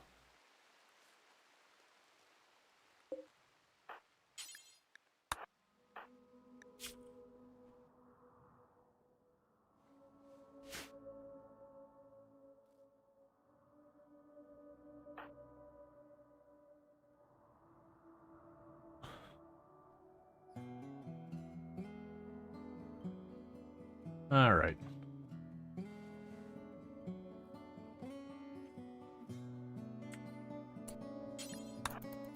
And trade with you. Okay. Take the poor quality weapons that aren't worth anything. And get out of my sight. And then butcher that raccoon before it rots.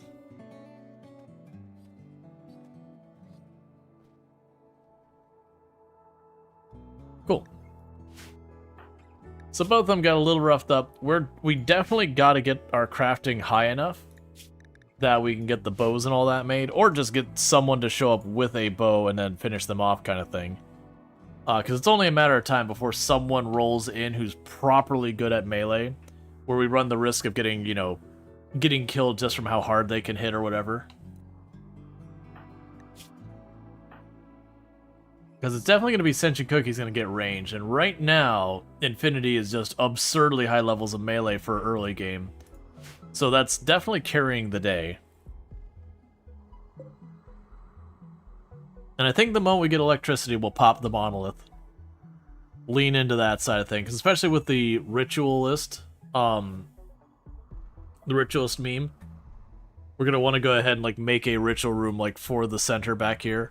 Eventually, we are going to make a ship, and I do plan on literally having like the center of the ship be the ritual room, and just lean in on that meme pretty hard. We'll go for like the anomaly ship start. That does mean it's going to eat a lot of space of the ship for what's effectively an empty room. Are you going to be a tank too? Not long term, probably not. Right now, we're going to go ahead and just do what we can. This would honestly not be a bad run, that once we get things starting to be established, to get some kind of animal to run interference, like if we can get our hands on a Thrumbo or something.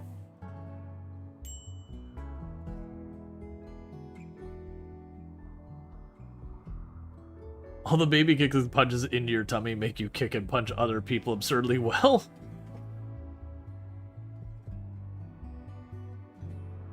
There's a lot to unpack there that I am firmly keeping in the box. We are firmly keeping that well and properly contained in its box, and not unpacking any of it. Alright, so first baby should be any time now.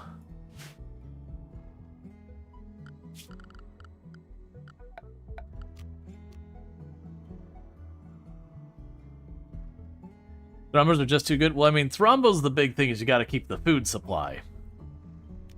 Man, no, Thrombos are amazing. There's zero question about the fact that the Thrombos more than pull their weight.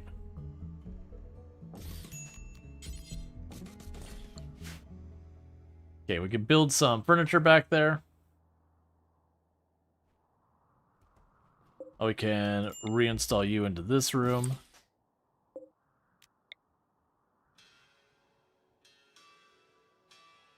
Reinstall you in this room. And then we gotta make these rooms not suck. And once we do that, we'll start getting mood bonuses from it.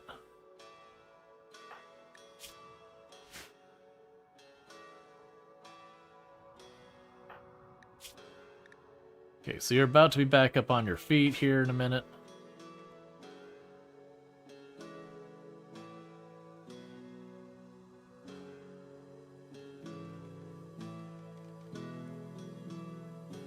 Okay. Shambler approaches. One Shambler, singular.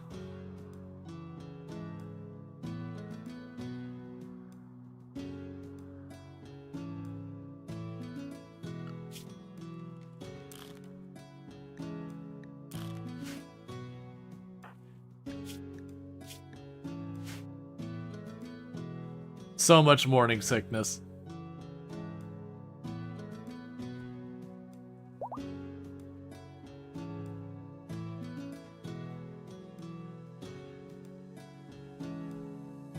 Just back and forth, just sick again and again.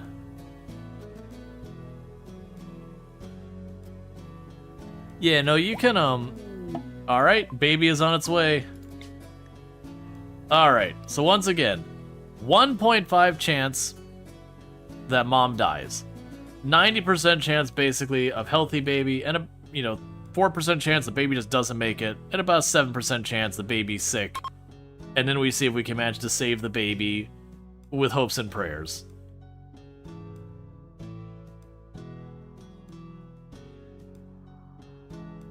Because what we don't have is any good medicine, really. We got 1 unit of good medicine, which is not enough if we get, like, a deathly ill kid.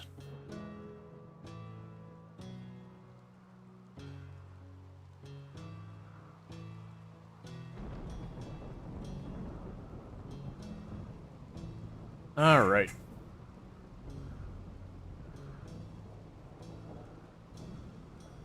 Oh, the crib's still down here. We'll want to move that crib when we have a chance to.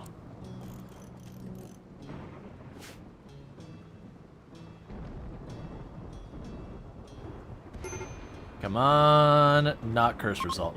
If mom dies immediately again, we're just gonna do a different challenge. Because the setup to RNG lose would be not great. Healthy baby, excellent. Just what we love to see. So the first baby in the colony is Benny. Benny, welcome to the colony. So one of the first things we're gonna do is we're gonna let Benny eat real fast. And then we're gonna do a little bit of switcheroo because we again need to have babies keep happening. So we're gonna urgent here, and then mom will never take care of baby. Baby is dad's responsibility now.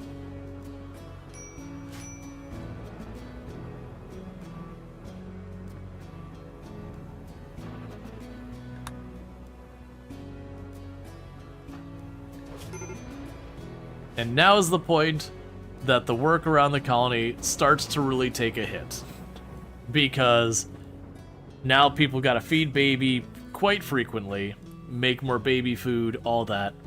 And this is just gonna keep escalating as we have more kids until the first batch starts to become old enough to contribute in the colony as well. And then things go from utterly dire to the parents ripping their hair out to suddenly things are getting done and done well.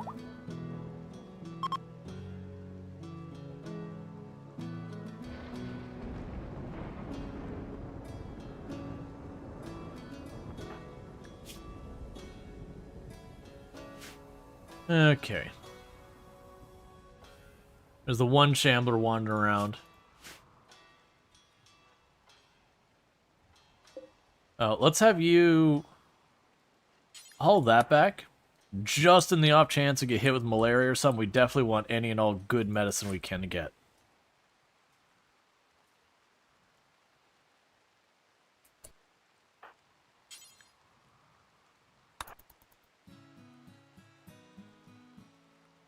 Okay, while that's going on, just move the crib. Nicely done.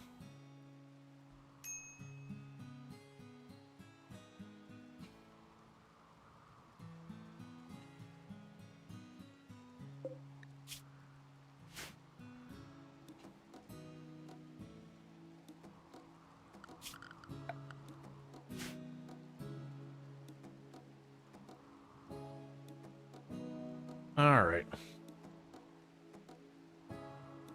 They're getting our food sorted. The wood is already gone. Let's wait for the shambler. Oh no, the wood's not already gone. Disallow the wood for right now. I just don't want them to go out and mess with the shambler for no reason. We got other stuff to get done that doesn't require going out there. We just let the shambler get around here.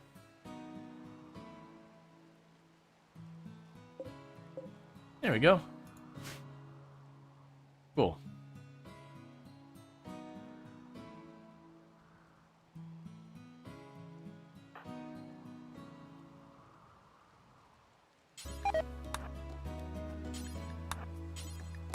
Okay, drag the wood home. So we can get the stove back online and all that.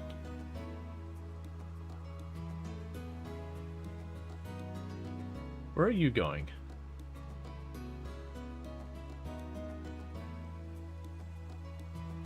That's fine. I was a little surprised when it started pathing back. Okay, so we got that there. So now I should be able to get the lights on. Just need to get inspired team. Yep, she's gonna still try for one. Why did his wife just lost her best melee pawn to a one shot to the head? Yeah, no, it's always you just get RNG killed sometimes. Like, there's definitely times where, like, yeah, that was a risky play and I got punished for it. Then there's definitely times where, like, okay, hang on. I'm max cover. I'm not in their good range. I got cataphract, armor, and helmet. And everything else still got domed. What do you want me to do, game? And it's, you know, story simulator, that whole nonsense. It must have decayed.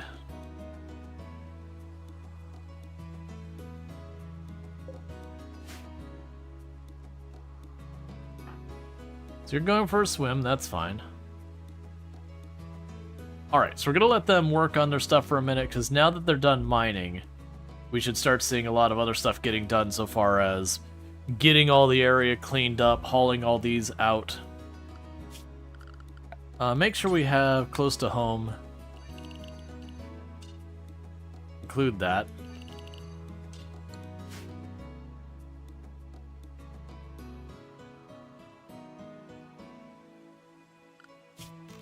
Honestly, I can make close to home include this area too. I know it's not really close to home,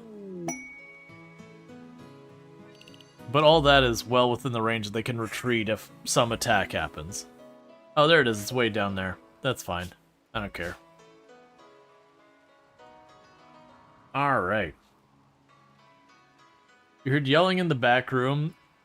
It was the one shot, and I was like, the one with 15 melee? Yup.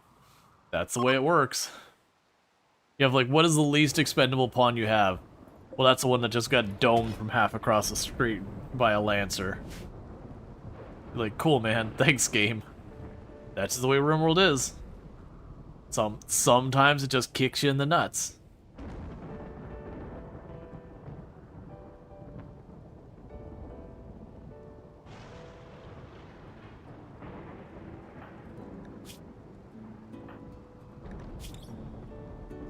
Yeah, so we got ugly environment and all that. So moods are still super high.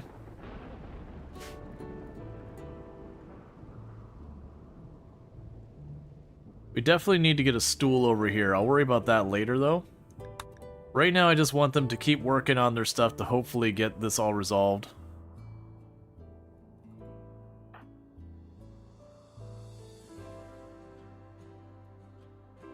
Nope, we need a torch in this room as well. Yeah, so we're going to start hauling all these chunks of rock out of here. Each of those chunks of rock is a little bit of negative appearance in there. We need to also get these on shelves when we have shelf technology, or at least in another room. But I don't want to dedicate the time to mining another room right now. That'll just be even more mood stuff to deal with. So for the moment, Infinity Simplex is just doing laps, grabbing the chunks of rock out of here. Get that cleared up. That'll improve the beauty of that area back there. Hopefully we start getting some research. I do probably need to put the time in to start smoothing out at least the bedroom, and then maybe the rec room. But I think getting the rock chunks out of there first is the higher priority. And the reason I'm not putting a huge focus on research right now, even though it'd be immensely useful, is with all the penalties, it would be better for me to secure my moods and all that, and just ride without any research whatsoever. And then, you know, as we have the availability to get the research online, get there. Because technically, I'm researching passive coolers right now. Because we got that book. Right there. So that'll be good for dealing with the next heat wave.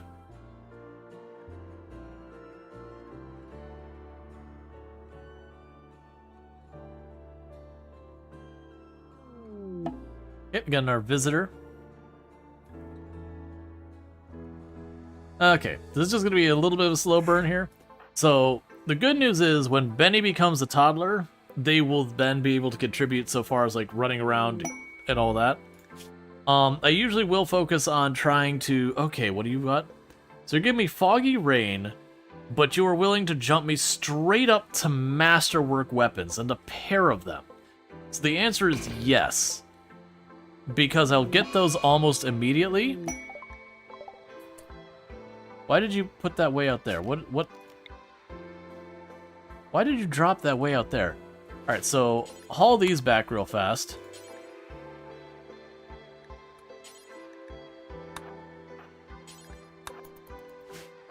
Yeah, so that'll be great, because we've been struggling with the weapons-wise. And honestly, between the bow and the nerve spiker, I might just say ditch the melee entirely and just stick with ranged. Because if we tag it with a nerve spiker, that'll definitely slow them down. So who was our one that was the really high shooting? Okay, so you're going to take the nerve spiker. You're going to take that. That's not what I wanted to do. There we go. Like I said, again, the reason I'm thinking that... Could try for 100 thrombos. Yeah, the 100 thrombos, the biggest challenge there is just feeding them. You're just going to be allocating all of your resources to making food. They'll win your fights. You get that many thrombos trained, they will disrupt your flare pack? Thanks, man. I can't recharge it, but in a pinch, that lets me stun something that's on top of me, so if we get something like a thrombo aggro's onto us and closes in, we can hit it with a flare and try and back off real quick. That was some weirdly good RNG right there.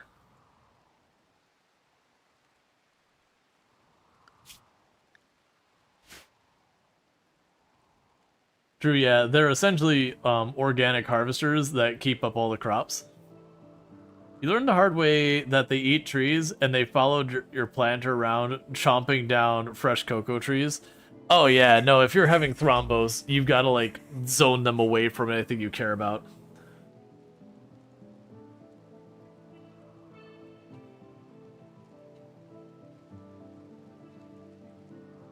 Okay, so we've almost got all the rock chunks out there. It didn't even reduce her hunger. Oh man, it's supposed to. It's supposed to be the same as like eating these plants. Now that said, with the thrombos, they'll walk into your field and they'll clear out a space like that. One of them will just like tear through all of that and move on. That's the same thing with the elephants and that. When you have like a herd of elephants or rhinos and they hit your field, you have like 4 rhinos and they'll just obliterate this whole section of your field all in one go. And you're just like, oh my god, rhinos, please, I need you to calm down. It's something like 4, 5, 6 tiles per feeding per rhino.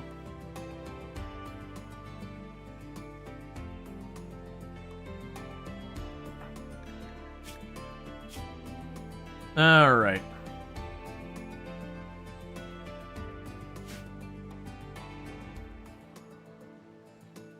We're working on this.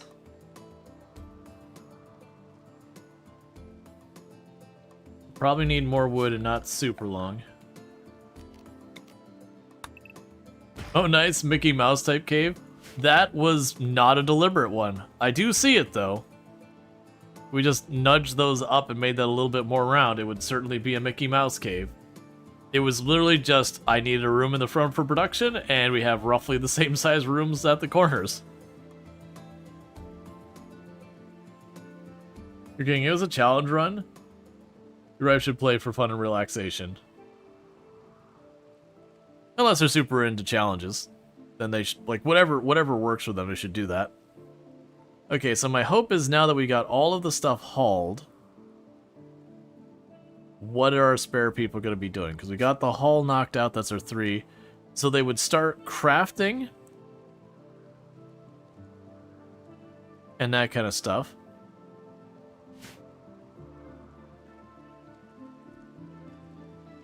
Meanwhile, take the bow off the list. We don't need it anymore.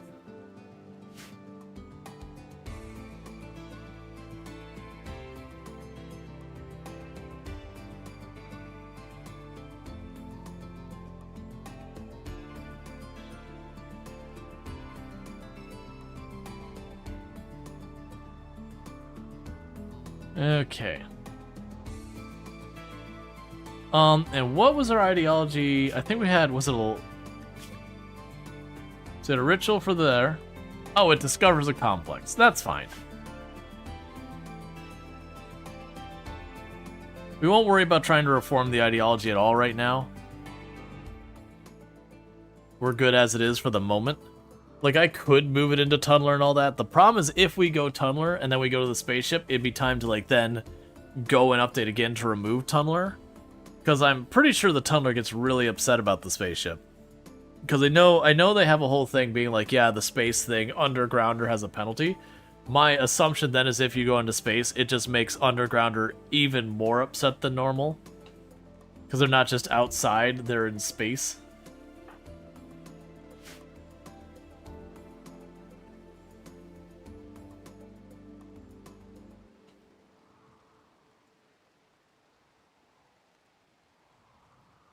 Oh no, you're shocked that your wife loves RimWorld.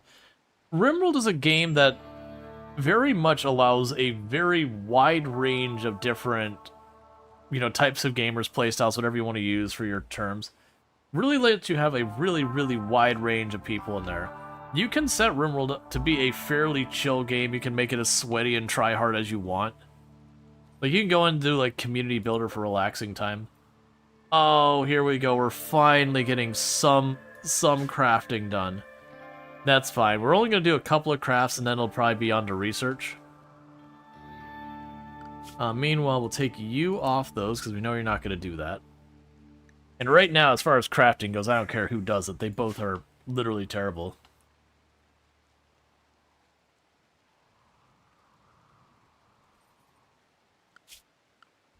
Yeah, so you have growing of 4. Let's take you off that even farther. And we have our first official research happening in the colony at 12.5% normal speed for research. Heck yeah. All that's sitting at that bench, and they got 2.4 research out of that. Out of 1,000.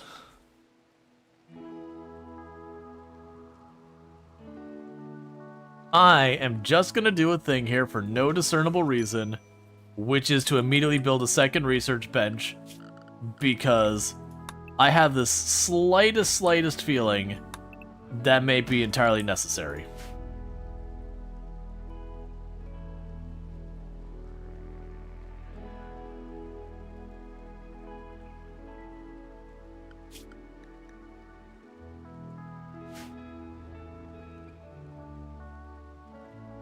And eventually I'll want to smooth out some of these rooms, but we'll see. More than likely I'll focus on smoothing out the rooms when we get, like, refugees show up or whatever. Get a couple people in there. Okay, so we did get ourselves 2 war masks. I do want to get the tribal headdress, but that's going to take a while.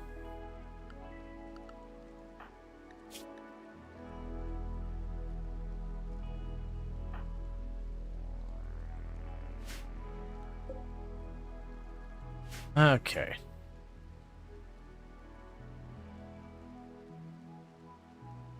Because at this stage of the game, we don't want to keep just building more and more. If we do, we'll run into the problem that...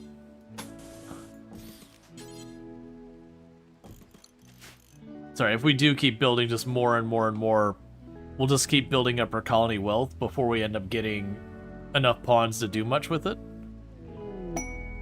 We've got this. I'm not allowed to take that. That's against my rules.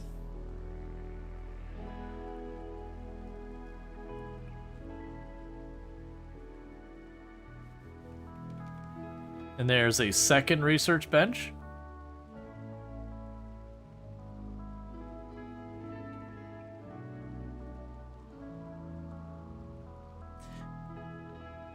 Adam and Eve challenge? Yep. So Adam and Eve challenge is you start with 2 pawns, effectively naked brutality, but 2 people. And they are a couple, and you may only grow your colony through having children. So the idea is the colony just keeps growing from just the 2. And there is no, like, inbreeding or anything like that. Your kids will not hook up. That's not a thing to worry about. Alright, we'll hunt all of the animals inside our area here to clear it out. Ooh, is there alpaca? Alright, if we see alpaca show up on the map, we will tame a pair of alpaca to keep inside here, because they'll be a good source for material for making clothes, because alpaca wool is really good.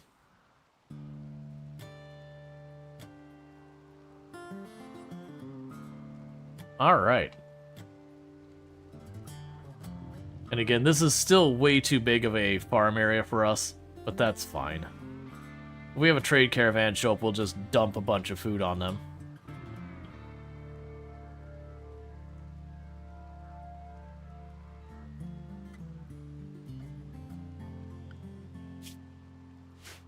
We also very, very, very, very severely penalized ourselves. Oh, let's also check. Oh, it's not showing yet. It's just saying newborn. I wanted to make sure it says tribal kid or whatever. Can your children shack up with any refugees? If you're allowed to take them in? I mean, I guess technically they could. It does feel like fudging around the edges of the rules. And I think the odds of that happening where you have a refugee pop in who's got an ideology that will let them share a bed, and you manage to romance them, and you manage to get the person pregnant in that time, is going to be a bit of a long shot. Certainly doable. But not really a thing I'd be worried too much about. Realistically, mom and dad are having a lot of kids. Word love, that is fair.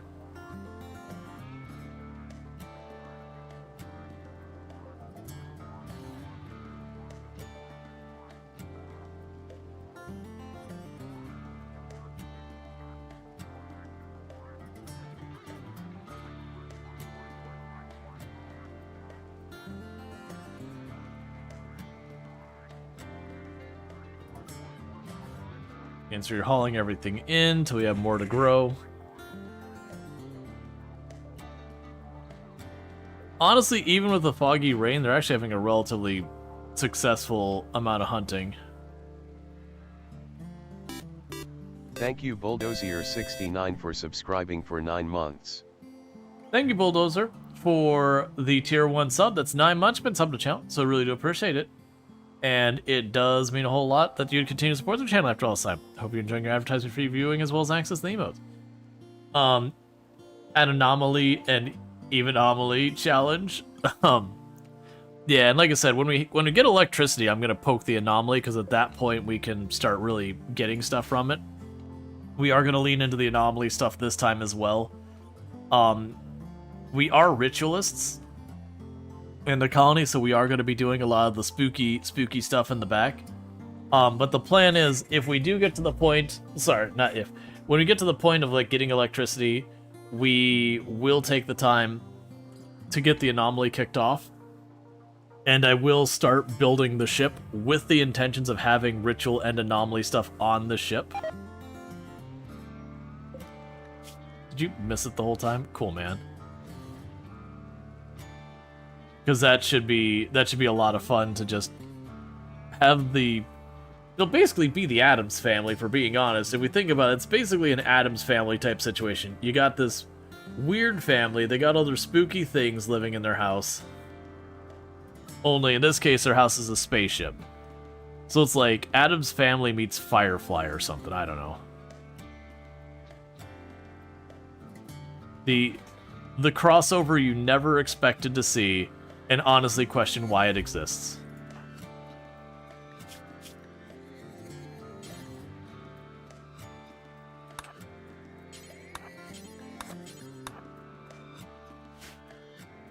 Did your Alpha Thrombo survive? The Alpha Thrombo did survive.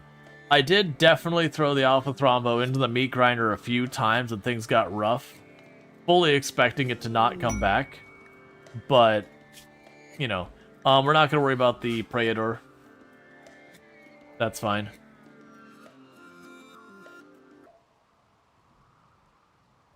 Yeah, no, I need to watch. I've seen a little bit of Firefly, and everything I've seen about it is really good. But I never did take the time to sit down and just, like, watch the series. Yes, you do actually use quite a bit of wood.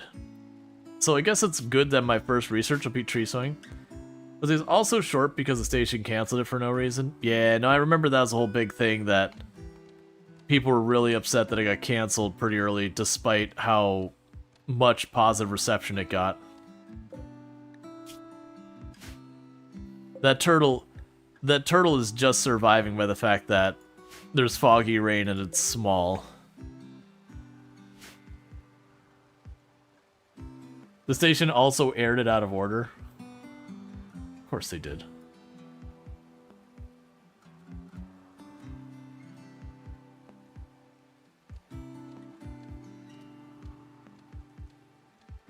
Well, low-key what's happening here is they're just grinding shooting skill. That's what's happening. There's a comic series that continues and finishes it off. That's cool. Oh man, there was something I saw recently that they announced that they were going to be doing a comic series. I can't remember. There's honestly been a lot of media that's been going in saying, all right, we're going to make a comic series and that. Like, there's some lit RPG books that I enjoy. And I know one or two of them have said, like, yeah, we're going to do a comic series for these books. And I'm like, all right, I can get behind that. That sounds fun.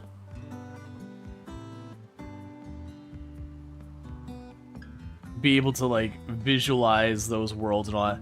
I'm curious with those ones, because if you look at, like, a lot of the old Marvel, or not, actually, I should say DC comics more than that. There's, like, some of the DC and Marvel comics are, like, very simplistic and all that, where they just have, like, a clear, like, sky background, like Superman doing, like, this kind of thing. And then you have the ones that get, like, really gritty and high detailed and everything. You're like, holy crap. That's like each one of these frames someone put some major hours into. You wish Firefly and Serenity would get an official run on Twitch, like Farscape gets in their own channel. Not the Twitch or Twitch Presents channels. Oh, I have... Yep, so we got the Royal Ascent ending. We're not going to worry about that. Yeah, I have no idea with all that. Also, there's been a discussion about, like, when you choose the scenarios, and you choose the ship start scenarios, like, this is a really hard scenario. I've had a lot of people go, like, it's not hard, though. Honestly, I think they need to readjust of the scenarios in RimWorld, which ones they say are hard or whatever. Because if you look at it now, it gets kind of comical, where I think there's, like, this is crash landed, and I think every single other scenario says it's hard. It's like, okay, here's the thing, man. If your baseline for hard is everything, that's like having priority 1 for everything. It means it's meaningless. Like, don't get me wrong, I would say Crash Landed is the easiest scenario. It is like your default scenario, whatever you want to go with. But at the same time, I wouldn't actually say, like, the tribal scenario is that hard. I would say the tribal scenario is not too bad. I'd say the Rich Explorer, while it can be bad just because one person means you're one malaria away from a game over, or you just get RNG shot and just the run ends, it's still, like, not too bad because you start with a pulse rifle and a whole bunch of stuff, and it makes that pretty straightforward and easy. Yeah, you keep queuing up to going swimming, and I think by the time you get there, you change your mind. And it's curious.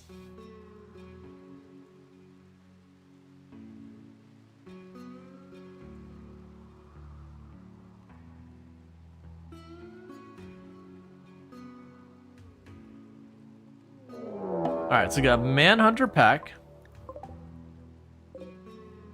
of 2 minks.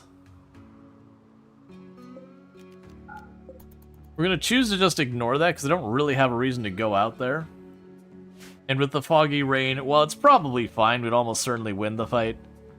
It's just those things with the foggy rain. It's like, yeah, my accuracy could suck. All it takes is getting unlucky and getting a bad infection, and then the run's over. So, not much to gain, a whole lot to lose. Plus, low-key, if someone runs up here, then maybe I score some goods from some trader who gets downed by a pair of minks. Plus, I don't need the food. We're good there.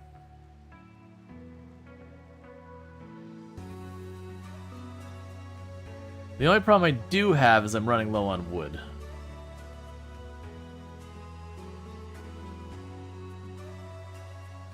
I think that's what's going to happen down here is I'm probably going to have, like, a tree farm down here eventually.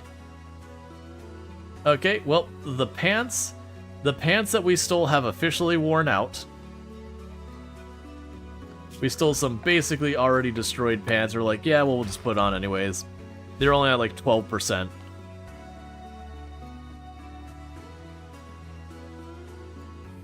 Okay, and we're back to getting some research done. Now, added problem with the research and why it's going to go extra slow is neither of these pawns are researchers. I kind of just accepted there was going to be some hole in our skill set with only 2 pawns. And with all the research penalties, I'm like, okay, we can survive. And as we add the bandwidth, we can just do research. We'll see how it goes. Cool, food poisoning.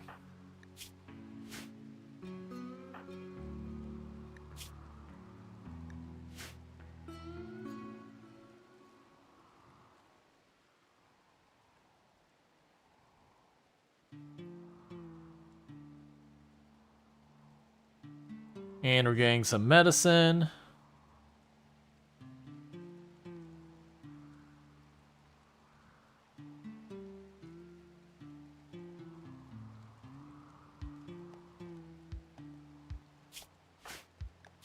Yeah, food poisoning is pretty bad. If you look at this, manipulation is only at 30%, movement is 22%.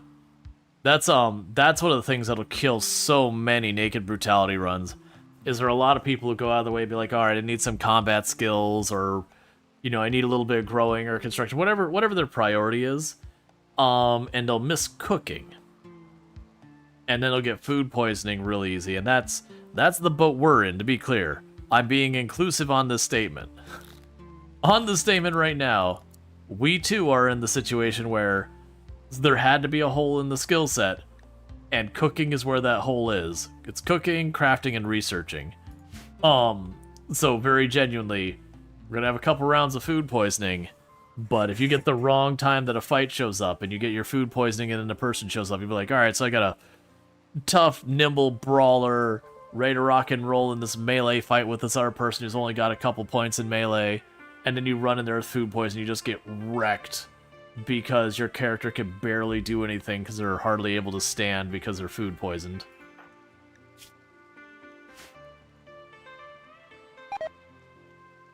Yep, more food poisoning. Usually when you get food poisoning, it's a whole stack.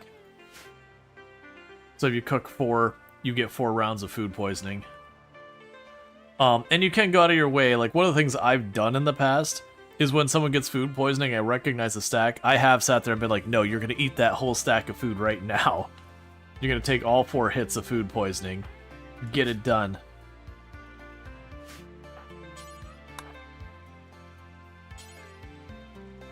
In fact, I'm going to do that, because I'm pretty sure it's this stack that's contaminated. Oh yeah, just lean in on it. Oh yeah, there, you made yourself a little bit of room.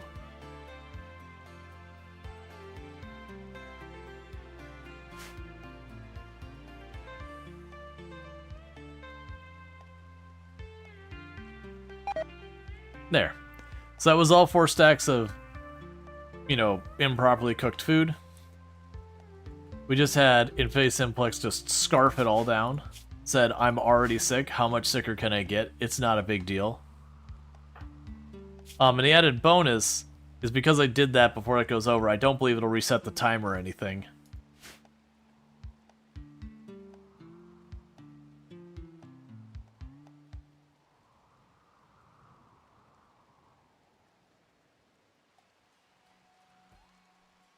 And how goes the passive cooler? Okay, so the thing we're reading the book, we're about 1/4 of the way researched, and the tree sowing, we're about 1/50th of the way. Somewhere between a 30th and a 50th of the way through it. Almost there.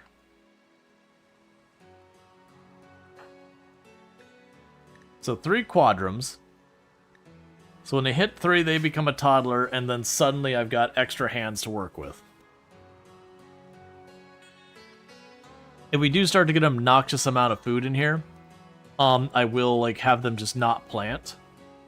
And we'll probably have them work on either researching or starting to clean up the rooms. Bulk trade's good.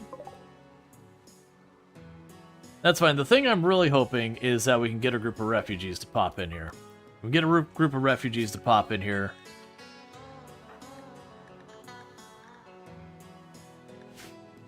Are you still food poisoned? Yes, you are. Get a group of refugees to pop in here. That gives me a lot of labor for however long they're here. Okay, so I don't need these trace amounts of leather. They're not going to do any good. We got the book for the passive coolers.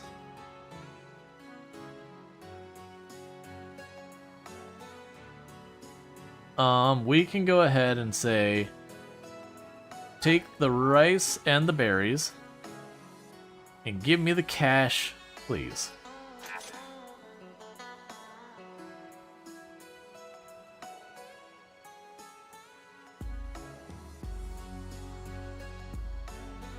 Because partly doing that kind of thing we're using food as money.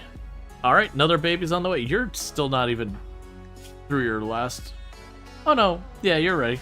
Okay, so we got the second baby on the way.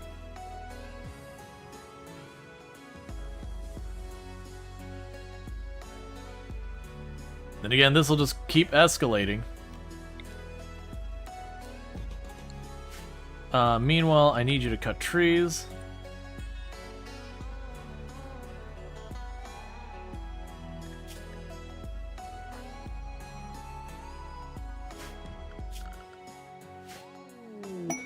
Rare thrombos. I'm pretty sure we don't have the skill to tame them. Nope, not even close. We're at animals 2. Yeah, that's not happening. If they go over there, that'd be amazing. Because if they go over here, I'm willing to give them a poke to aggro them here and get all that sweet thrombo fur. But in this particular case, they're not going anywhere useful. Alright, so when Sentient Cookie wakes up, we're going to have them go out of the way to cut more trees, because we're running out of wood again.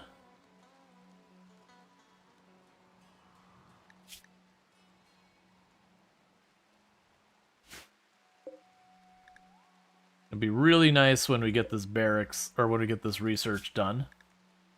Because unfortunately, I did choose a pretty substantial research. Of the earlier researches, the only ones that are worse is electricity, smithing, heavy bridges, and carpet. Drug production's an equal. All these other ones over here I would have loved to get. We're not what gotten.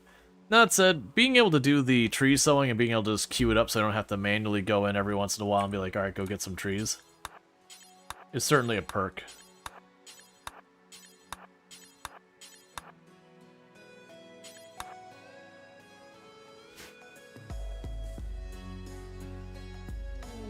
Low psychic drone on males.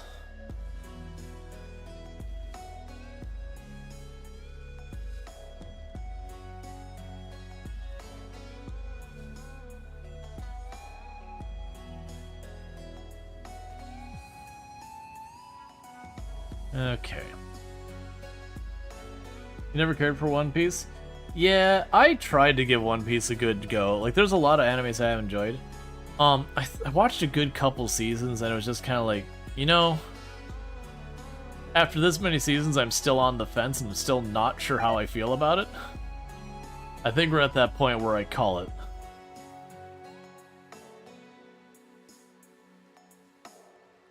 And it isn't like me going, ah, this is a bad series or anything. It's like, nah, just not landing for me.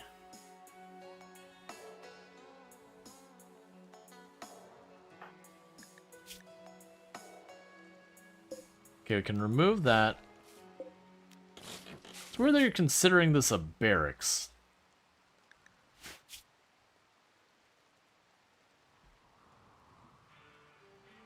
We've officially moved up to the point of wearing clothing.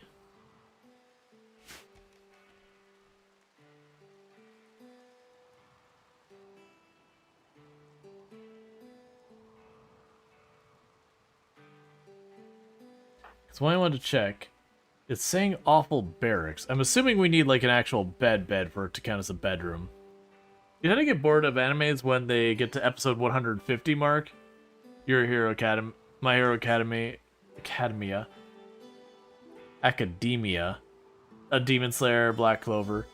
For me, it tends to be like when they hit season 2 or 3 or whatever it is. Either one, it lands and it lands strong, and when it lands strong, you know, then I just keep in it till the end. Or it's just a thing that it doesn't really stick that well, and then I just kind of move on. Alright, let's take the knives and the clubs and start chucking those outside. Okay.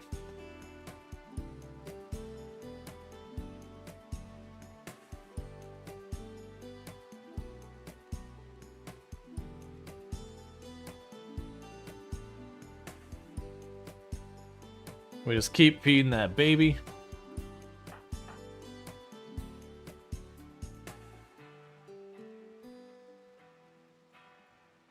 There's also definitely been series that I got into and then just really fell flat.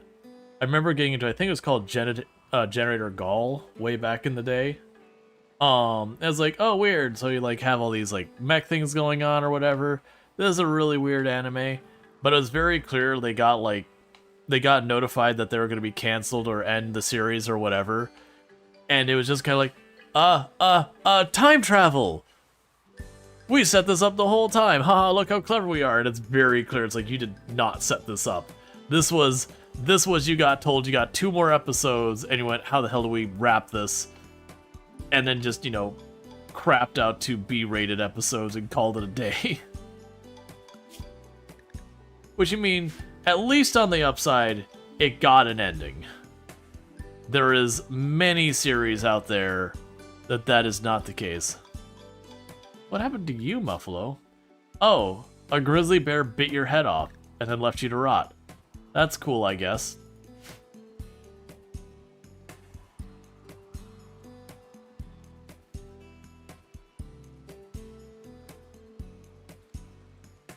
Okay. So another good thing that's going to happen is as they work on this, we will have them start gaining more and more skill in plants, so they'll just go faster and faster, so they'll spend less and less time in the plants. As they get time to research, they'll get faster and faster at research. As they craft, you get the idea here. We'll have less food poisoning, all that stuff. Good time zone, the kitten decided to get you out of bed. Yep, they do that. They're like, human, I am bored and would like the snack.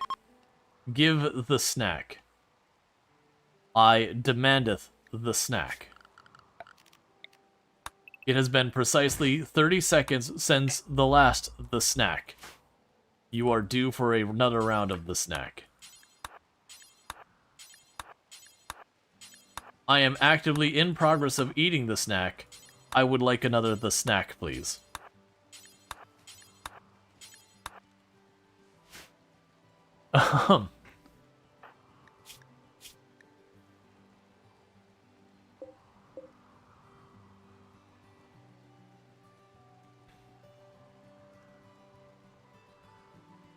Okay, so the foggy range should be going away soon. We did that for the masterwork weapons we got. So that's been nice. And once the foggy rain's gone, when we get into like another raid, we should be in pretty good shape with masterwork weapons and actually respectable shooting on some of my characters. I mean, decent enough-ish shooting. We'll definitely be able to stun and finish people.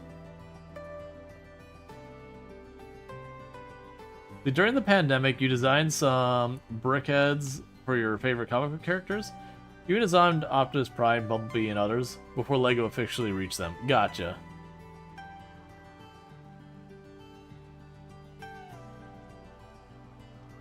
I remember as a kid, between me and my brothers, having like this big like Tupperware container kind of thing of Legos that, you know, we'd build our kits and be like, cool, we made the kit, and then you take it apart and just chuck all the Legos into the box. Where they proceed to forever be mixed together. And we build all sorts of weird stuff out of it when we're in a Lego mood. We ultimately gave those to my niece and nephew, I believe, if I remember correctly. Because, like, this is a heck of a lot of Legos that we're never going to do anything with. Oh, one of the brothers had kids? Okay, give all the Legos to the kids. That's of the stuff from our childhood. After that, I've got a bunch of kits. I totally forgot. I still have over here like a 1,000-piece Lego kit that I got for Christmas I haven't built. I need to do that. But, yeah, very, very much when I was on that software dev money, got like the giant Millennium Falcon and all that kind of stuff.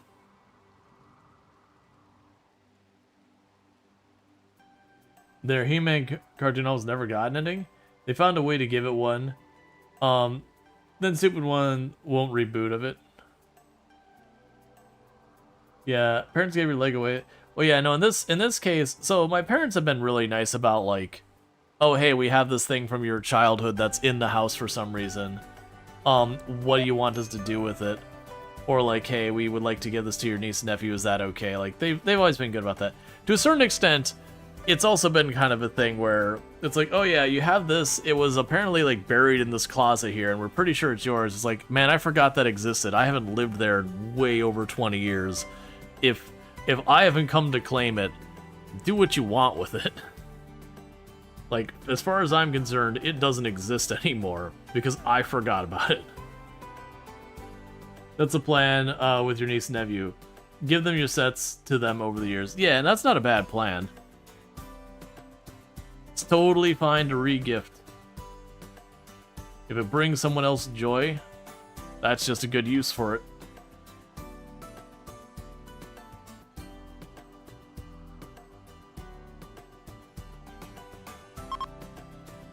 Okay, so we're no longer dealing with foggy rain, so we'll be in much better shape for our next fight, where we won't be severely penalized in accuracy. Research is going slow, but that's just because the kids are happening. We're working on kid number 2 right now. About to hit second trimester. And Benny there is about halfway to becoming a toddler. Just gonna teach him you don't have to build what the manual tells you to do. Do whatever you want. The building Lego is a great way to train up dexterity after injuries. As your dad found out after cutting, let's see, 15 of his sinews in his left arm. 15%, I'm assuming. I don't know. But basically cut his arm. That's the important part. I'm trying to make a bird feeder from a bucket. Gotcha. Yeah, no, that's, there's a lot of stuff that, like,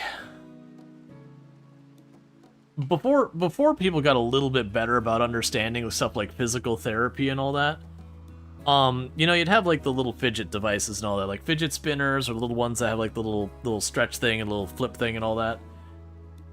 And it's gotten more normalized, which makes me happier. But there was definitely a time there where that was actually a recommended thing for certain hand injuries.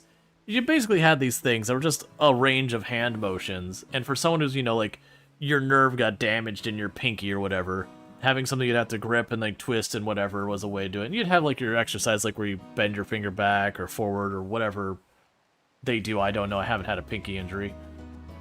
And I remember people be like, no, you just can't sit still. It's like, one, what's it matter to you, man? But also, literally, this is physical therapy. And even for like the ADHD kind of stuff and all that, it's like, cool, you know, it is a thing to kind of help people focus, which sounds weird. You've got this thing that you'd assume is distracting, but by keeping your hands busy, it kind of helps your brain focus on something else versus, you know, you're fussing and fidgeting and doing stuff and rearranging your desk.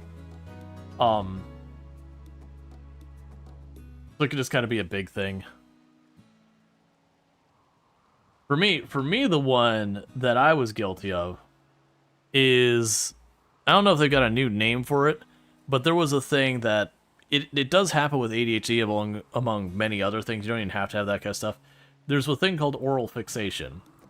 And the way to think about it is if you're someone who sits at your desk and you got a pen and you're just going like this, just chomping on the back of your pen, that's what it is. And it's chomping on your pen, chomping on a vape, chewing gum, like that you're just, you know, you've usually got something going around your mouth. It can even be just snacking all the time. But it's just, it's a stimuli thing. Okay, so we do have a Yetkin. Now the good news is they're going to prep, so we might have time to get this foggy rain out of here.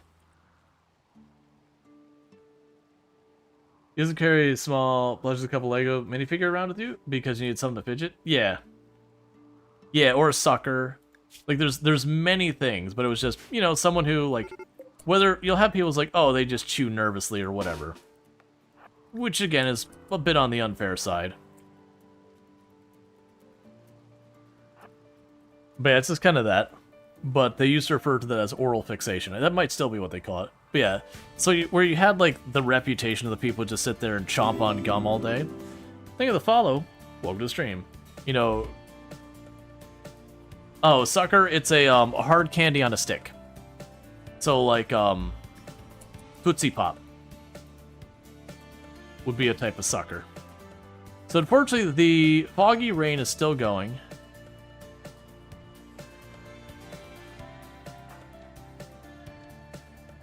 That's not what you wanted. I just really hope we get a hit in there.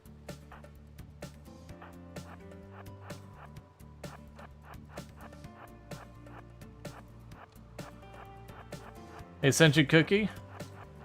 I know it's foggy rain. I'm gonna need you to hit something, buddy.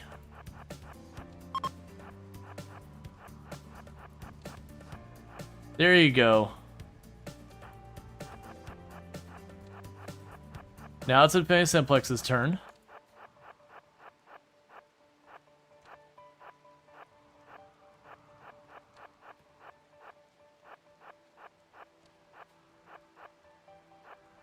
I'm honestly surprised we're staying ahead of this. He must be wearing something, because they have... Oh, I did not want you to group up. That's not how we do this. Okay, we're fine. That's perfect. Okay, whatever that hit was a solid one for slowing them down.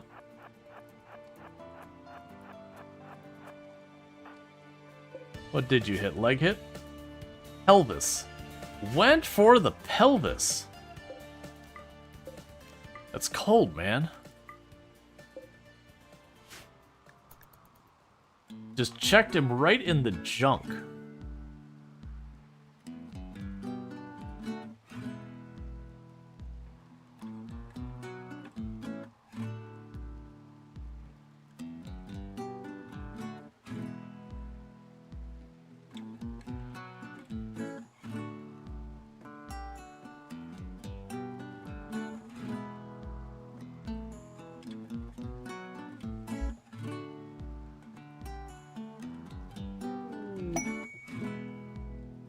The fact that modern physical therapy premise started out of spite by a military...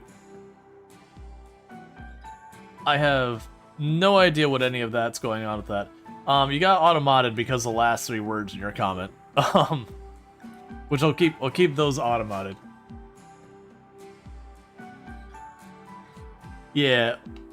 Oh, so you're saying basically a person had gotten hit on a landmine, gotten seriously injured, and started physical therapy out of spite because someone said he was never going to walk again? So that's one of those ones, and I know we had the conversation a couple times. It's one of those ones that sounds like it has truthiness, where it sounds like it might be true, but then you look into it and it just ends up being, what's the word? Not a myth. You get tons of them, like where a skateboard came from, or whatever. Roy Benitez. Yeah, I'd have to look up into it. I'm not saying it's wrong, but it'd be like one of those ones I'd want to look in more. But regardless, it wouldn't surprise me if it's one of those things that physical therapy did come out of, like, someone being like, hey, you're not gonna do this again. Urban legend, yes. Urban legend would be in that area.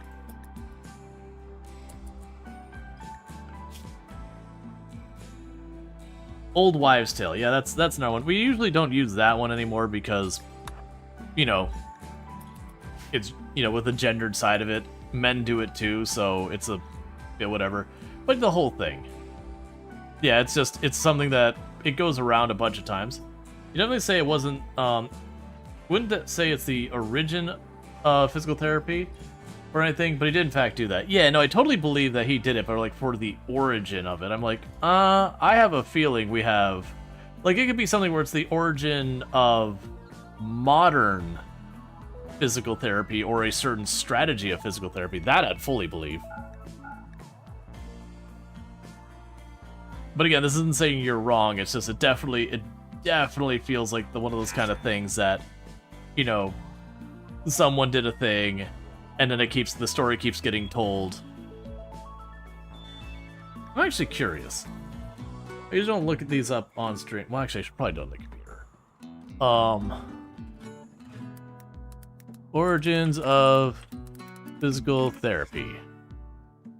And we will ignore all the AI bullcrap because it's garbage.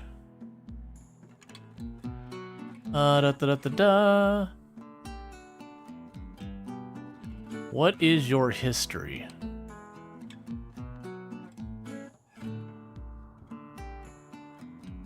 Hippocrates. did physical therapy all the way back in 460 BC. So yeah, that's what it's going. It's one of those things that, like, I fully believe that, you know, there was a person who stepped on a landmine, got injured, and, you know, went through treatment, all that kind of stuff, and was told that it wouldn't walk again, refused to accept it, and, you know, advanced physical therapy and all that kind of stuff. I fully believe that part. But yeah, like, for the origins of physical therapy, it's like, yeah, that's about modern. Modern. Okay, that's actually fair. Words matter. 'Cause I know physical therapy, like, even our modern, a lot of our strategies, they've been around very genuinely for longer than I can really think. Oh, here we go, history.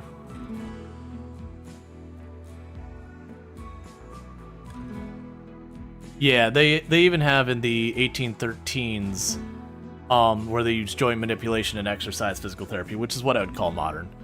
So even that would probably predate it. Yeah. Injuries have no effect if one getting injured is spiteful to go to spite. That's not true at all.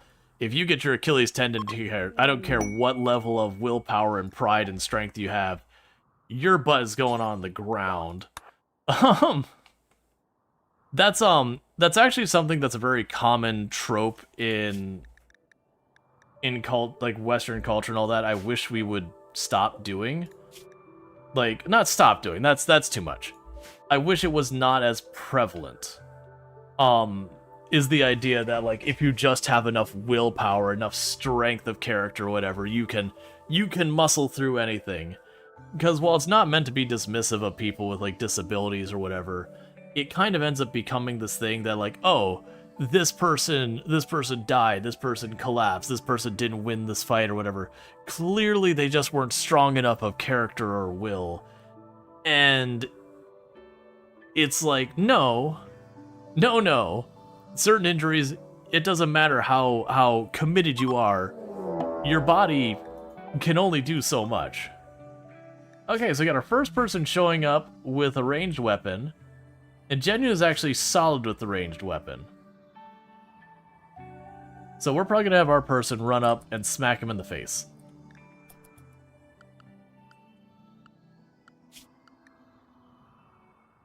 Yeah, and that's the thing. Like, it's not meant to be dismissive, but unfortunately it gets used against people with disabilities as, like, not open. Like, you don't walk up to a person in a wheelchair and be like, "Yeah, if you just wanted to, you could stand up." It's like, well, no, man, my legs don't work.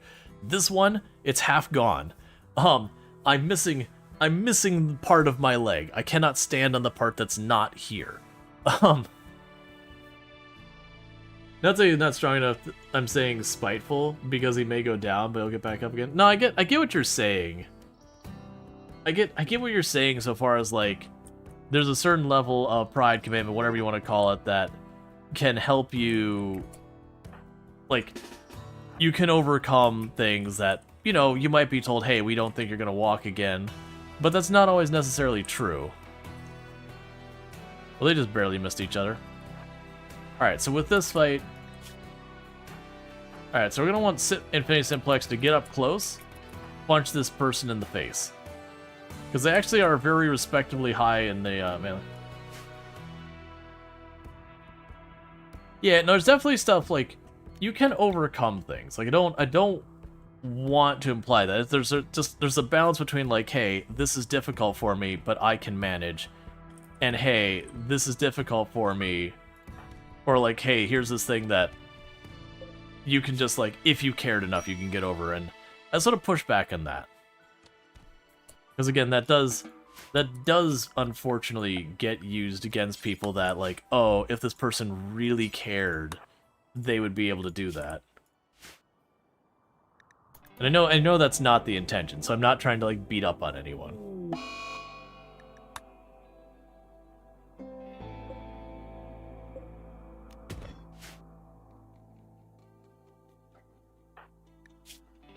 It's kind of in the same sense of, like, where you sit there and be like, oh, this person is rich, therefore they've done something to earn it / deserve it / whatever, that they've found success, so clearly they know how to find success or whatever. And it's like, well, no, not necessarily. Or like, if they wanted enough, they would succeed. It's like, no, not necessarily. Alright, so we got that one there, so we can burn apparel that's tainted if we end up with any. And let's go here and burn apparel that is below 90 hit points and is not armor or utility. So that way, as we get like, there's a shirt here that's worn out, chuck it. Let's see, IT gets used to outside health issue too. For social and economic issues, and therefore pretty dismissive. Yeah, feeling, yeah. And there's a lot that goes into that. Me and Toom were actually talking about, for a really big throwback, does anyone remember Nick Burns, your company, or was it Nick Burns, your company computer guy? That whole skit on Saturday Night Live?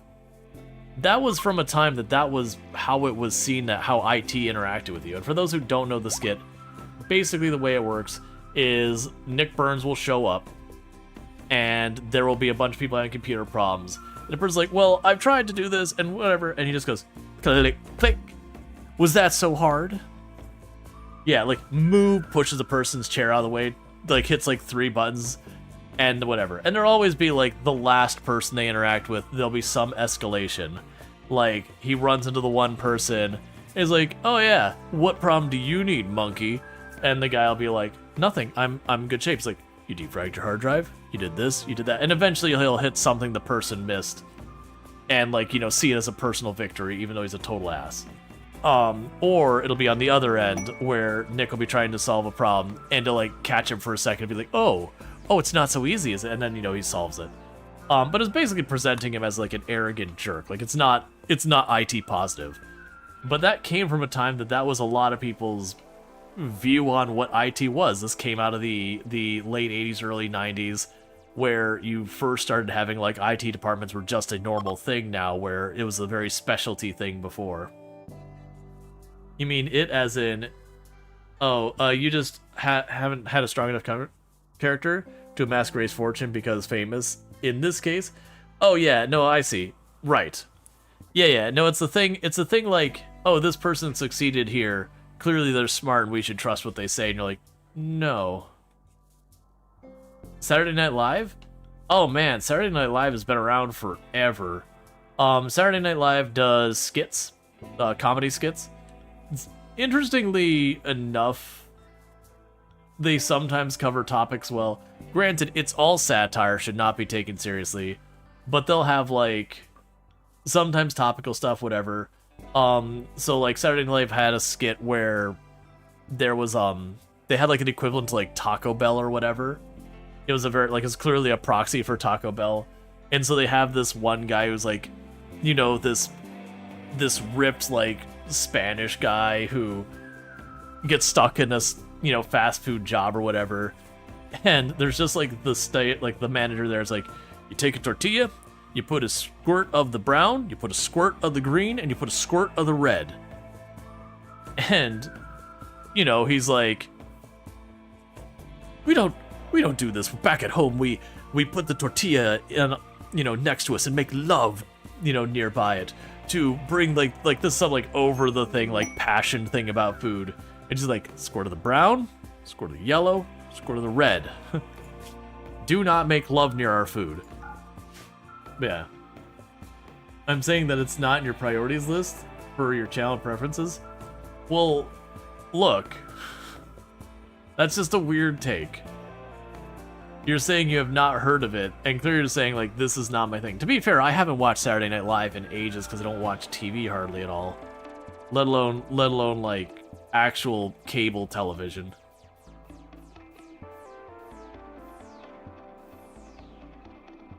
But I've had lots of good skits on that show.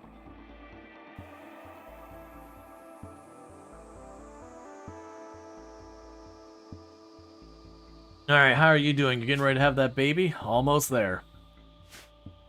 Research is not moving very fast, as you'd probably imagine.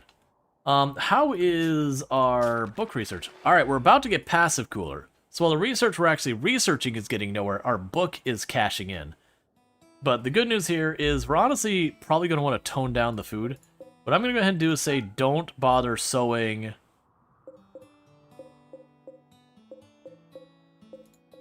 let's stop sowing the strawberries and the rice. And we'll leave the other two for now. That way they have a little bit of time to keep all that up.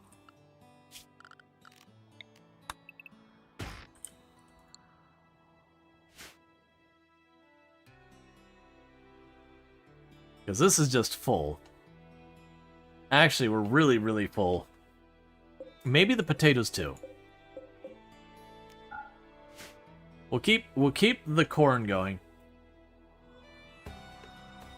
After the second baby, it'll slow down even more. Yes, it will. Because that'll be one person feeding the baby twice as often. It'll start to pick up once the kids start getting to be like toddlers, because at least when they're toddlers, they can feed themselves and they can help feed the other babies. So that ends up helping a lot.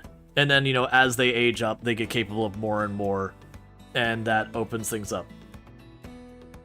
Alright, I'm partly thinking we open up another room. I didn't want to mine another room, but the more I'm thinking about it, if we get another room over here to put our storage over there and not in this room anymore, that should reduce the mood penalties, that kind of thing, from having, you know, hideous environment, whatever. And then we can kind of have like a commitment on how far these go. Mad squirrel. And you're camping the door. Oh, Cookie's caught out by themselves. Alright. Get it, Cookie. Nicely done, friend.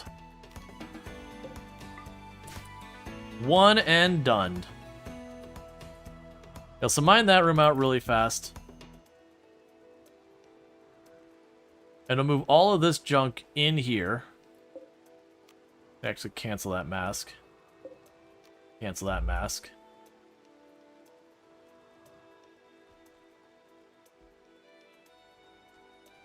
So I'll move it all in here, because I'm noticing we're getting too much, so we canceled sewing all those. That should clean all that up. We'll still keep the cotton and this going for right now. But this is one of those things that we'll end up turning those on and off for a little bit, because we'll need to get more food as we get more children and yada yada. Kids do like to eat.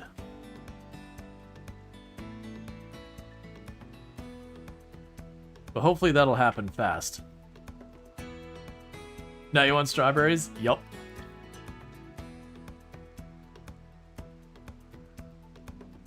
We named Benny already, right? Is a named character? I'm pretty sure we named it. Yeah, no, we named Benny. That's right. We named Benny. It was, when you name them on the baby screen, you can't set a nickname. Or a title, I'm sorry. You can set the nickname, you cannot set the title. Because that's the way I make sure I know if I've named someone, is I go here and if I see the title named, I know that was one. Because every once in a while you have a name that pops up that someone will have like the name Jaguar or something on Twitch, you're like, oh. And then you look at RimWorld, it's like, oh, I haven't named this one. And then you delete it.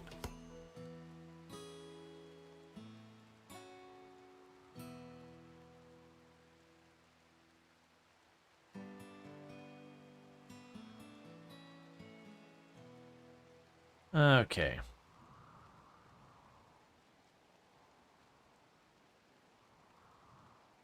We got a decent amount of wood outside.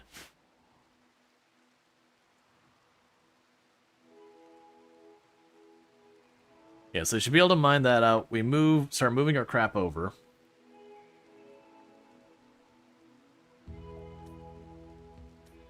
And again, that'll help with our mood penalties from... If we look at our beauty on this, all that stuff sitting on the ground is like -5 just consistently everywhere. So we want to get that so it's not there. When we get complex furniture, you can put on shelves, and that really helps against the mood penalties. But that takes complex furniture. And we randomed tree sowing as our first research to work on, which is unfortunately a longer one. And then our people suck at research. We have like intelligence of 2, I believe we're up to. Oh no, we've moved up to 3. Heck yeah. But then we're also tribals and ritualists, so we're at 12% the normal research, 12.5% the normal research speed. So We are not going to be a fast researching colony, and that was a deliberate thing, as I do want to make it a fight to get our colony moving along. Alright, Luxray, you take it easy. Thank you for tuning in and all that stuff.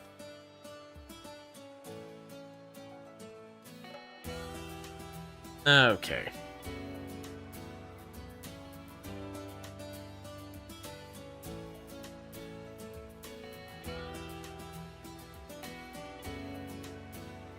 Now that's what I'm not going to bother putting a light in. Just a room full of junk doesn't need a light that's going to be another hit of fire, or another hit of wood constantly. Yeah, you see this is like my low priority stockpile. So you can see that we are overfilled to the point where we are dumping stuff outside.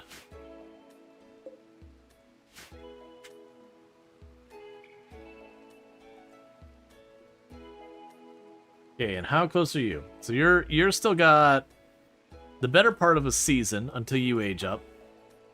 You are probably getting right about ready to pop. Not quite. You're getting close. You're probably about to hit the hit third trimester any time now. And then that'll be the second baby in the colony. Assuming all goes well, which is not a safe assumption.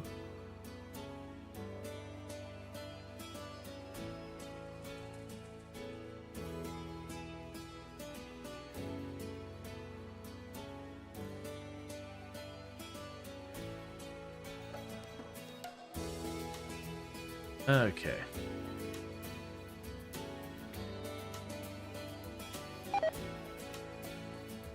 Yep, so some of this corn that's just sitting outside is just rotting away. Utter waste. But that's the reason we stopped sowing a bunch of these front fields. There's no point in putting crops out if I don't need them. I mean, there's not no point. What can happen is we get a trade caravan and we can sell it for a bunch of money or gift it for a bunch of reputation, and that'll benefit us. But it's more important I progress things here. So rather than do that, we can just keep it to just the cotton and the medicine as the thing we get in surplus. Because all it takes is getting like a round of muscle parasites and sensory mechanites where it just eats up a lot of medicine. That could be a whole thing. And so Sentient Cookie is getting pretty solid on their plant skill. So that's gonna stop being nearly as time consuming.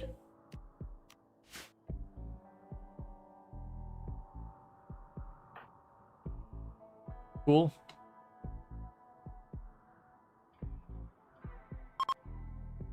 Random that you hauled that, but that's alright.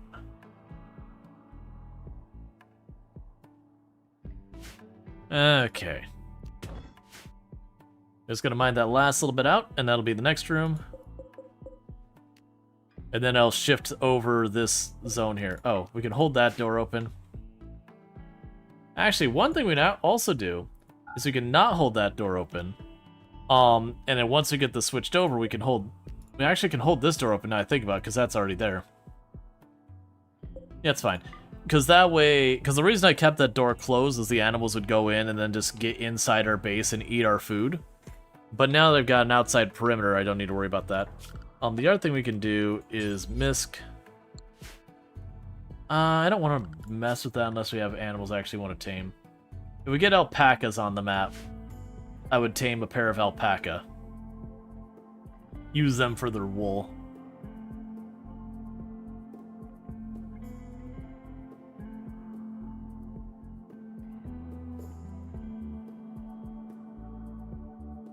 Okay. Quest failed. Yeah, we're not rescuing people. I'm only allowed to take colonists within the colony.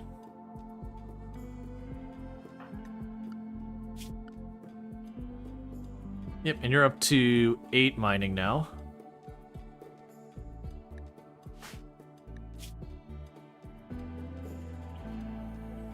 Probably won't get to 9 on this set. One of the things I gotta avoid is making my base too big. 1, because of wealth. 2, because, like, that's just a bunch of time I'm burning that I could be doing research that. Okay, so now we got that. What we do here is we expand you in here. And then like this. And then we shrink it. So that's now our stock room. And it'll start moving all the crap over.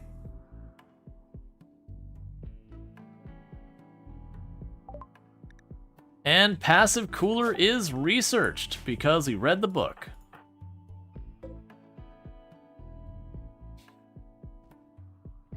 So if it gets too hot, we can actually do something about it. First research of the game now done. Congratulations.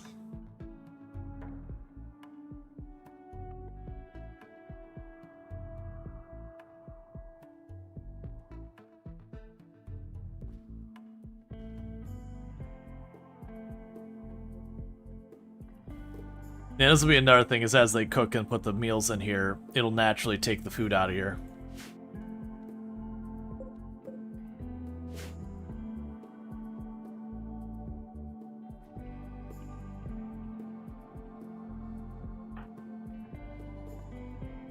Okay. Oh, I see. You're hauling the chunks out, and then you're grabbing the nearest thing here that it needs to go in. So that's just, you're being more efficient on your hauling while clearing it out. That's good. But yeah, as you can imagine, the early game of this is slow. It does pick up a lot, though, because, like, you'll end up with around 5 pawns when the first of the kids start to get old enough to really do stuff. And then it starts to be, like, it quickly builds up, because you're just, at that point, if you've been having kids, you're getting, like, a new pawn every, what is it, like every other season or something like that, or every season or something like that. So you end up just getting like kid after kid after kid, and because they end up, there we go, third trimester. So this is gonna happen soon. But so it ends up being a thing where it's just like you get a new pawn, and they'll have, you know, on the average, they'll have really good traits because of the whole raising them and doing that. Do the children have starting skill numbers, or they all start 0? So they start at 0 at the very beginning, but what happens as they age up is they end up having it where you can have, you know, a person give them a lesson, or they can watch work. So by the time they do get to being, you know, able to like do stuff around the colony, they're usually at like 5 or 6 or higher on like whatever preferences they have. The thing that makes kids so incredibly strong in the game is they have a learning stat, and if you keep that maxed out, you can get up to level 8 learning before they age up, and you can do that 3 times. And each time you do that, I think you get to choose 1 trait out of 4, one trait out of 4 and 4 things that they're passionate about. And so when you look at a character, that means I could realistically get 3 good traits, and it's something like 12 passions. So you can get it to the point where literally everything just about has a passion. Usually in practice, you have like 8-ish things have passions, with maybe one of them having 2, just because it is random which ones you get to choose between. But it does almost just a hair shy of let you design a pawn. Now, like, don't get me wrong, sometimes the traits will come up, and you'll have like no trait and then 4 bad options, and you'll be like, alright, well, I'm just gonna take nothing. That does happen. But between having 4 options, usually you're going to get something good in there. Like be able to get tough or nimble or whatever. So it is being able to guarantee yourself, not guarantee, it is able to give yourself a very good chance of getting a really strong pawn. Kids can be a little overpowered.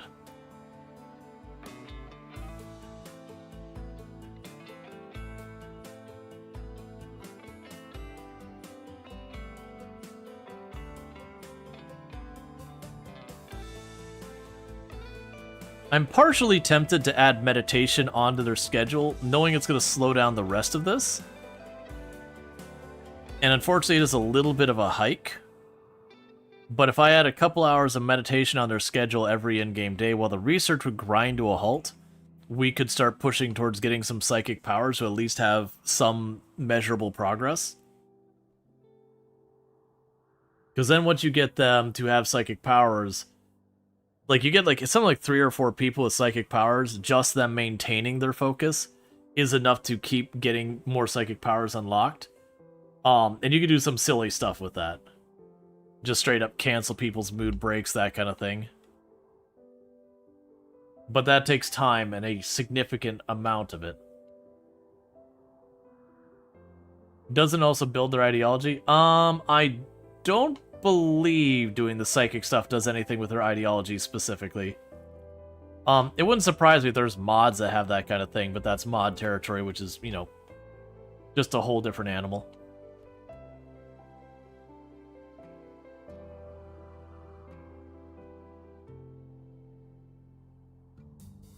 Okay, and like I said, we're not going to be planting these fields up here. I got enough food in all this to keep us going for a while, so let's tone down the food so our workers can do other things. And who is our construction person? It's Infinity, who has been the one getting some level of research done. Because eventually we're going to want to smooth out these walls to make it nicer. Right now we're not dealing with anything close to a mood break. But we are going to want to get it so where it's, you know, not sleeping on the ground or everything. How much con do we have? Oh, we can go ahead and make ourselves a bed. Furniture. Get your proper bedroll made. Because that'll give you a little bit more mood bonus versus just sleeping on a spot on the ground.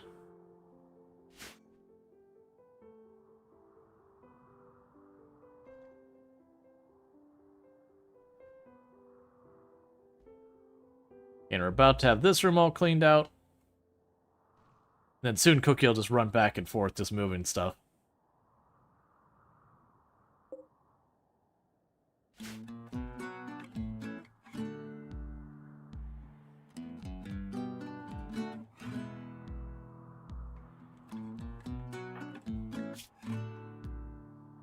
And like I said, if we have the same thing we had earlier where Mom died right at the beginning, we'll just do a different challenge. Because I love this challenge, but there is sometimes RNG can just be a punch in the nuts on it. Because that's what we had in the first attempt we got off the ground was Mom went to have the kid and died. It's like, well, great.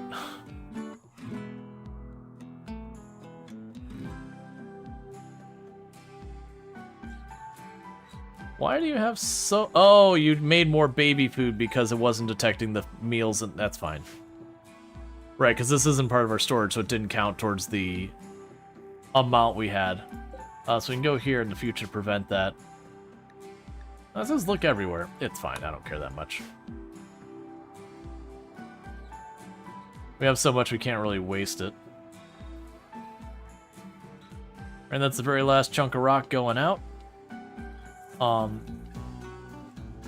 That's the last of that coming in.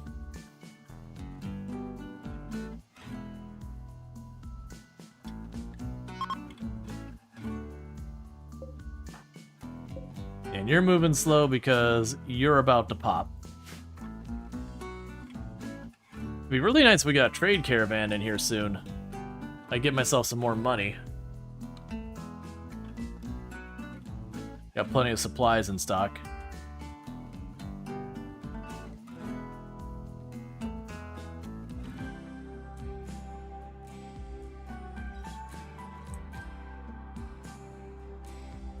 We got a little bit of wood down there that we've already got cut. Yeah, no, I'm thinking I would like the alpacas. If we get a couple of alpaca that show up, they can be a good source for their wool. Obviously, eventually they would get to be meat as well if we care. That part I'm not too worried about it. They give us some animal skill, and that's a thing that we could use also for selling because alpaca wool is pretty lucrative for somebody to just kind of sit back and let it eat.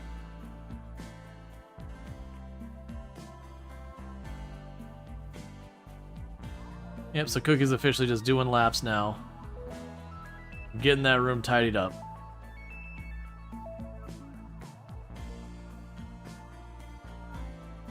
And eventually we'll have it... Well, actually, no, we won't have it say idle. Mad bluebirds. The bluebirds have been driven insane. Alright, well...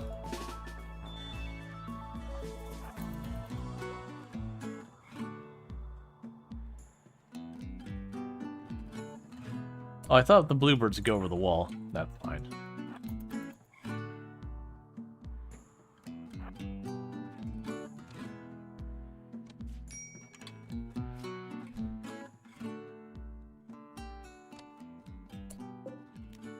Okay. One minor injury from a bluebird.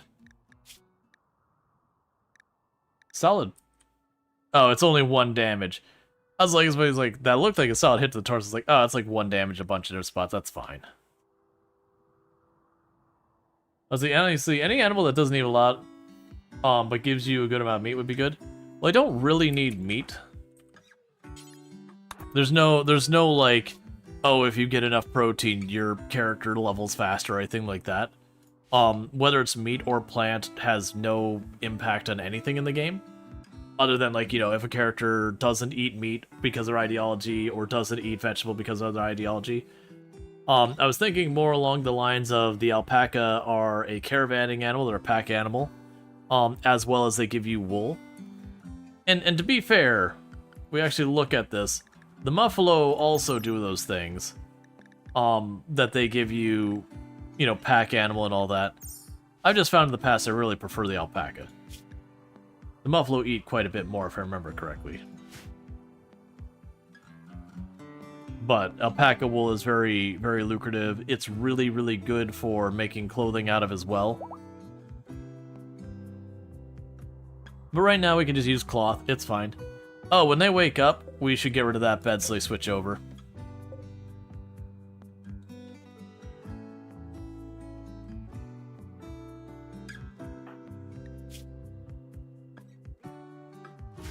Because then, I believe we'll get 1 more debuff. Gone.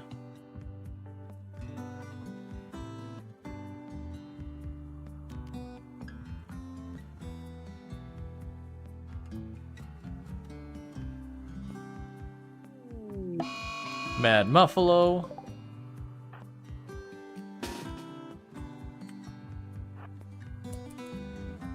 Probably shouldn't bother with it.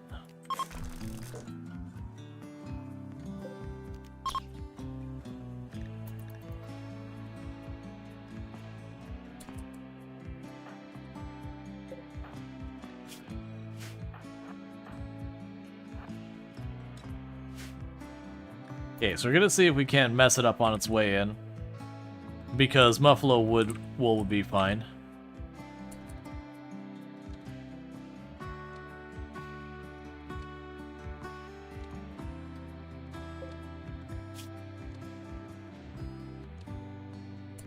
Nicely done.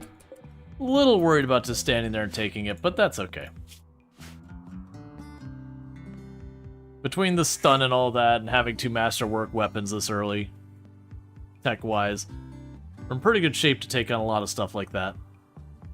We'll definitely want to get someone melee to run interference, which I originally was going to do, but if I can keep them from getting hurt at all, that's the win. It'll be a while till I can get someone else to step in for interference.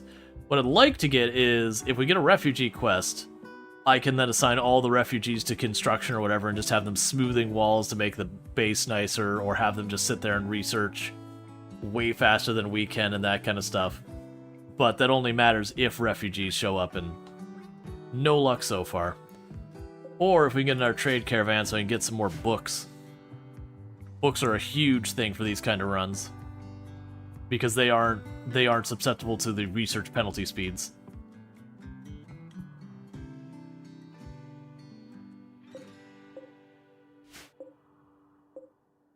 Alright. Looks like I need more wood.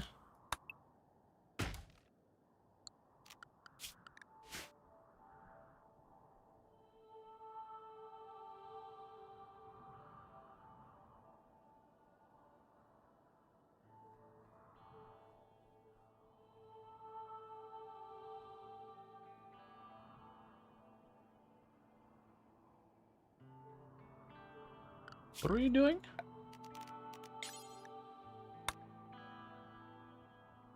That's fine.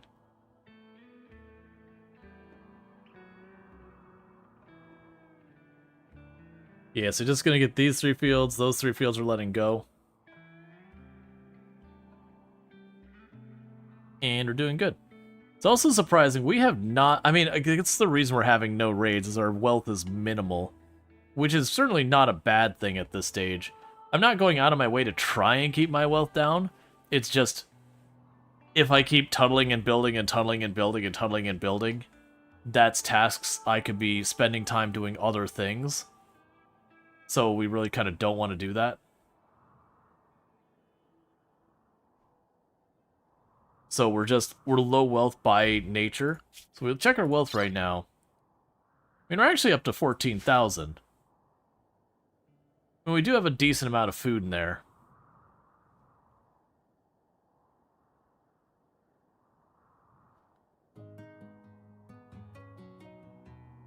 Cool, so you're starting to haul stuff back, keep our stuff running.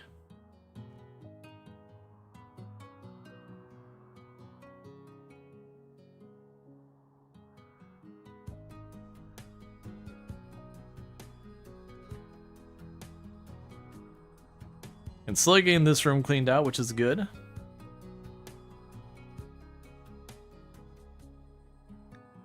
Alright, and bear with me for just a minute. Yeah, we'll do this real fast. Then I'm gonna have to stop for just a minute to use the restroom. So it said mad crows, so we got 2 crows. Once again. Honestly, I don't care. Have fun. The crows should just run around here. It's interesting it mentions that they can fly, yet they do stay outside. I kind of low-key expected them to go over walls and all that with the flying. And then just run into that as a pain point. And the reason I'm not going out there and fighting is the crows, I don't need their meat, I don't need their feathers. They're not going to give me hardly any XP, they're going to run in and get smacked once. So, We'll just keep working on our stuff in here for just a minute. How's our crafting skill going? I mean, they're very, very slowly getting our crafting skill up. But that's going to be a while.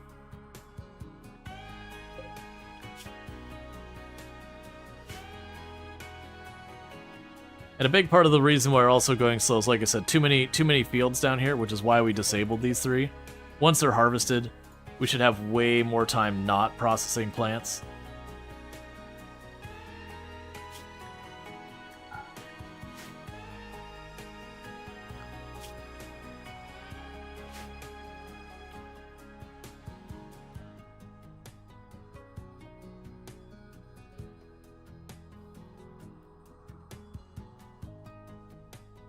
It also, the thing with Infinity having a baby right now, they're moving at half speed, so that's really hurting their ability to, you know, keep things moving. Alright, both crows are now chilled. We can just open our door again, not have to worry. And that'll be the end of the strawberry field, for the time being.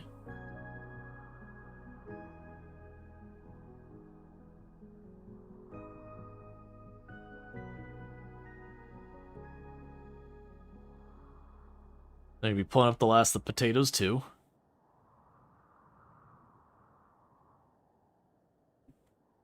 And I figure with the heal root, kind of always keep the heal root growing. Unless you start getting, like, literally hundreds and hundreds of spare.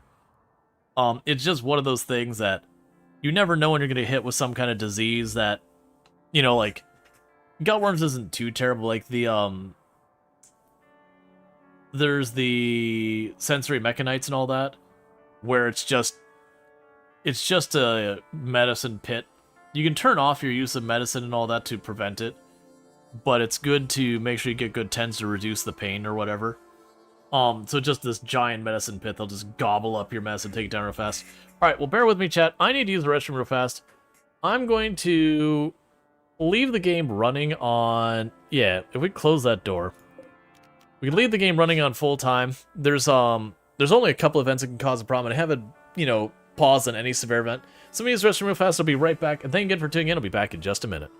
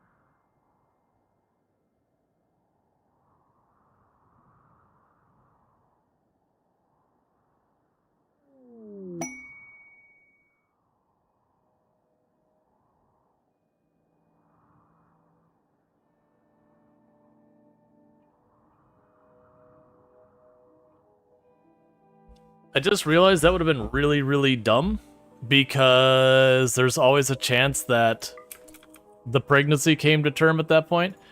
Quest to keep a person here for a little while. We are going to do that. I mean, the glitter world is the one I probably should get. Yeah, let's get the glitter world. So, person gonna show up. That's fine. And then those are guests there. Yeah, it could have been that Infinity went into labor, and it probably would have turned out fine, but it would certainly be better otherwise. Alright, meanwhile, let's go to you. Plan a couple of sleeping rolls over there. Let's check your schedule stuff. Okay, so you will help. This is awesome. So don't cook, don't grow, don't do that. You are welcome to craft if you can. Yeah, so you craft and you research. And we got you over here to trade. You all suck at this. So go over here and trade.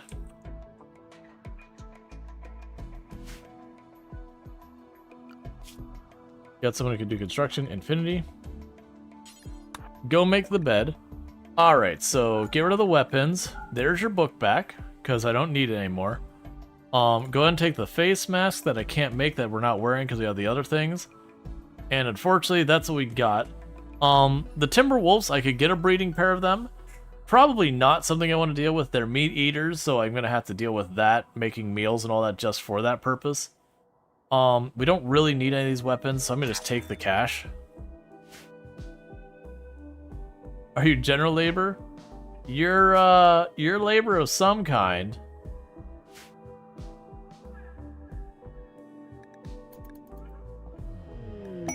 Psychic Soothe. And there's the labor. Okay, gather. Go ahead and... Kid number 2 is on the way. Alright, let's have a good outcome. So we got a 90% chance of a healthy baby. We have like a 1.5% chance of instant death. We have a 10% chance of a not good time for the baby.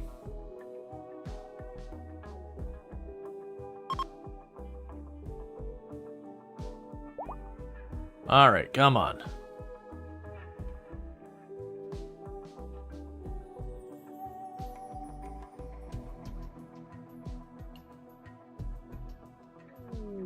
And a healthy baby. So we got a brand new baby in the colony.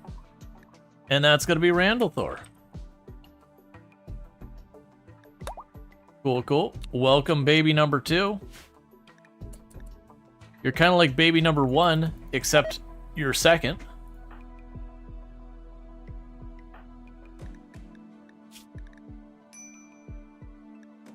And that's starvation, that's fine.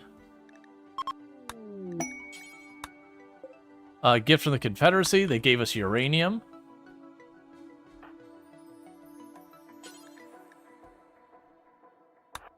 Please feed your wife. Alright. So the colony grows little by little. And we actually got a little bit of research done, which is something I love to see.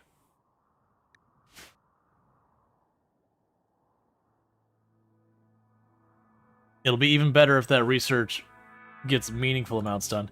That's pretty much what we've got, is we have Sugar just doing crafting. As long as we got the materials for it and everything. Oh, we need to add kids' tribal wear on there as well.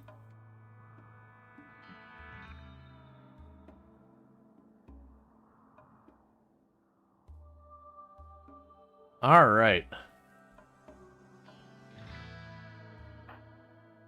Alright, and first kid is getting pretty close to becoming a toddler. One time you forgot to name a baby and eventually had a grown man named Baby. They do that a lot. A lot of times the first name will be Baby.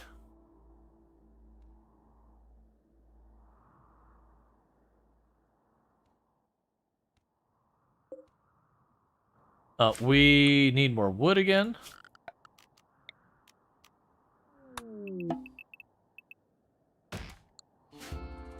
Hey, Jay Walker, how's it going? All right. Yep, so we got ourselves some clothing.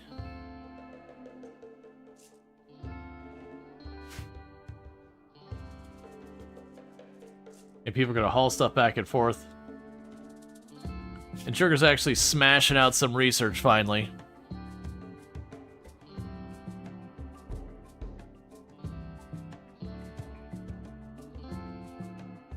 Which we are doing no research, random research, so I don't get to control my research. We have said, hey, Randy, how would you like to run the lab? And Randy spoke a little incoherently. We couldn't really make out what he's saying. Something about turtles and underwear. But he did seem to be pretty pleased about it. And here we are. Not in the best. Worried your heart condition is returning. Gotcha. I hope whatever you got going on there. Hope one that your condition's not returning, because that sounds like it's a big negative. But also that, you know, if it is, that you can they can get on top of it, kind of thing. But yeah, that's no fun. Yeah.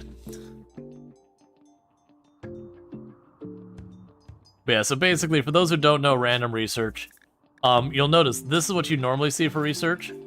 I don't have a research button, it just says locked by semi-random research. So I don't get control of this. Instead, you have this thing here that you can choose if you want to not have it automatically select. They'll give you a choice of like 1 out of 3 or whatever. We're keeping it on select randomly, so they're just going to choose what research they think I should have and get it, which means we're 100% getting water wheel almost immediately, which doesn't work in the ocean. That's nearly a guaranteed. We'll probably also get all of the drugs. That's been my other experience almost every time. You should unzone Infinity to help with the wood. That's actually not a bad idea now.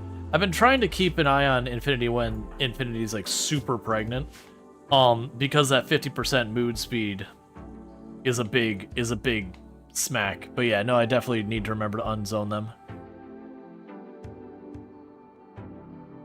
Zoning and unzoning is one of those things that I use a lot, but if I'm going to overlook something where I've got someone zoned incorrectly, it will be zoning. That'll be the thing I leave wrong. That, like, you know, I switch it to keep them restricted to inside and then forget to unset it.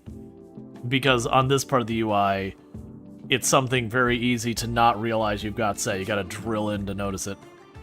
Oh, you go ahead and do that.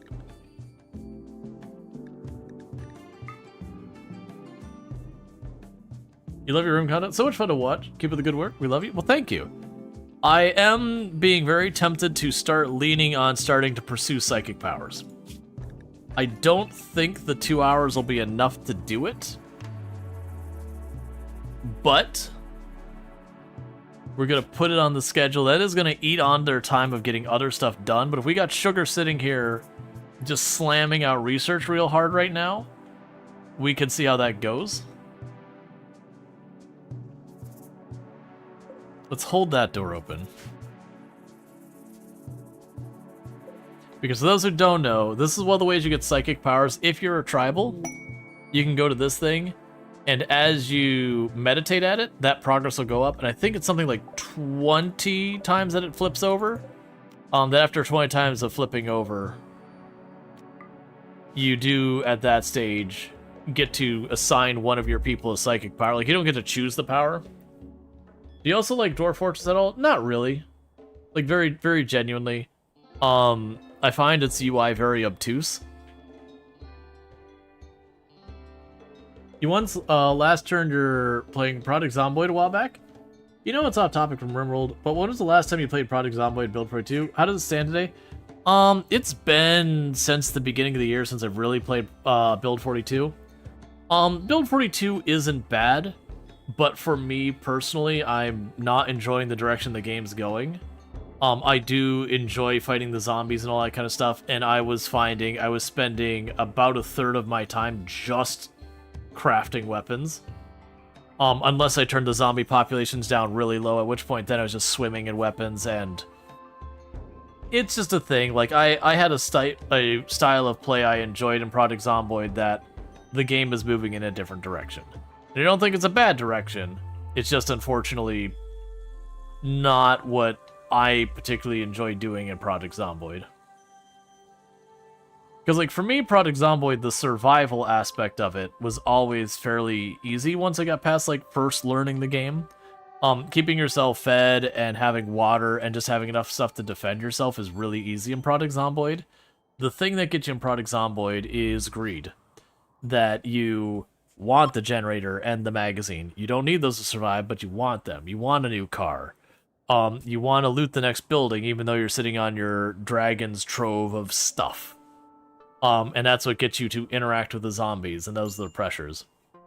But even with Build 42, once you learn, it's like, okay, I can use that to gain weight, that to lose weight.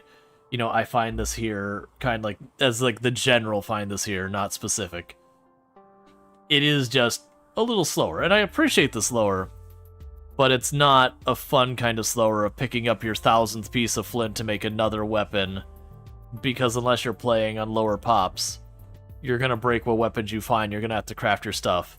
And you can do more crafting that's cool and all that, but for me, again, it just... to me, the thing I would like to have them change is the crafted weapons. Yes, I understand, you took some ripped sheet and you stuck a pointy rock on a stick and you're using it as a weapon, the durability should be crap. I do feel, though, like, once you get to a certain level of crafting, they do need to have higher durability. Like, I'm not expecting them to compete with crowbars or anything, but considering how elaborate the crafting is on some of those weapons, the reward for the effort just doesn't feel there. It feels like you really slog through and they throw a stick at you and go, there you go, say thank you later. But so you tried tribal with 100% pollution, that's very special, especially before the first cotton wool for masks. Oh yeah. But so you think the constant weapon crafting would be fine if stealth felt more viable, so you could reduce the amount you had to fight? Yes, but my counter argument to that is then stealth is forced gameplay, where if you're someone who's not really into stealth, congratulations, go F yourself, you're going to be doing stealth. Like, that's the thing that, to me, Project Zomboid did really well, is you could kind of play the game however you wanted and all paths were very viable. But nowadays, with how involved crafting is, you kind of get forced to be a dedicated crafter to a certain degree or play on lower population settings. So it kind of limits the way you do stuff. So I feel like a lot of the stuff they've done to, you know, game need be harder, that unfortunately it's come at the cost of a lot of what I feel like made Project Zomboid good. And to be fair, they're still working on it. Now granted, it is a thing that, for Project Zomboid specifically, I have very mixed feelings on what bar we should hold, because, like, it is the unstable branch. Fair. It's the unstable branch. It's actively in development. A certain amount of jank and unbalance and whatever should be expected. But considering a lot of times when they do their unstable branch, it'll be around for a year or 2 years. There's a certain point where you're like, but this is just the main, like, the other branch isn't being updated. This is just the game now. There's a certain point where just being like, yeah, but it's the unstable. It's like, right, but it is the actively developed one that's been around for a year. At a certain point, you got to be willing to eat the criticism on that one and hold that branch as level. Like, obviously, when it first came out, and I think it's even fine to have a lot of unbalance and jank in the current one, but it's not feeling great for me. And I know there's people who really are like, oh man, once you go build 42, you can't go back. One of the reasons I have been playing Project Zomboid is I think for me to enjoy the game, genuinely what I would want to do is just boot up build 41. Because I would just enjoy the game more. Which, you know, then you're playing on the version that's like 8 months old now, or 6 months old now, or whatever it is now. And no one's looking for that. That's not the content people are seeking out in Project Zomboid. They're either looking for, like, the new stuff, or, you know, sweaty challenges in the new stuff, or, like, RP kind of things. But that's fine. I'm burnt out on Project Zomboid anyway, so it's neither here nor there. It's still a good game, to be clear. With all that criticism, it's still a good game. It is very genuinely still a good game. I'm more just old man shaking stick at cloud that, you know, it's just not the game it used to be. It's not my Project Zomboid. It's this new fandangle Project Zomboid with this convoluted crafting UI. Because you definitely like to see more reward. You get its punishing game, but it's nice when you feel Project Zombie feels really rather good from Pure Gold Survivor. Well, that's, to me, one of the things that I will still, even on build 42, I will still hold that one of the things that is the major draw to Project Zomboid. Well, yeah, there's zombies and survival, and it's hard and unforgiving and yada yada. There's all that. But I would say it's the feeling of progression. That you start the game, and the game just kicks you in the nuts right at the beginning. Like, literally hitting start right at the beginning is the hardest time of the game. We will say accept that for our relic later. But it's one of those things that, like, you get that first point in Nimble, and you're like, oh my god, I can fight so much better now. You get a point or two in maintenance. Like, man, my weapons are going so much farther than they've ever gone before. And you get it that you're just, every little step, you can, like, have this very strong feeling of tangible progress. So one thing I'm going to go ahead and do before we end up having a problem here is I'm going to put 2 points here. Clear, critical, books. Because what's going to end up happening is someone's going to read the book. Perfect example. Like, they're going to read the book, and someone's going to quickly throw a piece of corn on the ground, and then they're going to drag it outside and leave it here. I don't care that the mask is out there. But yeah, so as you see, we've reached the point where I've just got an overabundance of food, which luckily some of that's rotting right now. So we stopped planting all this, so all the berries in here, the potatoes in here, all that's going to be gone, and we have just that one spot of rice, and then the medicine and the cotton. If we also have the cotton start to pile up, we'll disable the cotton as well. Oh man, we're getting close to actually getting our first research. Well, actually, sorry, we had one research to a book. Our first research as researching. Too much food is better than not enough. Agreed. It's just one of those things that you don't want to, like, when you're low on colonists, you can kind of think of it as, say, each day, let's say they have, 16 working hours that they can work on whatever. What the actual amount is, I don't know. But a certain number of working hours. And growing and hauling food that's just going to rot versus that being used for dealing with psychic tree nonsense or research or smoothing out the walls. It's a matter of being like, where do I need to put my efforts to get the most out of it? Let's see, you burned yourself out, which is why I haven't played much build 42 yet. Yeah, and that's the same thing for me. Is when I went for the world record and took it in Project Zomboid, I got it, but I burned myself out pretty bad on it. I took a little bit of a break at the time, and then I came back and I did another run that we got some good stuff. So I don't want to do this because I can only send those two. And while I would like the reputation or the glitter world or whatever, it's a whole season, and that's a whole nother colonist. So we don't want to do that. But it was one of those things that, like, after taking a break for a while, I came back and went hard on a run, just, a little bit more casually. And, that character was still alive in build 41, like, retired, didn't die. And she was at, like, 180,000, 190,000 or something, like, coming up at 200,000 zombies or whatever. Yeah, Venus Orozco. The fashionista. But, build 42 came out, and I was pretty burnt out. But, like, it had a lot of new fun stuff in it, so that made it fun for a while. But once it kind of got, like, a chance to try the new crafting, a chance to, fight the zombies with the adjustments for fatigue and the muscle strain and all that stuff, which I know a lot of people hate the muscle strain. For me, it's a nothing burger. It hurts you really bad in the early game, but the moment you get to the mid game, it's kind of consistent with what we had before. And by late game, yeah, technically it reduces the number of zombies you kill, but it barely is a blip on the radar. It's a pretty negligible thing once you get rolling. So it just slows down the early game, which I honestly like. But once I got past the new things, I was already burnt out. And while I liked some of the new things. I kind of started to see them all as time gates of just... Not time gates, that's not fair. Like, you know, hurdles. That's like, here's the thing I want to be doing, but I gotta climb over these 30 hurdles to get to that thing. And it'd be one thing if it's the hurdle that once you clear it, once you're like, okay, I got my make weapon blueprint. And, you know, you're good. So you can do the thing you want to be doing. But they're not. They're hurdles that you climb over it, your weapon breaks, you climb back the hurdle, and you just keep going like this. And it felt like the game was getting in the way of me doing what I wanted to do in the game. And again, that's... I know there's a lot of people who really like all the crafting changes and don't let me yuck your yum.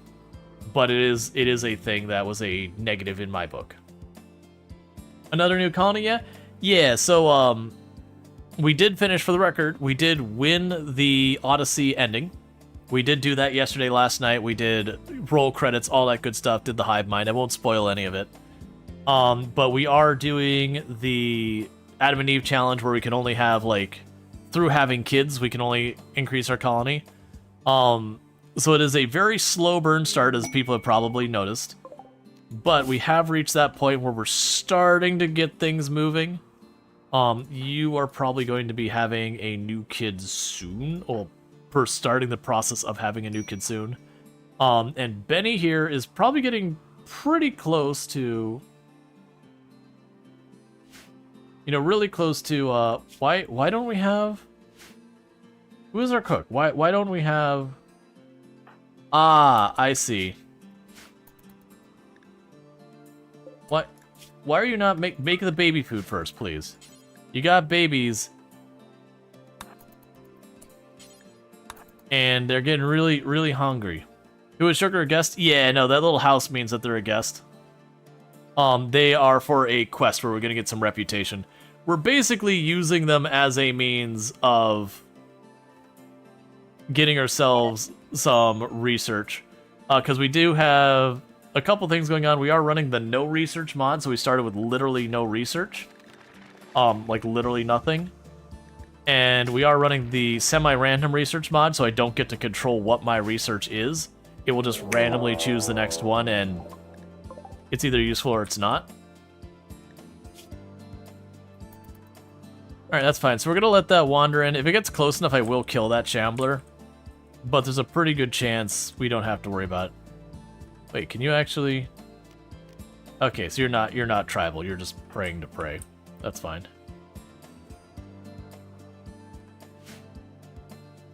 Imagine visiting a pair of K-Man and their newborns. Yup.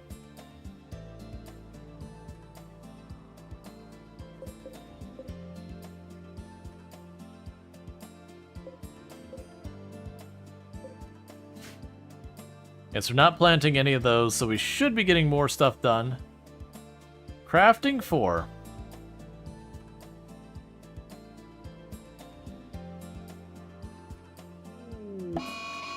Mad tortoise? Oh no.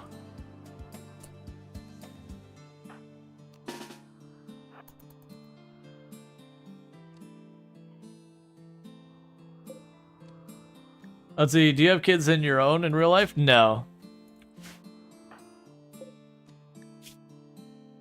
Nope, we spoil my niece and nephew.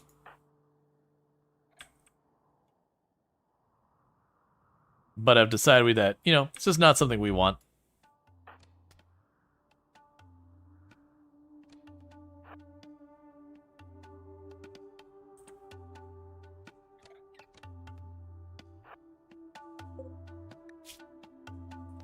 Oh, turtles. You are so tanky in this game.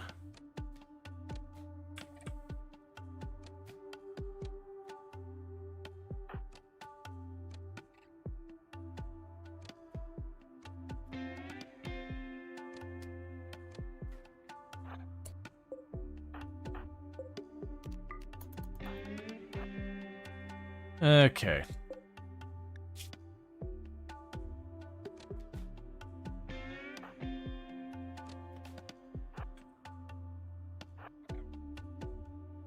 Good cheating practice? Yeah. Good, you same, you enjoy spoiling niece and nephew? Oh yeah. I get to be the cool uncle.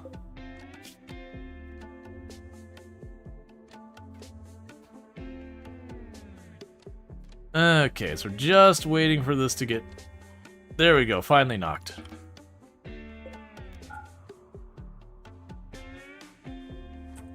Shambler's still just chilling down there, so whatever. Okay.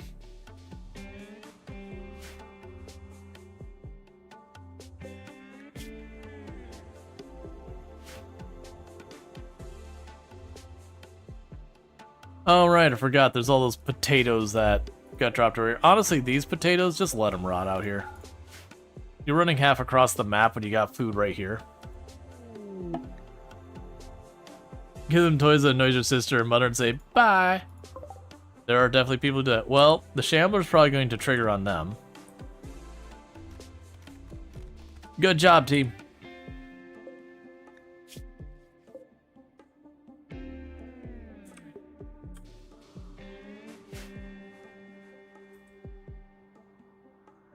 So I wonder with the Shambler with both legs knocked off, if that's just that now, and I don't have to worry, like, if I could pick it up and anchor it, that'd just be a thing.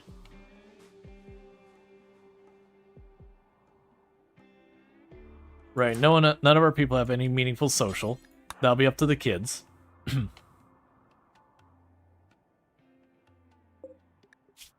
Okay, no, it comes back. I remembered ghouls did that. I couldn't remember if Shamblers had their limbs recover like that too. Okay, so we're going to use that as a way to get stuff. Obsidian Spear. Interesting. For right now, I'll take the cash. Discovered a garrison. That's fine.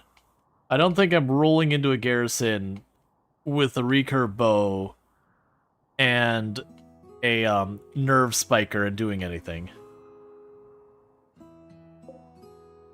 But yeah, so their legs got reappeared. Yeah, it's one of the sad things about keeping ghouls and Shamblers versus if you have like a devourer and you break its spine but it doesn't die, then you just have a devourer you can just strap into the thing and it's just a free resource.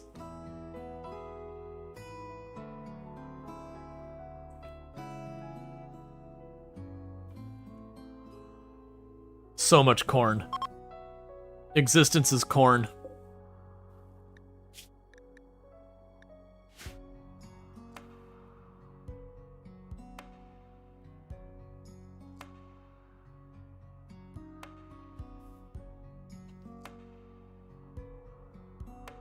It is about to happen. And with that, we can plant trees. I feel like you named the first two wrong. Or potentially cursed. Hey, Leafy Pew, thank you for the Gigantify. Oh, good. Carpet. Thanks. That's exactly what I need in my life. Carpet. So I'm gonna put a little spot down here.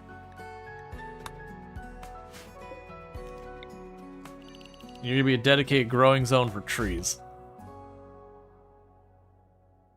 Have you had 2 revenant attacks in your colony? Freed 1 colonist, only for the second one to attack the same person right in front of the hospital. Low-key, I find the revenant encounter to be one of the most interesting ones. It is definitely one of those ones that once you learn how to deal with it, you can trivialize it. Now granted, because I want to say it can't show up if you don't have at least 5 colonists. It was something like that. That there had to be at least a certain number of colonists before you're even eligible for it. Is there 4 or 5, whatever it is. But, it's an interesting one because instead of a lot of fights where it's like, okay, you need to try and, like, bottleneck and minimize the time they get to attack at you or whatever, it's like the Revenant's like, no, I want to maximize my time on target. I want to give my pawns as absolutely much time as possible, slamming weapons into this thing until, you know, it's gone. And so it's kind of fun because you can just roll up with a solid army of chain shotguns and just unleash.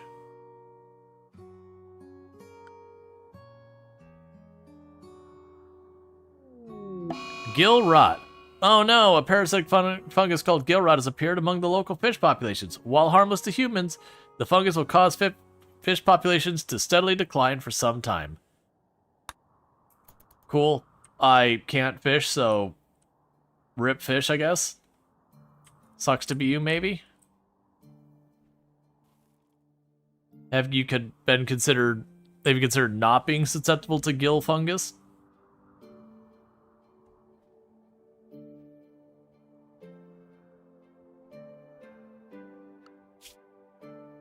All right, but the good news is Sugar here.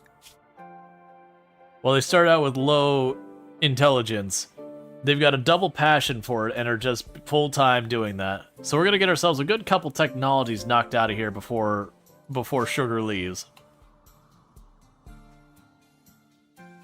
And Cookie's gonna get down here and start planting trees, so we don't have to, you know, waste our time and stuff. Yeah, you're just gonna rot. That's fine. I don't really care. Yeah, so you start planting all those trees to give us wood where I don't have to manually go cut it down, cut it down, cut it down. Did you ever play old school RuneScape? No, so back in the days of like RuneScape and all that kind of stuff, I got into Ultima Online as kind of my first big MMO. And then I like kind of moved on into stuff like EVE Online, World of Warcraft. And so it's kind of just one of those things that when you play an MMO, you just don't have time for other MMOs. There's just not enough time.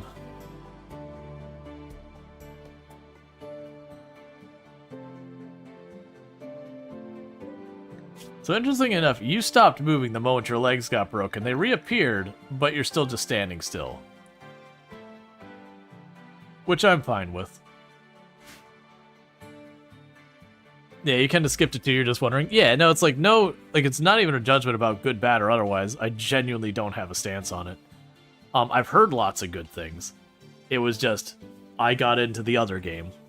Which, it was funny. Man, has it been a year already or so? I was talking about Ultima Online to some of the people in the community, and it just got me, like, having, like, a nostalgia. I was like, you know what, I wonder if I could boot up Ultima Online. Broke it out, messed with it a little while. I actually streamed a little on Discord just for a couple people hanging out. And it's not aged well. Your character goes, chang! Takes like a sword and like does this like little rigid animation and kind of stutter steps everywhere because the way it runs. And just all the enemies just making this like, rawr. Chang. Like, man, I remember enjoying this game so much. It was really painful to play. Hey, Leopard, you could try not to die against that Shambler.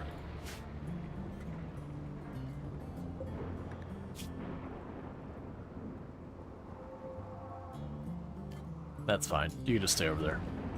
I was scared if it's going to drop a shard or anything. One, I wasn't expecting much out of it. Yeah, that little field of corn is way more than that. As you say, you have good memories, but all that's matter. Oh yeah, no, it's one of those things that whenever they have like the latest nostalgia hook game, I'll usually try to caution people to like, you know, not to give it a shot or whatever, but be like, hey, just be clear, this is a nostalgia cash-in. Doesn't mean it can't be good, it can be. But just have the expectation of this very well is a nostalgia cash-in, and it could be as good or bad as whatever it is. Just make sure you're buying it because like you actually want it / whatever, not because you get taken for a ride. Because I've found a number of games that I've gone back to at some point and was like, man, I remember loving this game. This is not a good time. So one thing we can also do to help with our situation.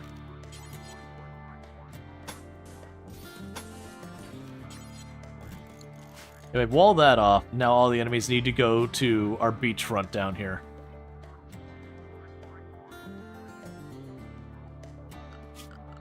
We'll definitely eventually want to make these out of,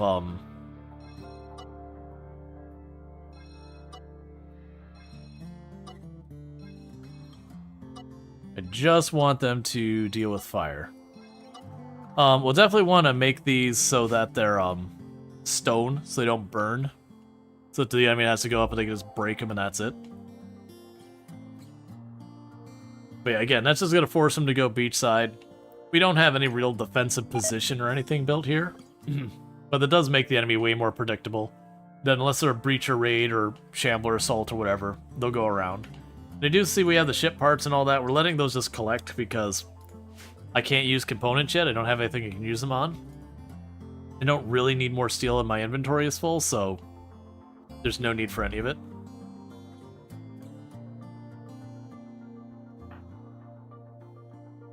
Okay, you're making more baby food. And we're slowly having the potatoes and the berries and all those other ones rot away. So pretty soon we'll be down to just the corn. Which is fine. That's got the highest nutrient value for, like, whatever food. Is that Adam and Eden run involving the new DLC with the ship stuff too? Yeah, when we get there. Man, why are you just triggering Shambler approaches again? We haven't kicked on the monolith. I think it's because our wealth is so low, there's so few options for it to throw against us, it just keeps rolling it. They're like, no, we really want you to fight a Shambler. Why won't you do it?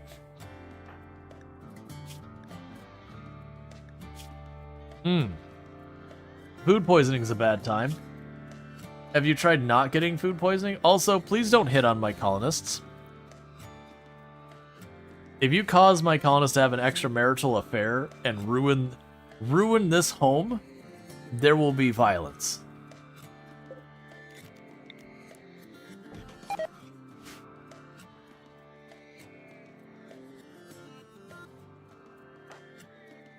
Okay, you're swimming, that's fine.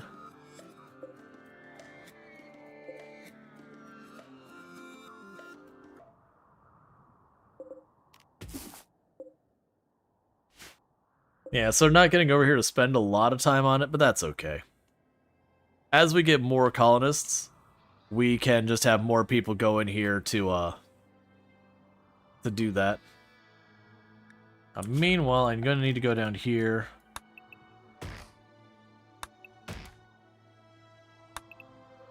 Cut down a couple more trees for wood. Alright, so next we're apparently getting carpet.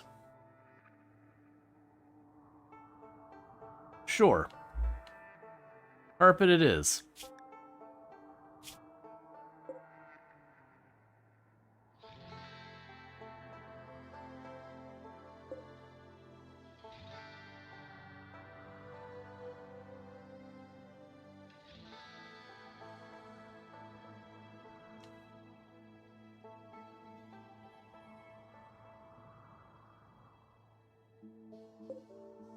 And we're continuing to make more and more tribal wear.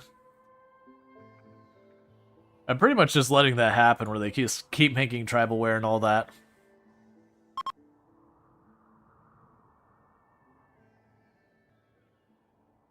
Alright, so we're gonna go ahead and get all this pulled up. Again, we're gonna have no shortage of food. It is a thing I could do that I could have them bump up the meal to the higher quality ones. And that would eat up some of that extra food. Let's see, what mode, by the way? Do you mean, is it Randy or Cassandra? It's Cassandra. I almost always run Cassandra. The reason why we're not getting much thrown at us is because our wealth is pretty dang low. I've got basically an unfinished cave with a pile of food in it. And that's what we've got to our name. And as far as actual colonists, I've got 2 of them.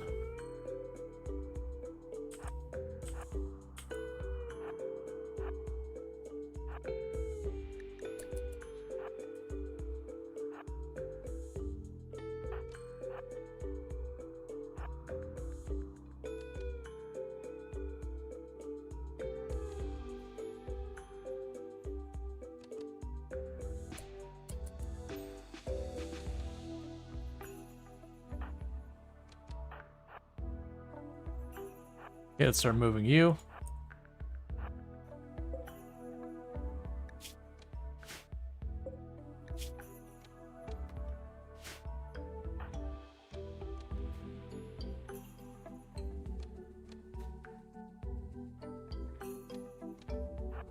Okay. I figured we'd go ahead and take it out because it's getting close to where it's going to pick that ambrosia. So rather than undraft or rather than reset everything, we just deal with it. But yeah, so it's just one of those things that, like, I'm not deliberately suppressing my wealth. I'm not doing the things like, oh, that was an item, burn, torch, or whatever. It's just with only 2 colonists working, there's not much opportunity to gain a lot of wealth yet. Because normally a lot of the way you get wealth at this stage is I would be, you know, pursuing drug production or whatever and using that to make money. I don't generally recommend going after wealth in the game. RimWorld wealth tends to be way more of a liability than a benefit.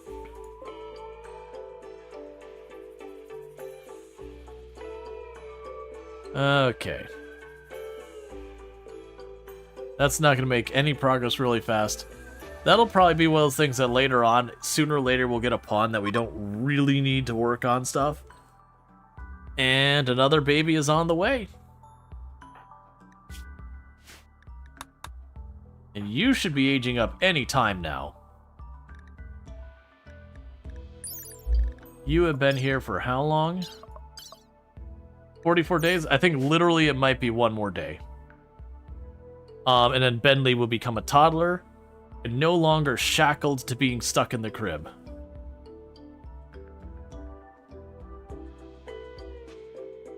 And they'll only be able to haul and clean and all that. And then, you know, do their learnings. But that's still going to be more than we currently have available. The other big thing is it's not a baby I have to feed. They feed themselves now. Because as you can see, 2 times a day, baby's got to get fed. 2, 3 times a day, whatever it is. The baby hungers.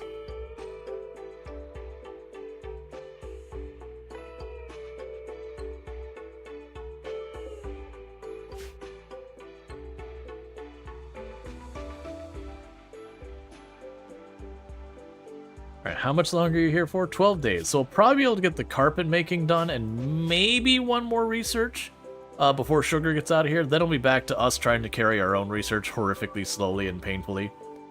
But with Benny here, getting just to the point that they're going to be able to start doing stuff around the colony, even if it's just hauling and cleaning on occasion. That'll be something. I can also potentially have them just camp that tree when they're not busy doing other things. Give them a pretty good chunk of their schedule set just to meditate at the tree. I definitely will want to enclose this area a little bit over here to get that inside our perimeter, as well as the tree itself. I don't think we go all the way out here. That'd be an interesting choice. That way all the enemies have to go out and around, or breach. But that's a lot of materials that we don't have handy. We will do the ship. Right now I'm not bothering because until we have electricity I can't build the ship, so there's no reason.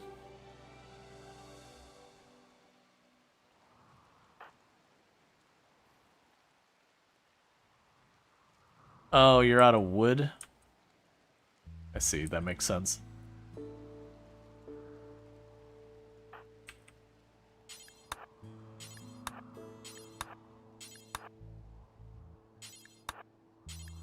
Okay, have you cut down some more trees?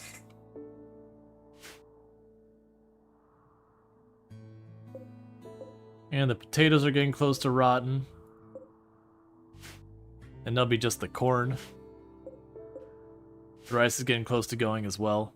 Yeah, no, we just ran out of wood. We are getting the trees planted, which will help. But we're not quite there yet.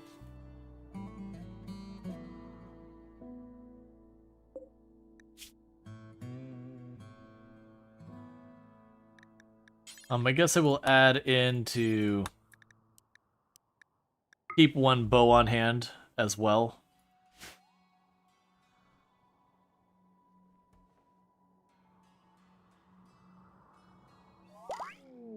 And Benny came a child. Remain a tribesman. We now have the role where we can have the guide and all that. So if we look at Benny here, they should be... Ah, no, they did not get assigned correctly. That's fine. I'll deal with that later. There's supposed to be a tribal child, which does mean they won't be able to do the ametry. I've got to figure out what I can do with that. I know there's a change I can make to the save, but I could dev mode fix it and I might do that. It's a bug that happens because of the no research mod. Alright, so meanwhile, every one of you is terrible at this. So we're going to go ahead and go to you. You're going to be our... Oh, I need to set a spot for it. Because for those who don't know, only the tribal start can have the only the tribal starting faction can have it where they can do the tree, the natural focus. But the problem you run into is the game doesn't correctly assign someone as being a tribal kid or whatever. Well, that automatically sounded close to home. Cool. Unless you have the start that says tribe, like tribal. Now the problem we have is the no research makes it basic tribal. And so the bug fix doesn't work. And usually the way you fix it is you just go into the save file settings and you just change it to tribe. So I won't worry about that too much right now, but I'll try and fix that later. And you can retroactively fix it with dev mode, and all you do is you just pull up the thing, you go background, it's something like tribal child 40, and you just assign it to him, and it'll change that childhood thing to the tribe child. They won't get these perks here of the shooting melee and all that. But yeah, I see where it says unlock meditation focus. Benny is supposed to have that. Oh no, I'm sorry. They do have that. Oh, interesting. Yeah, that's fine as long as it gives them that focus. So the thing I'm gonna do with Benny is you're gonna have a little bit of an interesting one. We're gonna give you a nice little block at the end of your schedule to do extra meditation. That's gonna be your contribution to the colony while you can't do more. Is I will make you meditate at that tree as much as I can get away with. The important thing is... Actually, wait. I want to keep you mostly... So the thing here is, for the children, there's this learning percentage. The higher the percentage, the faster this growth tier builds. And every time the growth tier goes up, you see at this tier I would get to choose one trait from one option. At tier 1, I get to choose one trait from 2 options. And at the max tier, it's one trait from 4 options and 4 passions. Or something like 3 or 4 passions from like 5 options or whatever. So having them age up well is really, really good. And the way you do that is you have them set to recreation on their schedule, because they will do learning during that. And they'll have 2 different options here that'll change from time to time. So this one wants to do lesson taking, which is where you'd have a desk. I can't do that without advanced furniture. And they want to read books. And fortunately, I do have a book for them to read.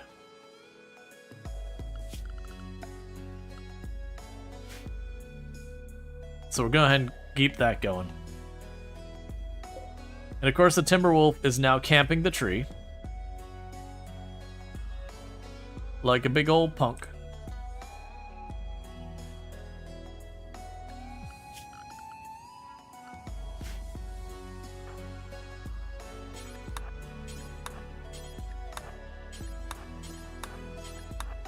Okay, let's grab a bunch of these trees.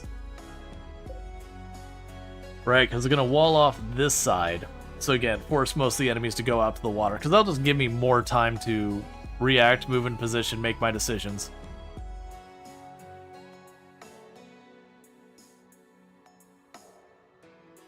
Yep, so Benny is now reading. So if you look here, slowly learning is going to go up. But I want to keep them at about 100% learning, as close as we can get to as long as possible. Yeah, so we've already hit growth tier 1. Oh, I'm sorry, no we haven't. We're 1 point towards it. I'm lying. Alright.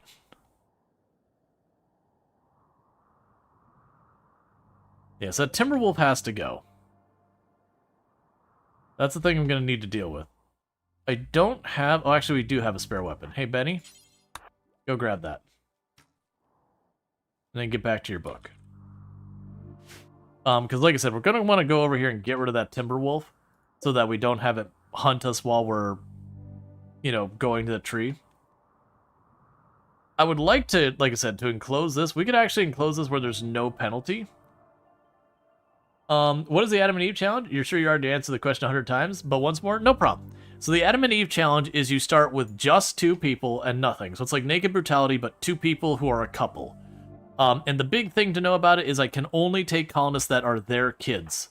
Are my only way to grow the colony. I can't just, you know, if someone drops onto the colony and they're really good, not allowed to. Down someone in a fight that's really solid, can't bring him in. So it is basically raising a really, really large family.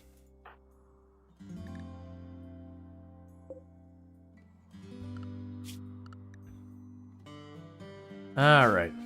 We are also doing no research and random research, or semi-random research mods. So we started with literally no research, and we are doing a tribal ritualist start. So, with the tribal ritualist start, our research speeds are horrific.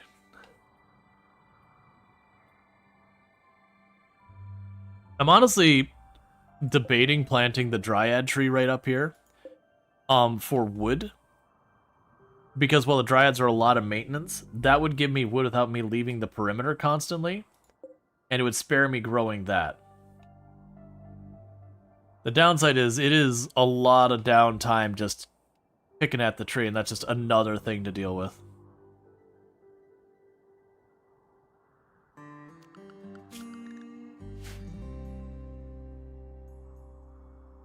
Alright, you're doing all that fine. Yeah. Random rolling, carpet making, and tree sewing it refers to is pretty rough. They're both very slow researches.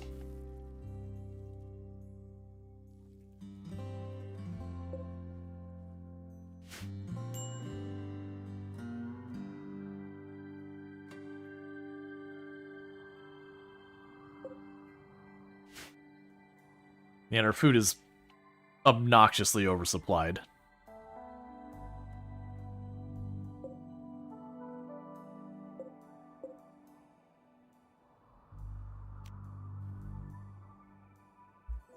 I can stop you sewing that for a little while. We've got almost 3,000 food. So just let that go. Is your end goal attempting to build a grav ship, or what's the plan? I will most likely be going in the grav ship. We'll definitely be rolling one of the credits of some kind. Probably doing the Odyssey one, since that's a new one. But really the goal is to kind of build up the colony, see how far we can take it, because it is just a thing that this is a colony that when it falls hard.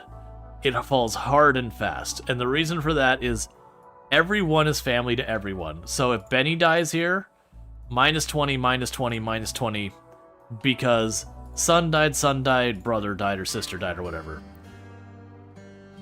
And so you can imagine when you get that fight that gets really messy where you got, you know, a couple of centipedes and all that, and they manage to go and they tear through 2 or 3 of your colonists. Now with 2 or 3 of your colonists down, it's minus 60, minus 60, minus 60, minus 60, because all of them, you know, have 3 stacks of my brother, sister, mother, father, whatever died. Which means, outside of having a bunch of numb serum just on standby in bulk, also, my kids are unhappy, yes. Other than having that stuff just in bulk to manage it, you are just accepting for the next, like, 15, 20 days, whatever, you are just going to be on fire, and you hope you can keep the lights on while everyone's burning the building down around them. So Deathless, then, pretty much are going to go that way. Expect me, if we can get the random research to cooperate, expect me to get into the biotech stuff, and really lean into stuff like going, like, robust, deathless, very fast healing. Anything I can do to give them better survivability is what I'm going to give them. Better fighting skill, not going to worry about it. If I could just make them survive more, that's the way we'll have to go. The problem, though, is random research. I might never get that tech. Now, one thing that will help is we will trade with people to get books. And honestly, you can do a no research run in the game if you do enough trade for books. It's very slow that way. Better get some disco balls and speakers for parties. Oh yeah, no, there's definitely stuff you could do to mitigate it. I've had the last when I had one of the ones that got the longest with these settings go, and when it finally did die, yeah, it was triple, like literally you'd have colonists who have 3 stacks of catharsis on them at the same time with party buffs and everything, and you would still look at their character and their needs would still be mood all the way bottomed out at 0, because it'd be like minus 60 from, you know, family member died, minus like another 30 because, or like another 10 because colonist died, minus another like 15 multiple stacks because friend died, and you're just like, oh my god, please. Too many things. And you'd be like, console. Okay, you took one of those penalties off.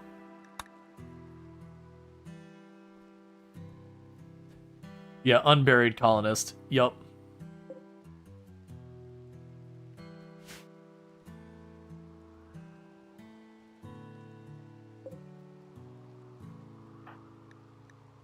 Cool, so you're at about 90% and climbing. Because your needs for learning today is you want to watch people working and you want to sky dream.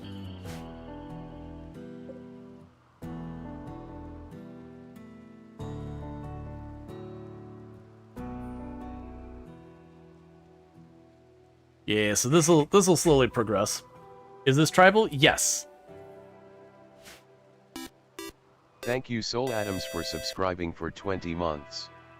Just woke up, will be BS, enjoy the alert and the lurk. Alright, Soul Adams, thank you for the tier 1 and for being sub 20 months, I do appreciate that. And you have yourself a good lurk and all that, you know, waking up and all good stuff. Hope you have yourself a good day and all, it's good to have you. Alright. Yeah, so we're getting all that tied up, all that cleaned up. And we're just letting stuff rot out here, that's fine. It's effectively working on stuff like crafting skill and getting rid of materials. Got that queued up to work on. More trees to cut down.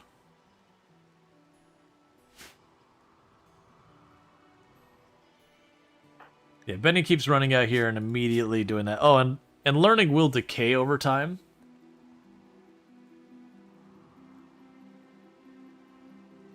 But yeah, once we hit that, there'll be 2 options.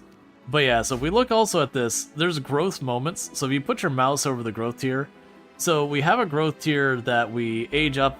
Where is it? It shows all the...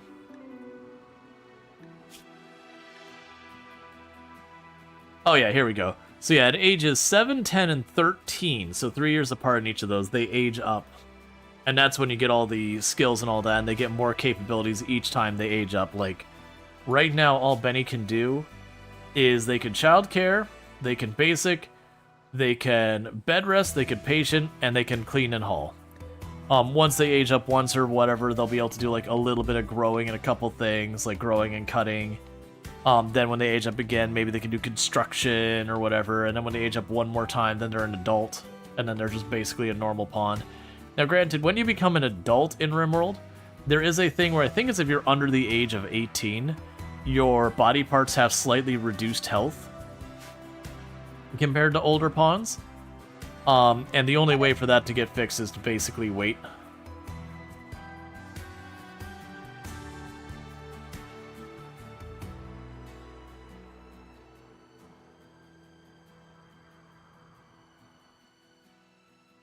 I should probably separate this room into 2 halves, where it's like this is the half for anything other than corn or food, and then this is just food. But I don't think I'm gonna, because I am lazy.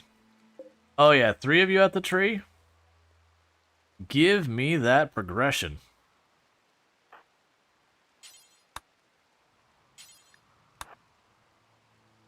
Alright, so let's go ahead and talk to you. Okay, so actually, take the little bits of fabric and all that we don't need. Got plenty of medicine. Take the wooden masks I don't need. Take all this clothes we got laying around. Is there anything I want from you? None of the clothes there do I care about. And you honestly don't have much for me. We can also go here and say, how would you like 700 corn? What if it was 1,000 corn? Do you really, how would you feel in this moment about 1,000 corn? Sounds great. Keep sowing the corn.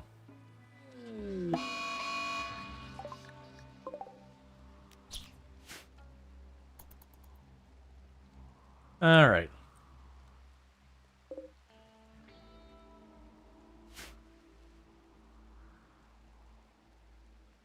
So it's just going to go around. It's going to feed itself into that trade caravan, all that.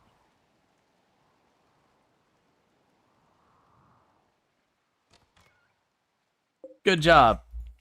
You done good, caravan. Real proud of you.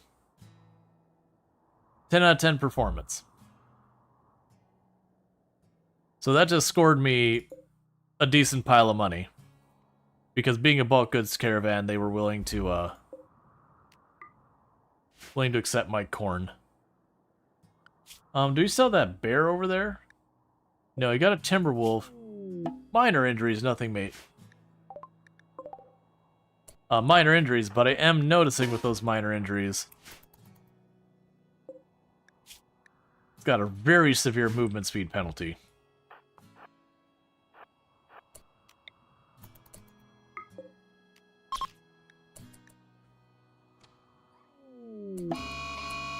And now it's dead. There's a grizzly bear down there. That's still a risk. There's Timberwolf over there. Basically, it's just getting rid of, thing. Basically, it's going on, getting rid of a dangerous animal, just chilling where we're trying to meditate. I want to enclose that, but we're nowhere near that point yet.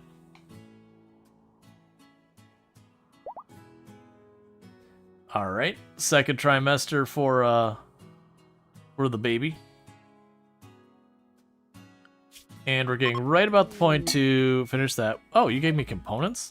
Alright, I can't use those yet, but I'm not going to complain. Cool. And heavy bridges. Okay, game.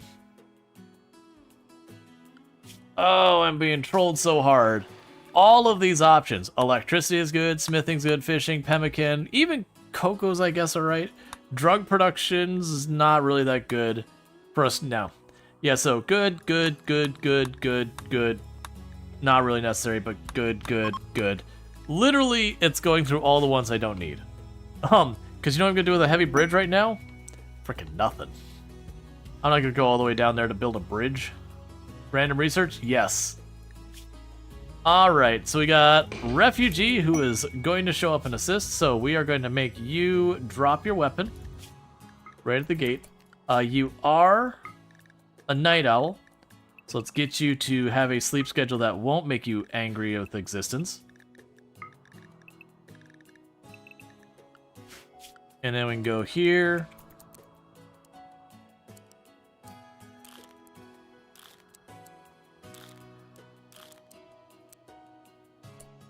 Alright, so you can do construction. Construction, growing, mining, and research. I'm going to have you do research as well. I really should probably have you do construction, but I'm going to not say you're going to do that. Because if I get you also doing research, we could maybe knock out this bridge, and that'll be really good. So how long are you here for? You're here for 15 days, so that's good news. You're here for only 6 more days.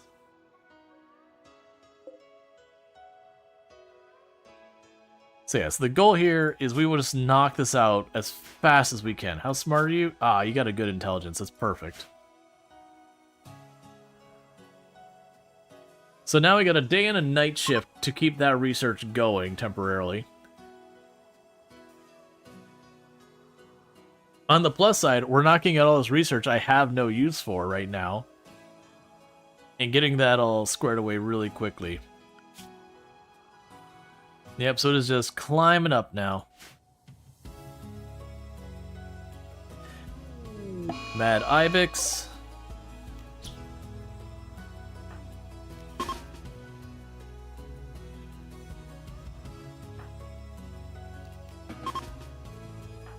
Get with the baby in a minute.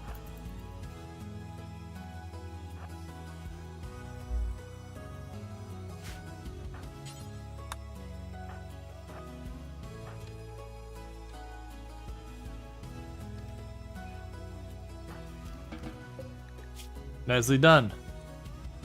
Nerve spiker to the brain. Or heart. Sure. Let the researchers cook. Quick question. Can't you beat them down and put them in bed if they freak out in a dire situation?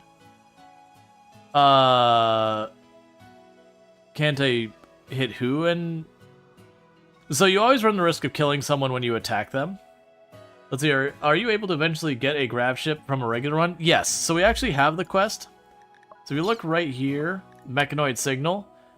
If I accept that, what'll end up happening is a crash ship will happen. It'll have the engine core thing right there that we just we just investigate and we just take it in that, and it'll give me a bunch of the plates. And then once I get that, I would then research basic grav tech, which is only requires electricity as a thing. But yeah, so that's the whole thing. Is once I get that, then you can build the ship and fly around. Sorry, what he meant is if someone broke down in a bad situation, you can't just knock them out, basically. Yes, but you always run the risk of accidentally killing them. And then plus, if you have one of your colonists attack one of your other colonists, the social between the two colonists will deteriorate. Like, say if I have Sentient Cookie hit Infinity Simplex, when we look at this and we look at their relationship between each other, you'll have a negative, I can't remember what it is, like 1520, that says something like harmed me. So you can do it, and like, don't get me wrong, there's definitely times you do that where someone goes berserk and you're like, no, and you start beating the crap out of them, or goes murderous rage, and you know, you end up having to slap them around a little bit. But it's not without consequence.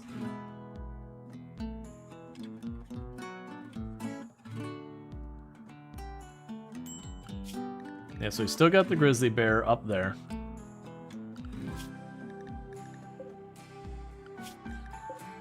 Okay. You love the challenge? You prefer this over 500%? Yeah. Like, don't get me wrong, there's a place for 500% as well. Like, very much so. But yeah, no, I used to do, before streaming, like 500% Naked Brutality Ice Sheet. Like, that was the one I would be my go-to. And that was before Ice Sheet got the change where it's much warmer now.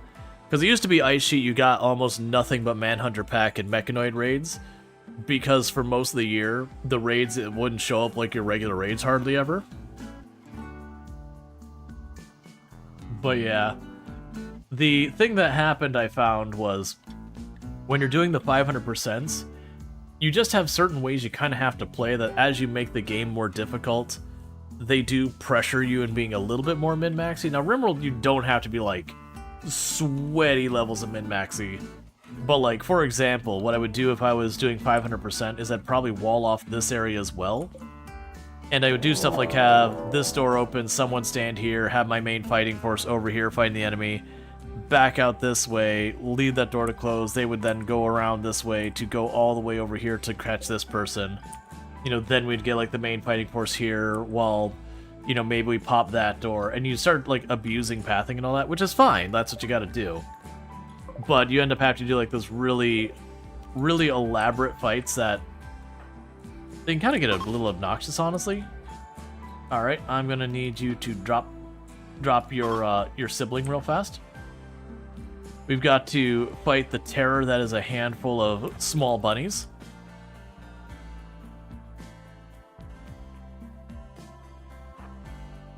And I wanted to catch them by the water, but that's fine.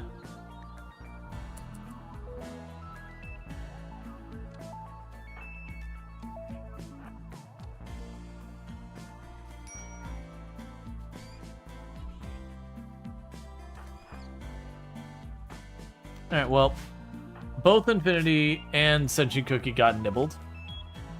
That's fine. The little rabbits are hard to hit.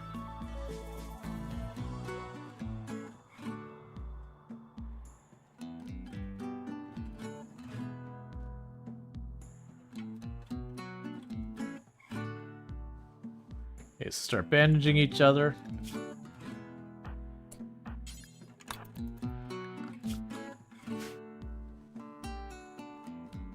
You just preferred the speed? Rabbits are hard to hit when they aren't trying to murder, when they're trying to murderize you, yeah. Yep. That's, Yeah, no, there's a speed to it, because it's like, there's definitely, like, other things you have to do in, like, 500% naked brutality is, like, this room here. I would be taking a lot of the stuff, like, some of these shirts and all that, I'd leave those out to rot, or burn them. The medicine, honestly, that's getting to the point I'd probably start destroying some of my medicine. The food here, where I'm sitting at over 1,000 food in there, I'd probably be getting rid of a bunch of the food to keep my wealth down. Like, not that it's a huge deal, but you would deliberately say, like, alright, stop pulling that up. You really need to do a lot to money manage. So, like, right now, I'm sitting at about 17,000. That's not terrible for, like, 500%. It's around... I don't know what's around now that you have to start worrying. But, you know, I've known in the past it's been stuff like, oh, I'm getting close to, you know, 30,000. I gotta watch out, that's when the siege raids happen, like that kind of thing.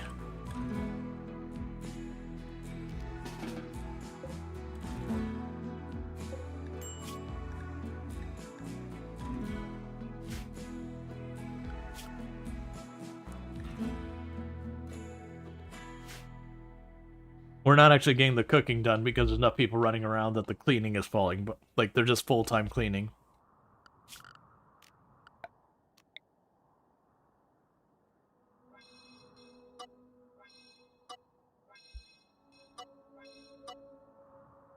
You don't really care about actually cleaning that area or doing anything like that. Just these being wood walls, I just care that there's enough around the wood walls that if it catches fire, we deal with it. And honestly,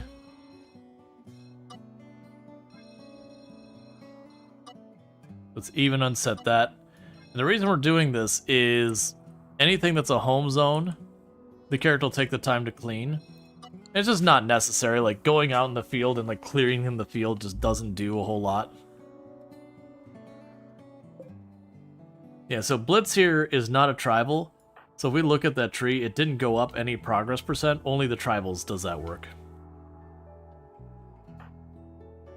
And you're hovering around that 80-90%, but that's good.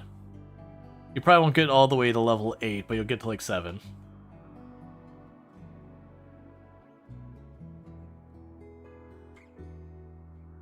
Okay.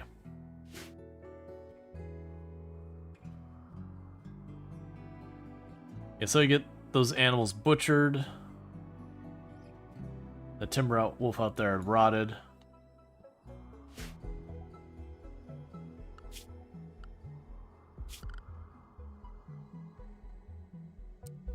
I'll set you back to cleaning. I'm trying to be good this time, though. One of the things that tends to be a usual problem in my colonies is not having a dedicated cleaning or hauling person. Not to like late game when I get someone who's just like jogger and nothing else redeeming about them, like 0 passions I need. At which point then you just cut them loose and be like clean and haul. But getting a dedicated cleaning hauling person could be really, really good to keep the colony running smoothly.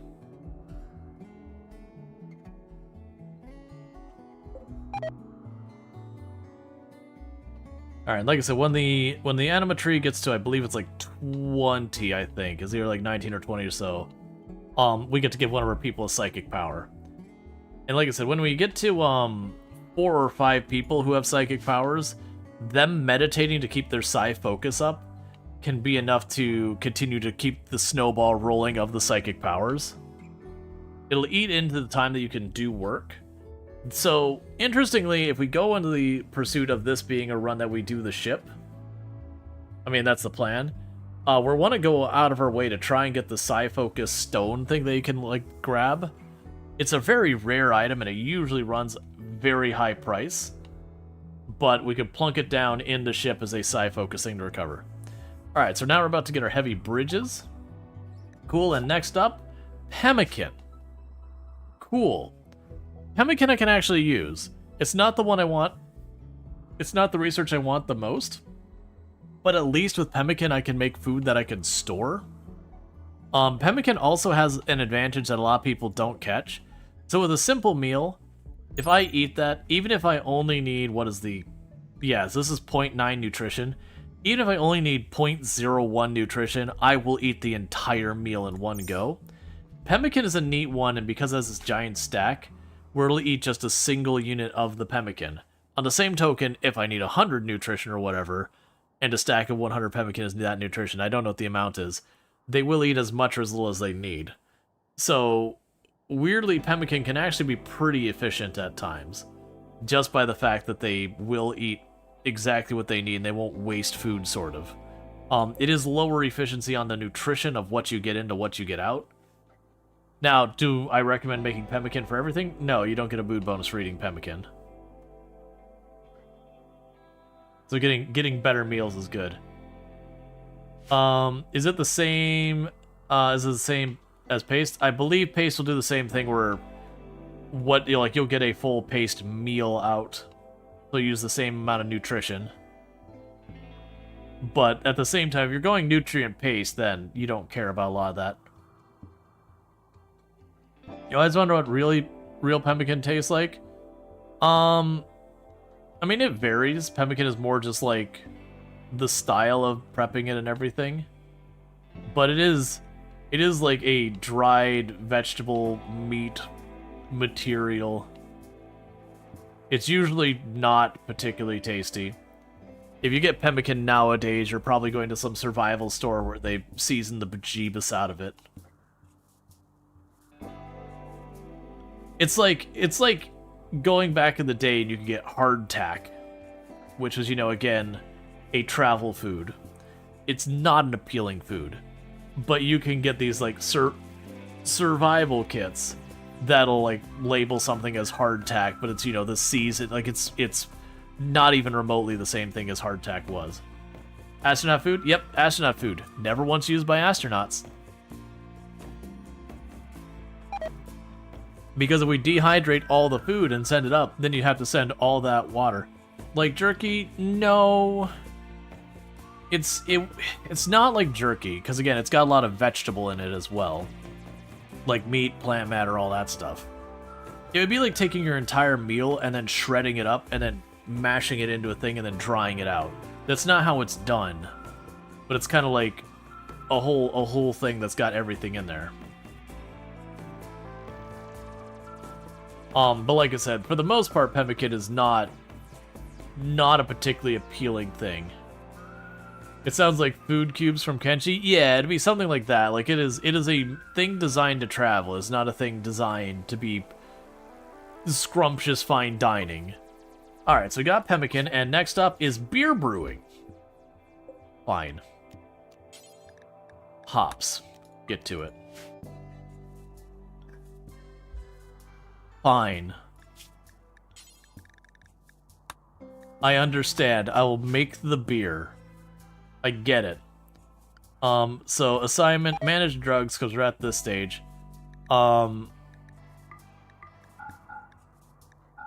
Don't do... Actually, those will do for addiction, because these are all things you'd use for stuff like that.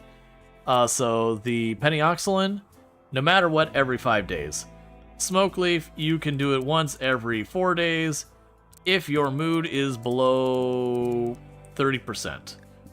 Beer, you can do it every 4 days if your mood is below like 40%. Ambrosia, you can do it every 4 days if your mood is below like 50%. If I ever have the silo cap, every 4 days below 55%. Site T every 4 days if you're below like 60%. Probably take these lower. So 25%, 35%, 45%, 55%. There we go. It's mostly tallow and dried meat, similar to jerky, but like different. Probably closer in the consistency of beef tartare. Occasionally you get some dried berries in there. Yeah, it's... Yeah, from what and again, I've only had a little bit I've tried over the years. From what I've seen is it's usually got like some type of plant matter in there as well, quite often. But yeah, no, it is like in the vein of like a dried-ish meat material, but it's got other stuff in there.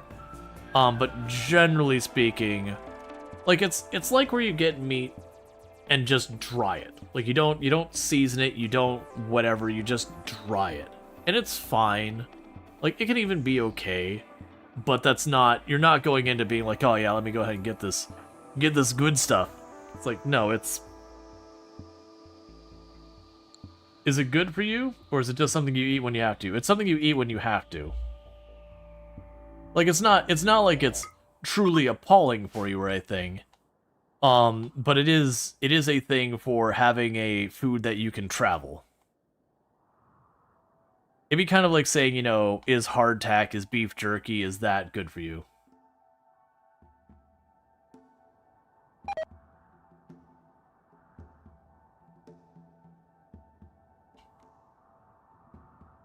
It's like, if you've ever had, you know, for your, like, survival kit things, where it's just, like, the dense bar of calories, like, flavorless, sad calories, where it's like, what's appealing about this? Nothing. Why do you eat it? It's calories, and it's just this brick that you cut chunks off of.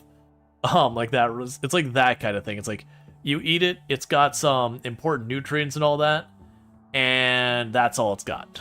It's got important nutrients and calories, and sadness. That's what it's made out of.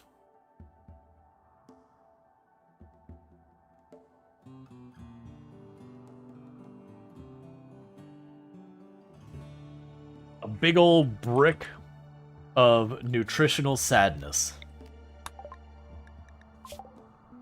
Recurve bow, we can live with that. Alright, so production. Beer brewing. I'll put a couple barrels to ferment in the back there, I guess. Oh, before I forget, social, or, assignments, child, no drugs. Shuttle has arrived. How long are you willing to wait here for? Because very genuinely... Oh, you leave in 3 days? Oh, don't worry, we'll let Sugar out of here by 3 days. Yeah, no, it's a Native American thing. Yeah, no, it feels the same kind of thing. Like, every culture has their equivalent of, like, pemmican, hardtack. They had some kind of, I need to dry something out so it travels well. Or, you know, not necessarily dry it out, I need to preserve something so that it can travel well. So you're gonna give me someone for 14 days. They will not do any work. I have spare food, so, you know, whatever. Come on over. The schedule, you, full recreation schedule. We will keep you signed close to home. How are we doing on the beds front? Yeah, you'll sign that last bed, that's fine. So I'm deliberately not having this person leave for a little while. Because, you know, they're a good researcher.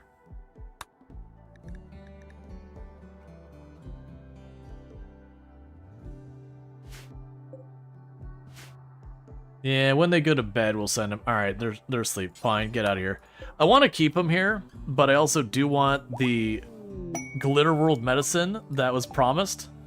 So I am willing to miss out on some research for some glitter. The good news is, even though I didn't get research I really wanted, they basically knocked out pretty much all of the really big researches other than, like, maybe cocoa that I don't want. And cocoa has its uses. I get in a lot of trouble with cocoa because the times I do end up getting it. Ah, good. Complex furniture, something I actually properly want. What did we just unlock? I wasn't even paying attention. Beer brewing, carpet. Oh, recurve bow. Yeah, we're good on recurve. Bills.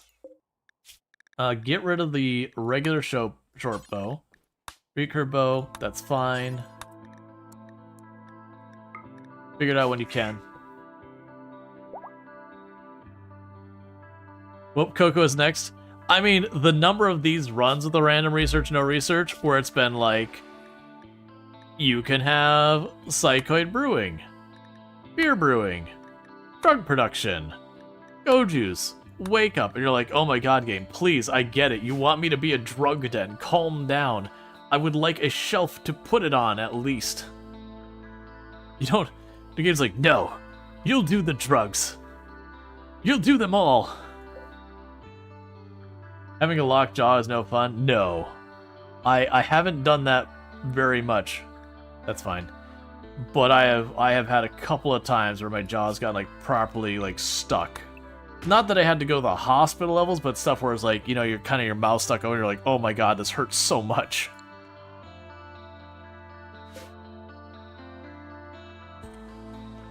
Oh, you're already cutting more trees. Yeah, so we did plant some hops. Because if we unlocked beer brewing, we might as well brew some beer. We get your very own cave-made, don't question it, tribal beer. Alright, and bear with me, chat, because I need to use the restroom, so I'm going to do that real fast, and I'll be back here in just a minute. Thank you again so much for tuning in. I'll be right back.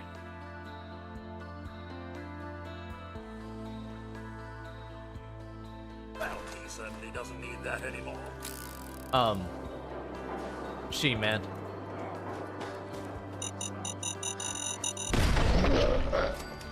Nicely done.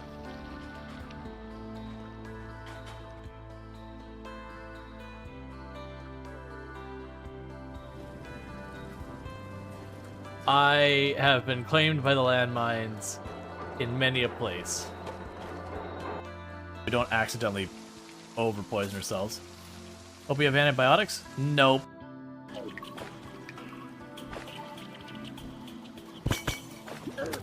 No, no, no, no.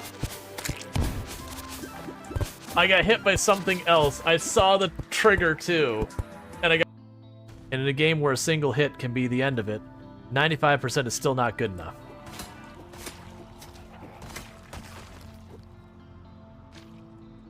Did I...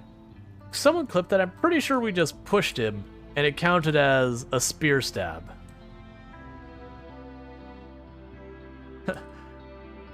Get out of here, dogs, while you can. Oh, that was really dumb of me. That may have just killed us. I forgot that the moment I did that,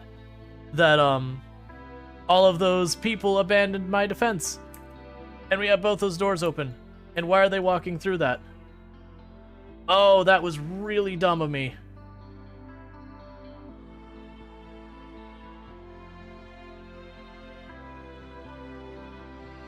Moriarty, you're a child. Retreat. Get behind cover, get behind cover, go behind cover. Both the melee are down. I'm getting wrecked because I was memeing. Stay out of this. Stay out of that. Get move, move, move. Oh yeah, I killed myself with that. I was memeing with it and... What happened to you? You lost? Alright, and I am back. Yeah, no, that was that was a quest where we had like all these mechs attack, and I had to like watch, I can't remember, some like 4 or 5 dogs. And I was just having a memeing moment where I was like, oh yeah, we're gonna do like get in the chopper. You know, that kind of thing. So it's like, dogs, get out of here while you still can.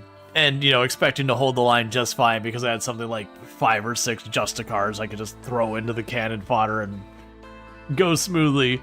And so I launched them for the meme, and immediately the Justicars go, well, and start walking away. And it's like, you just cut my fighting force in half. Wait, I need you to be my cannon fodder. That was the whole reason I agreed to this ridiculous nonsense. It was a fun one. It was a very amusing way for a run to end, but yeah, it was definitely one of those ones where you're like, oh, that was really stupid. The above for that is either 2 or 9%. Oh, the alcohol by volume? It's 2 or 9% for what? I'm missing what that was in relationship to. That's also like you hear, oh, the tribal beer? Probably. That's actually one of the things that comes up is you'll have people really romanticize pirates, but if you actually look into it, it's like, being a pirate is awful. Like, not even the like, oh yeah, you gotta fight for your life and, you know, high risk of things going bad and betrayal and yada yada or anything like that, like disease, and you're eating pretty garbage food all the time, like, you know, rancid, barely good food or anything like that. And you know, you hear the things like, "God, but you get to drink your grog." It's water with alcohol in it. It's not good. It's to keep the water from going rancid. You're not having a good time of grog. And we're like, "Oh, but you can get the rum." It's like, they did not regularly have lots of rum, so that's just not the reality. I still think the thing that gives you an idea of the situation is one of the very famous events that happened. I think it was Blackbeard. Basically threatened to sack a town unless they gave them medication to treat syphilis. And that gives you an idea of how wonderful it was on that boat. A whole boat of people sick with syphilis. And yeah, but just like the grog thing, where people are like, "Oh, you get to drink grog." It's like, dude, it's like spiked water. And not even like spiked enough to, you know, get you a buzz or something. It's just like mildly alcoholic water. And not like, even if you can come up with a way that sounds good, it's not. It is something you did to survive. And you had to worry about scurvy, and you had to worry about all these other problems. Okay, so we're gonna go ahead and try and do a conversion ritual on Blitz here. Yeah, it was really gross. Oh yeah, no, it's I've gotten to go and do a few things where they attempt to like remake stuff from different time periods for you to try, and most of the time it's unpleasant. This alcohol enough to kill most of the ickies in the water? Not all of them either. If it was good, it would be called something else. Yeah, but there was like, for very famously, like when you know, when Western cultures, like so far, like, sorry, when we got to, you know, like Europe getting chocolate, what we actually got for chocolate as opposed to, you know, like cacao and all that. Okay, Cycleway Brewing, but we got complex furniture. So now I need to massacre a forest. So if that could be arranged, that would be lovely. I love that I don't have to go out of my way to not chop that tree down anymore. It just prevents it. That I believe it was the Aztecs? Is it the Aztecs or the Mayans? What they would do is they would effectively take the cacao, they'd take the bits of cocoa or whatever in there, and they would crush it up into a powder and then put it in a drink. And they would also add basically hot pepper to it. So it was not literally cayenne, but it was like getting a cayenne and just the bitter chocolate stuff and putting it in a cup and drinking it kind of thing. And it's pretty unpleasant. It's not terrible. It is not great though. If you're thinking you're getting some like kind of cool spicy chocolate drink, you're gonna be disappointed. It is just a bitter and spicy drink. But like, it was a big thing in their culture as like a drink reserved to those the closest to God, like, you know, the higher ups in their culture and all that. The bougie people in their culture, because, you know, only they were allowed to have it, because caffeine, while they didn't really understand everything about it, they just knew you'd consume this and you would be more alert, you'd be able to think a little better because you're basically getting caffeine. And then of course they brought that back to Europe, gave it to the monks, or monks were like, "Hey, check this out. What if we add a bunch of cream and a whole hell of a lot of sugar to it? This is amazing." They mixed it with something foamy, if you remember correctly. And yeah, that was about it. Yeah. But no, it was a drink that was like reserved for, you know, for important people kind of things.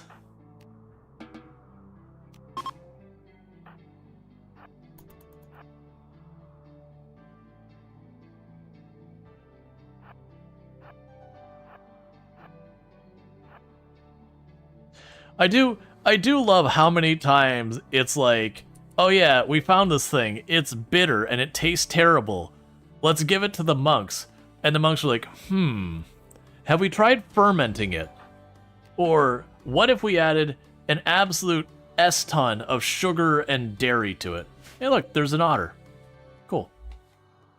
And you're like, I mean, you've got a strategy and it works.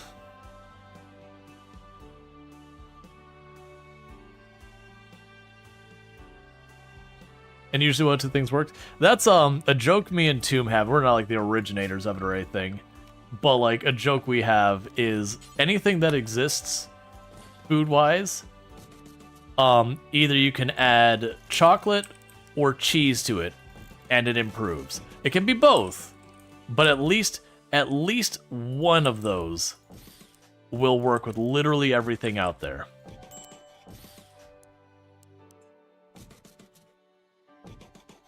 And to date, we haven't really found something that's like, oh no, that you're right, that doesn't work. One or the other is going to work. I'm trying to decide how I want to do these middle shelves.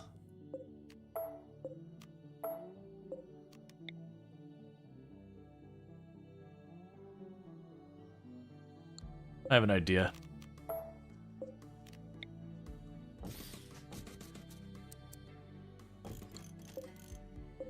Change this one over here.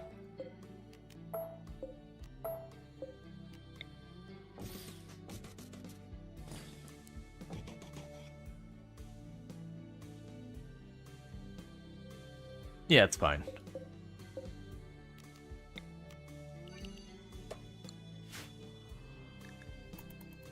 Monks? Oh yeah, and there's a lot of things that, you know, got brought to like the old cathedrals and all that, where you had like, you know, that would be the day that the way you know, if you're getting something written, it's a bunch of monks sitting there just reading on one side and writing it on the other thing. That like that's how they copied books. You know, oh, we need another copy of the Bible. Flip page 1, write on that page. Flip page 2, write on that page. Like that kind of thing.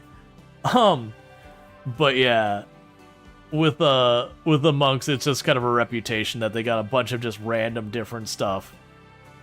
Oh yeah, no, Ultra's been doing Oxygen Not Included quite a bit lately. Just started playing it for the first time. Well, the fermenting alcohol doesn't work. There's lactobacillus fermentation and a whole ton of food fungi to throw on. Yeah. Yeah, no, Oni's a good time. We're getting along with the psychic ability sooner. Blitz is probably going to get out of here relatively soon. Yeah, 5 days. So we're going to try and get at least... I'd like to get at least 2 more researches out of Blitz before they leave. That might be a tall order, but we're going to see what we can do. Scriptoriums. You never got into Oxygen Not Included? You should give it another shot sometime. It's good.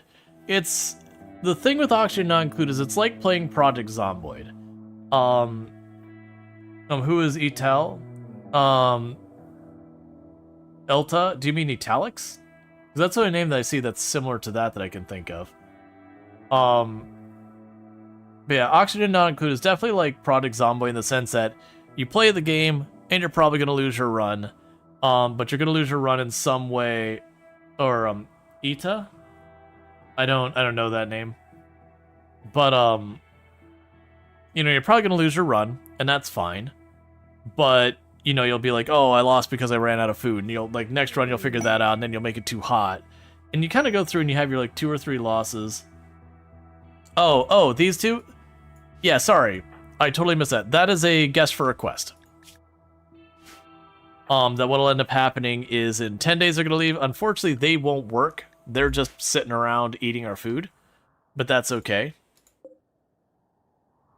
Alright, so they're going to be harvesting that soon. I'm going to need you to have to focus on cooking. You're not keeping up. Psychoid Brewing, so Devil Strand is next. Alright, so we're going to go here and say Psy-T. So we're going to go this one and say, hey, you are now Psychoid, and there's that. And let's go ahead and have them start planting the potatoes again. We don't have the overabundance of corn like we used to. It's only visitor? Yeah, no, both of these two are visitors. This is a refugee and this is a visitor quest. That they're judging our culture.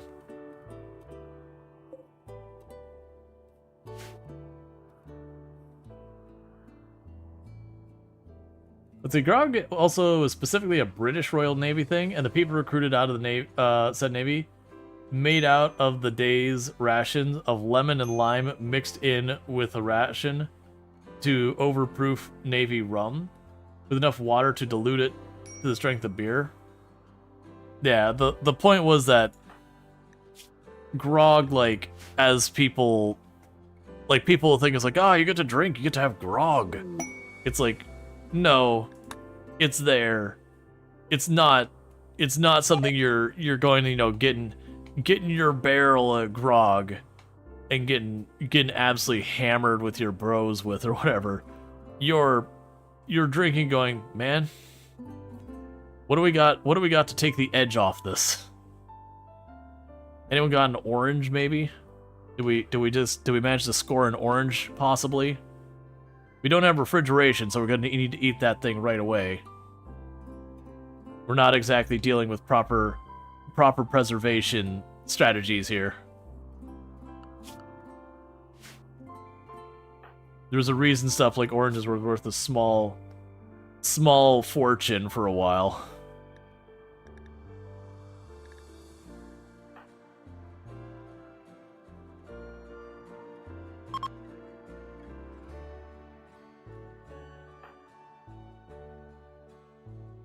Yeah, so the problem we have oh, you know what the problem is and why it's going so slow?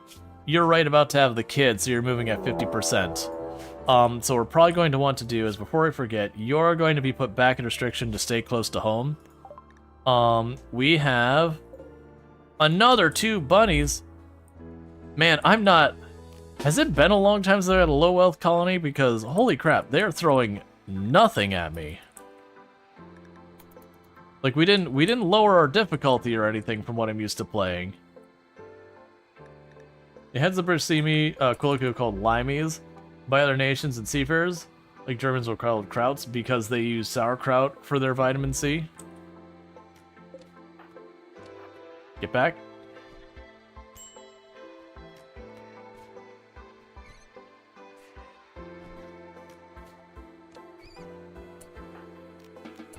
Okay. Yeah, so we're gonna keep Infinity Simplex near home for right now. They're gonna be very, very slowed down due to their imminent giving birth.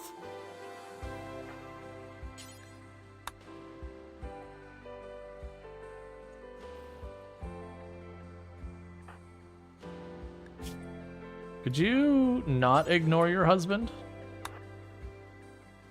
He is bleeding from both his legs, not just one, both legs are actively bleeding.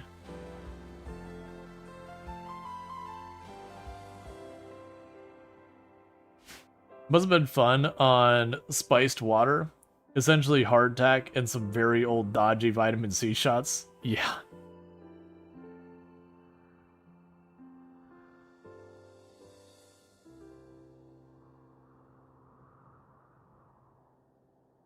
Yeah, that's, none of that's a particularly great time. It's almost like survival living is not thriving.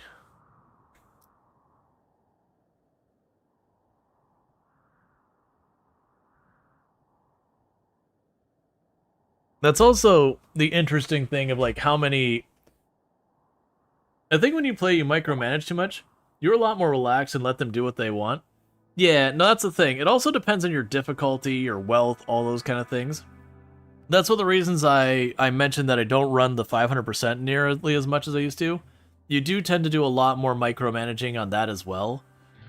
Just because, like, oh, hey, like, I need the research moving. So, like, you'd pop in here, immediately drop the research priority, like, kind of go back and forth with that stuff a lot. Which is fine. But it's just, that's kind of the difference between doing, like, 500% versus losing is fun versus strive to survive. Those kind of things is, as you're going to higher difficulties, the more you need to nitpick, min-max, all that kind of stuff. It's just the classic, it's any game that has, like, a hard difficulty. The higher you set the difficulty, the more you have to... You know, and this is outside of a game when I say it's a skill game where it's like reaction time kind of thing. You know, like Twitch shooters where you have to like reflex that, or know the patterns, whatever. But like in a game that's a strategy game, tycoon, whatever, the more you have to like know the nuance of all the different things to like really succeed on your harder difficulties. And it can be a thing that sometimes it can be really fun, sometimes it can be very limiting.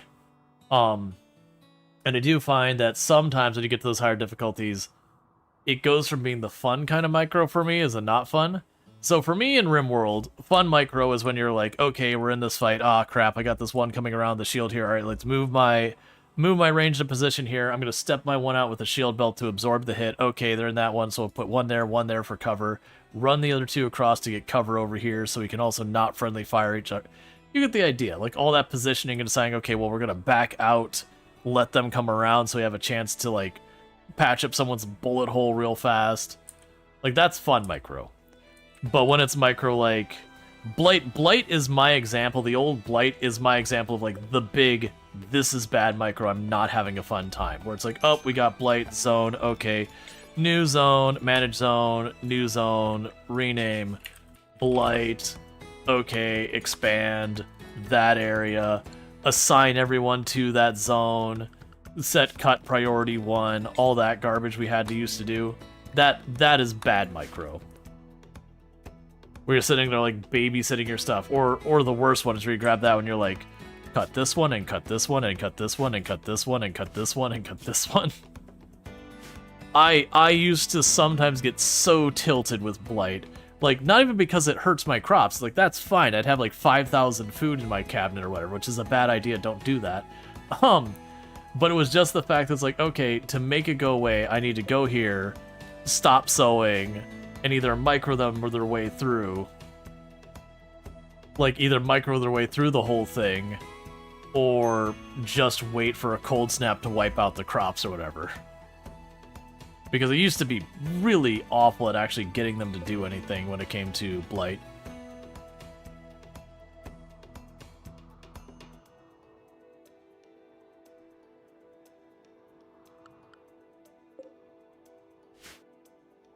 You with 5,000 food, 3,000 wood, 8,000 steel. Yeah, and you got like 30,000 of wealth just sitting there of all that stuff.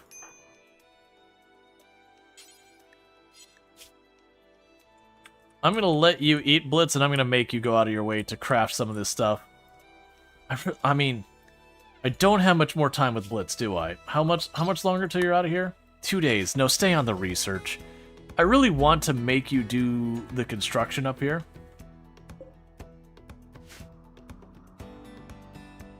Milk, why on earth would you think I'd have any idea about any of that? Because I honestly don't give a crap about Mr. Beast one way or the other, let alone would I have any kind of insider information about some random person out there.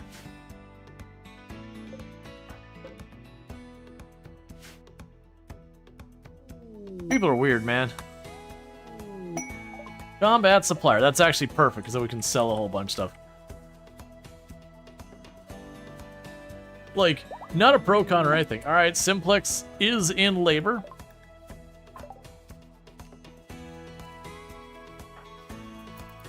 There we go. So go ahead and give the birth. I'll haul that in real fast. There's nowhere to do it. That's fine. Small child. Negotiate. You have a very kind voice? Well, thank you. Okay, so let's see here what we got. Guardiancy, get it out of here. Ambrosia, get it out of here.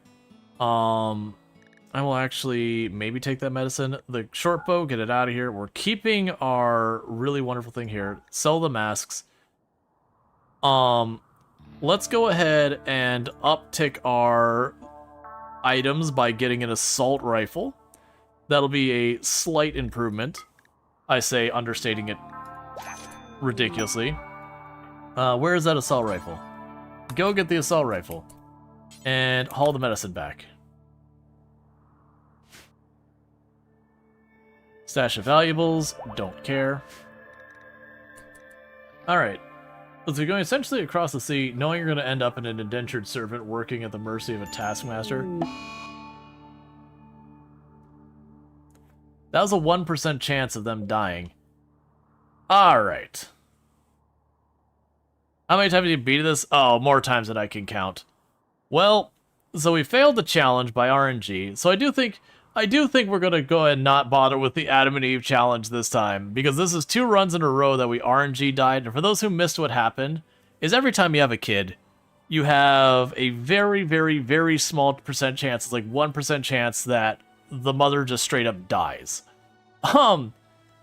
And so we had our 2 runs we got off the ground today, and both of them we rolled that 1%. And normally that's not that big a deal. I mean, it sucks you lose your pawn, but you just continue your run and do whatever. But we're doing a challenge where I have to have the parents do it. So I think we're going to go ahead and scrap the Adam and Eve challenge for today, because it does suck to have the RNG loss there. But yeah, because at this point, with the rules we have, I would have to bring that. Well, historically, the chance is about 2% with modern medicine.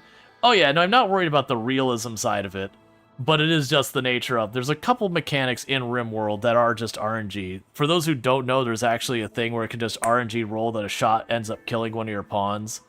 There's that one, or there's an RNG chance that when someone gets downed, even though they're supposed to get downed, that they can have a guaranteed death instead. And it will generally make that a higher chance as your colony gets bigger. But yeah, so with that said, that has bricked our challenge run here, unfortunately, because without Eve, Adam and Eve doesn't continue. But yeah, so what we'll probably end up doing, you literally got to get a cup of coffee. Yeah, and it was just death to childbirth. But yeah, so what we're going to probably do is, today was a bonus stream anyways, so even though normally I go on for another half hour is not enough to do anything in RimWorld, so I think we're going to end up doing is we're going to start wrapping up, and then we're going to go raid into someone else. So we will be back tomorrow at 7 p.m. EST, probably for more RimWorld. So the thing I will say is, first of all, if you've enjoyed the content tonight and you're not already following the channel, don't forget to drop the follow on the channel. I do normally stream every days but Thursdays and Fridays from 7 p.m. EST till about 4 a.m. EST. Granted, I'm pretty notorious for streaming on the days off as well. How do you follow? You push follow. I can't really tell you much more than that. That you have to look at your screen. Now, if you're watching over on YouTube, don't forget to like and subscribe, but the stream will be ending on you abruptly because I don't have a host ready for you. For everyone over here on Twitch, I am going to go ahead and put up my ending stream screen and see who I can find to drop a raid on. It's a little bit earlier than I normally wrap, but I should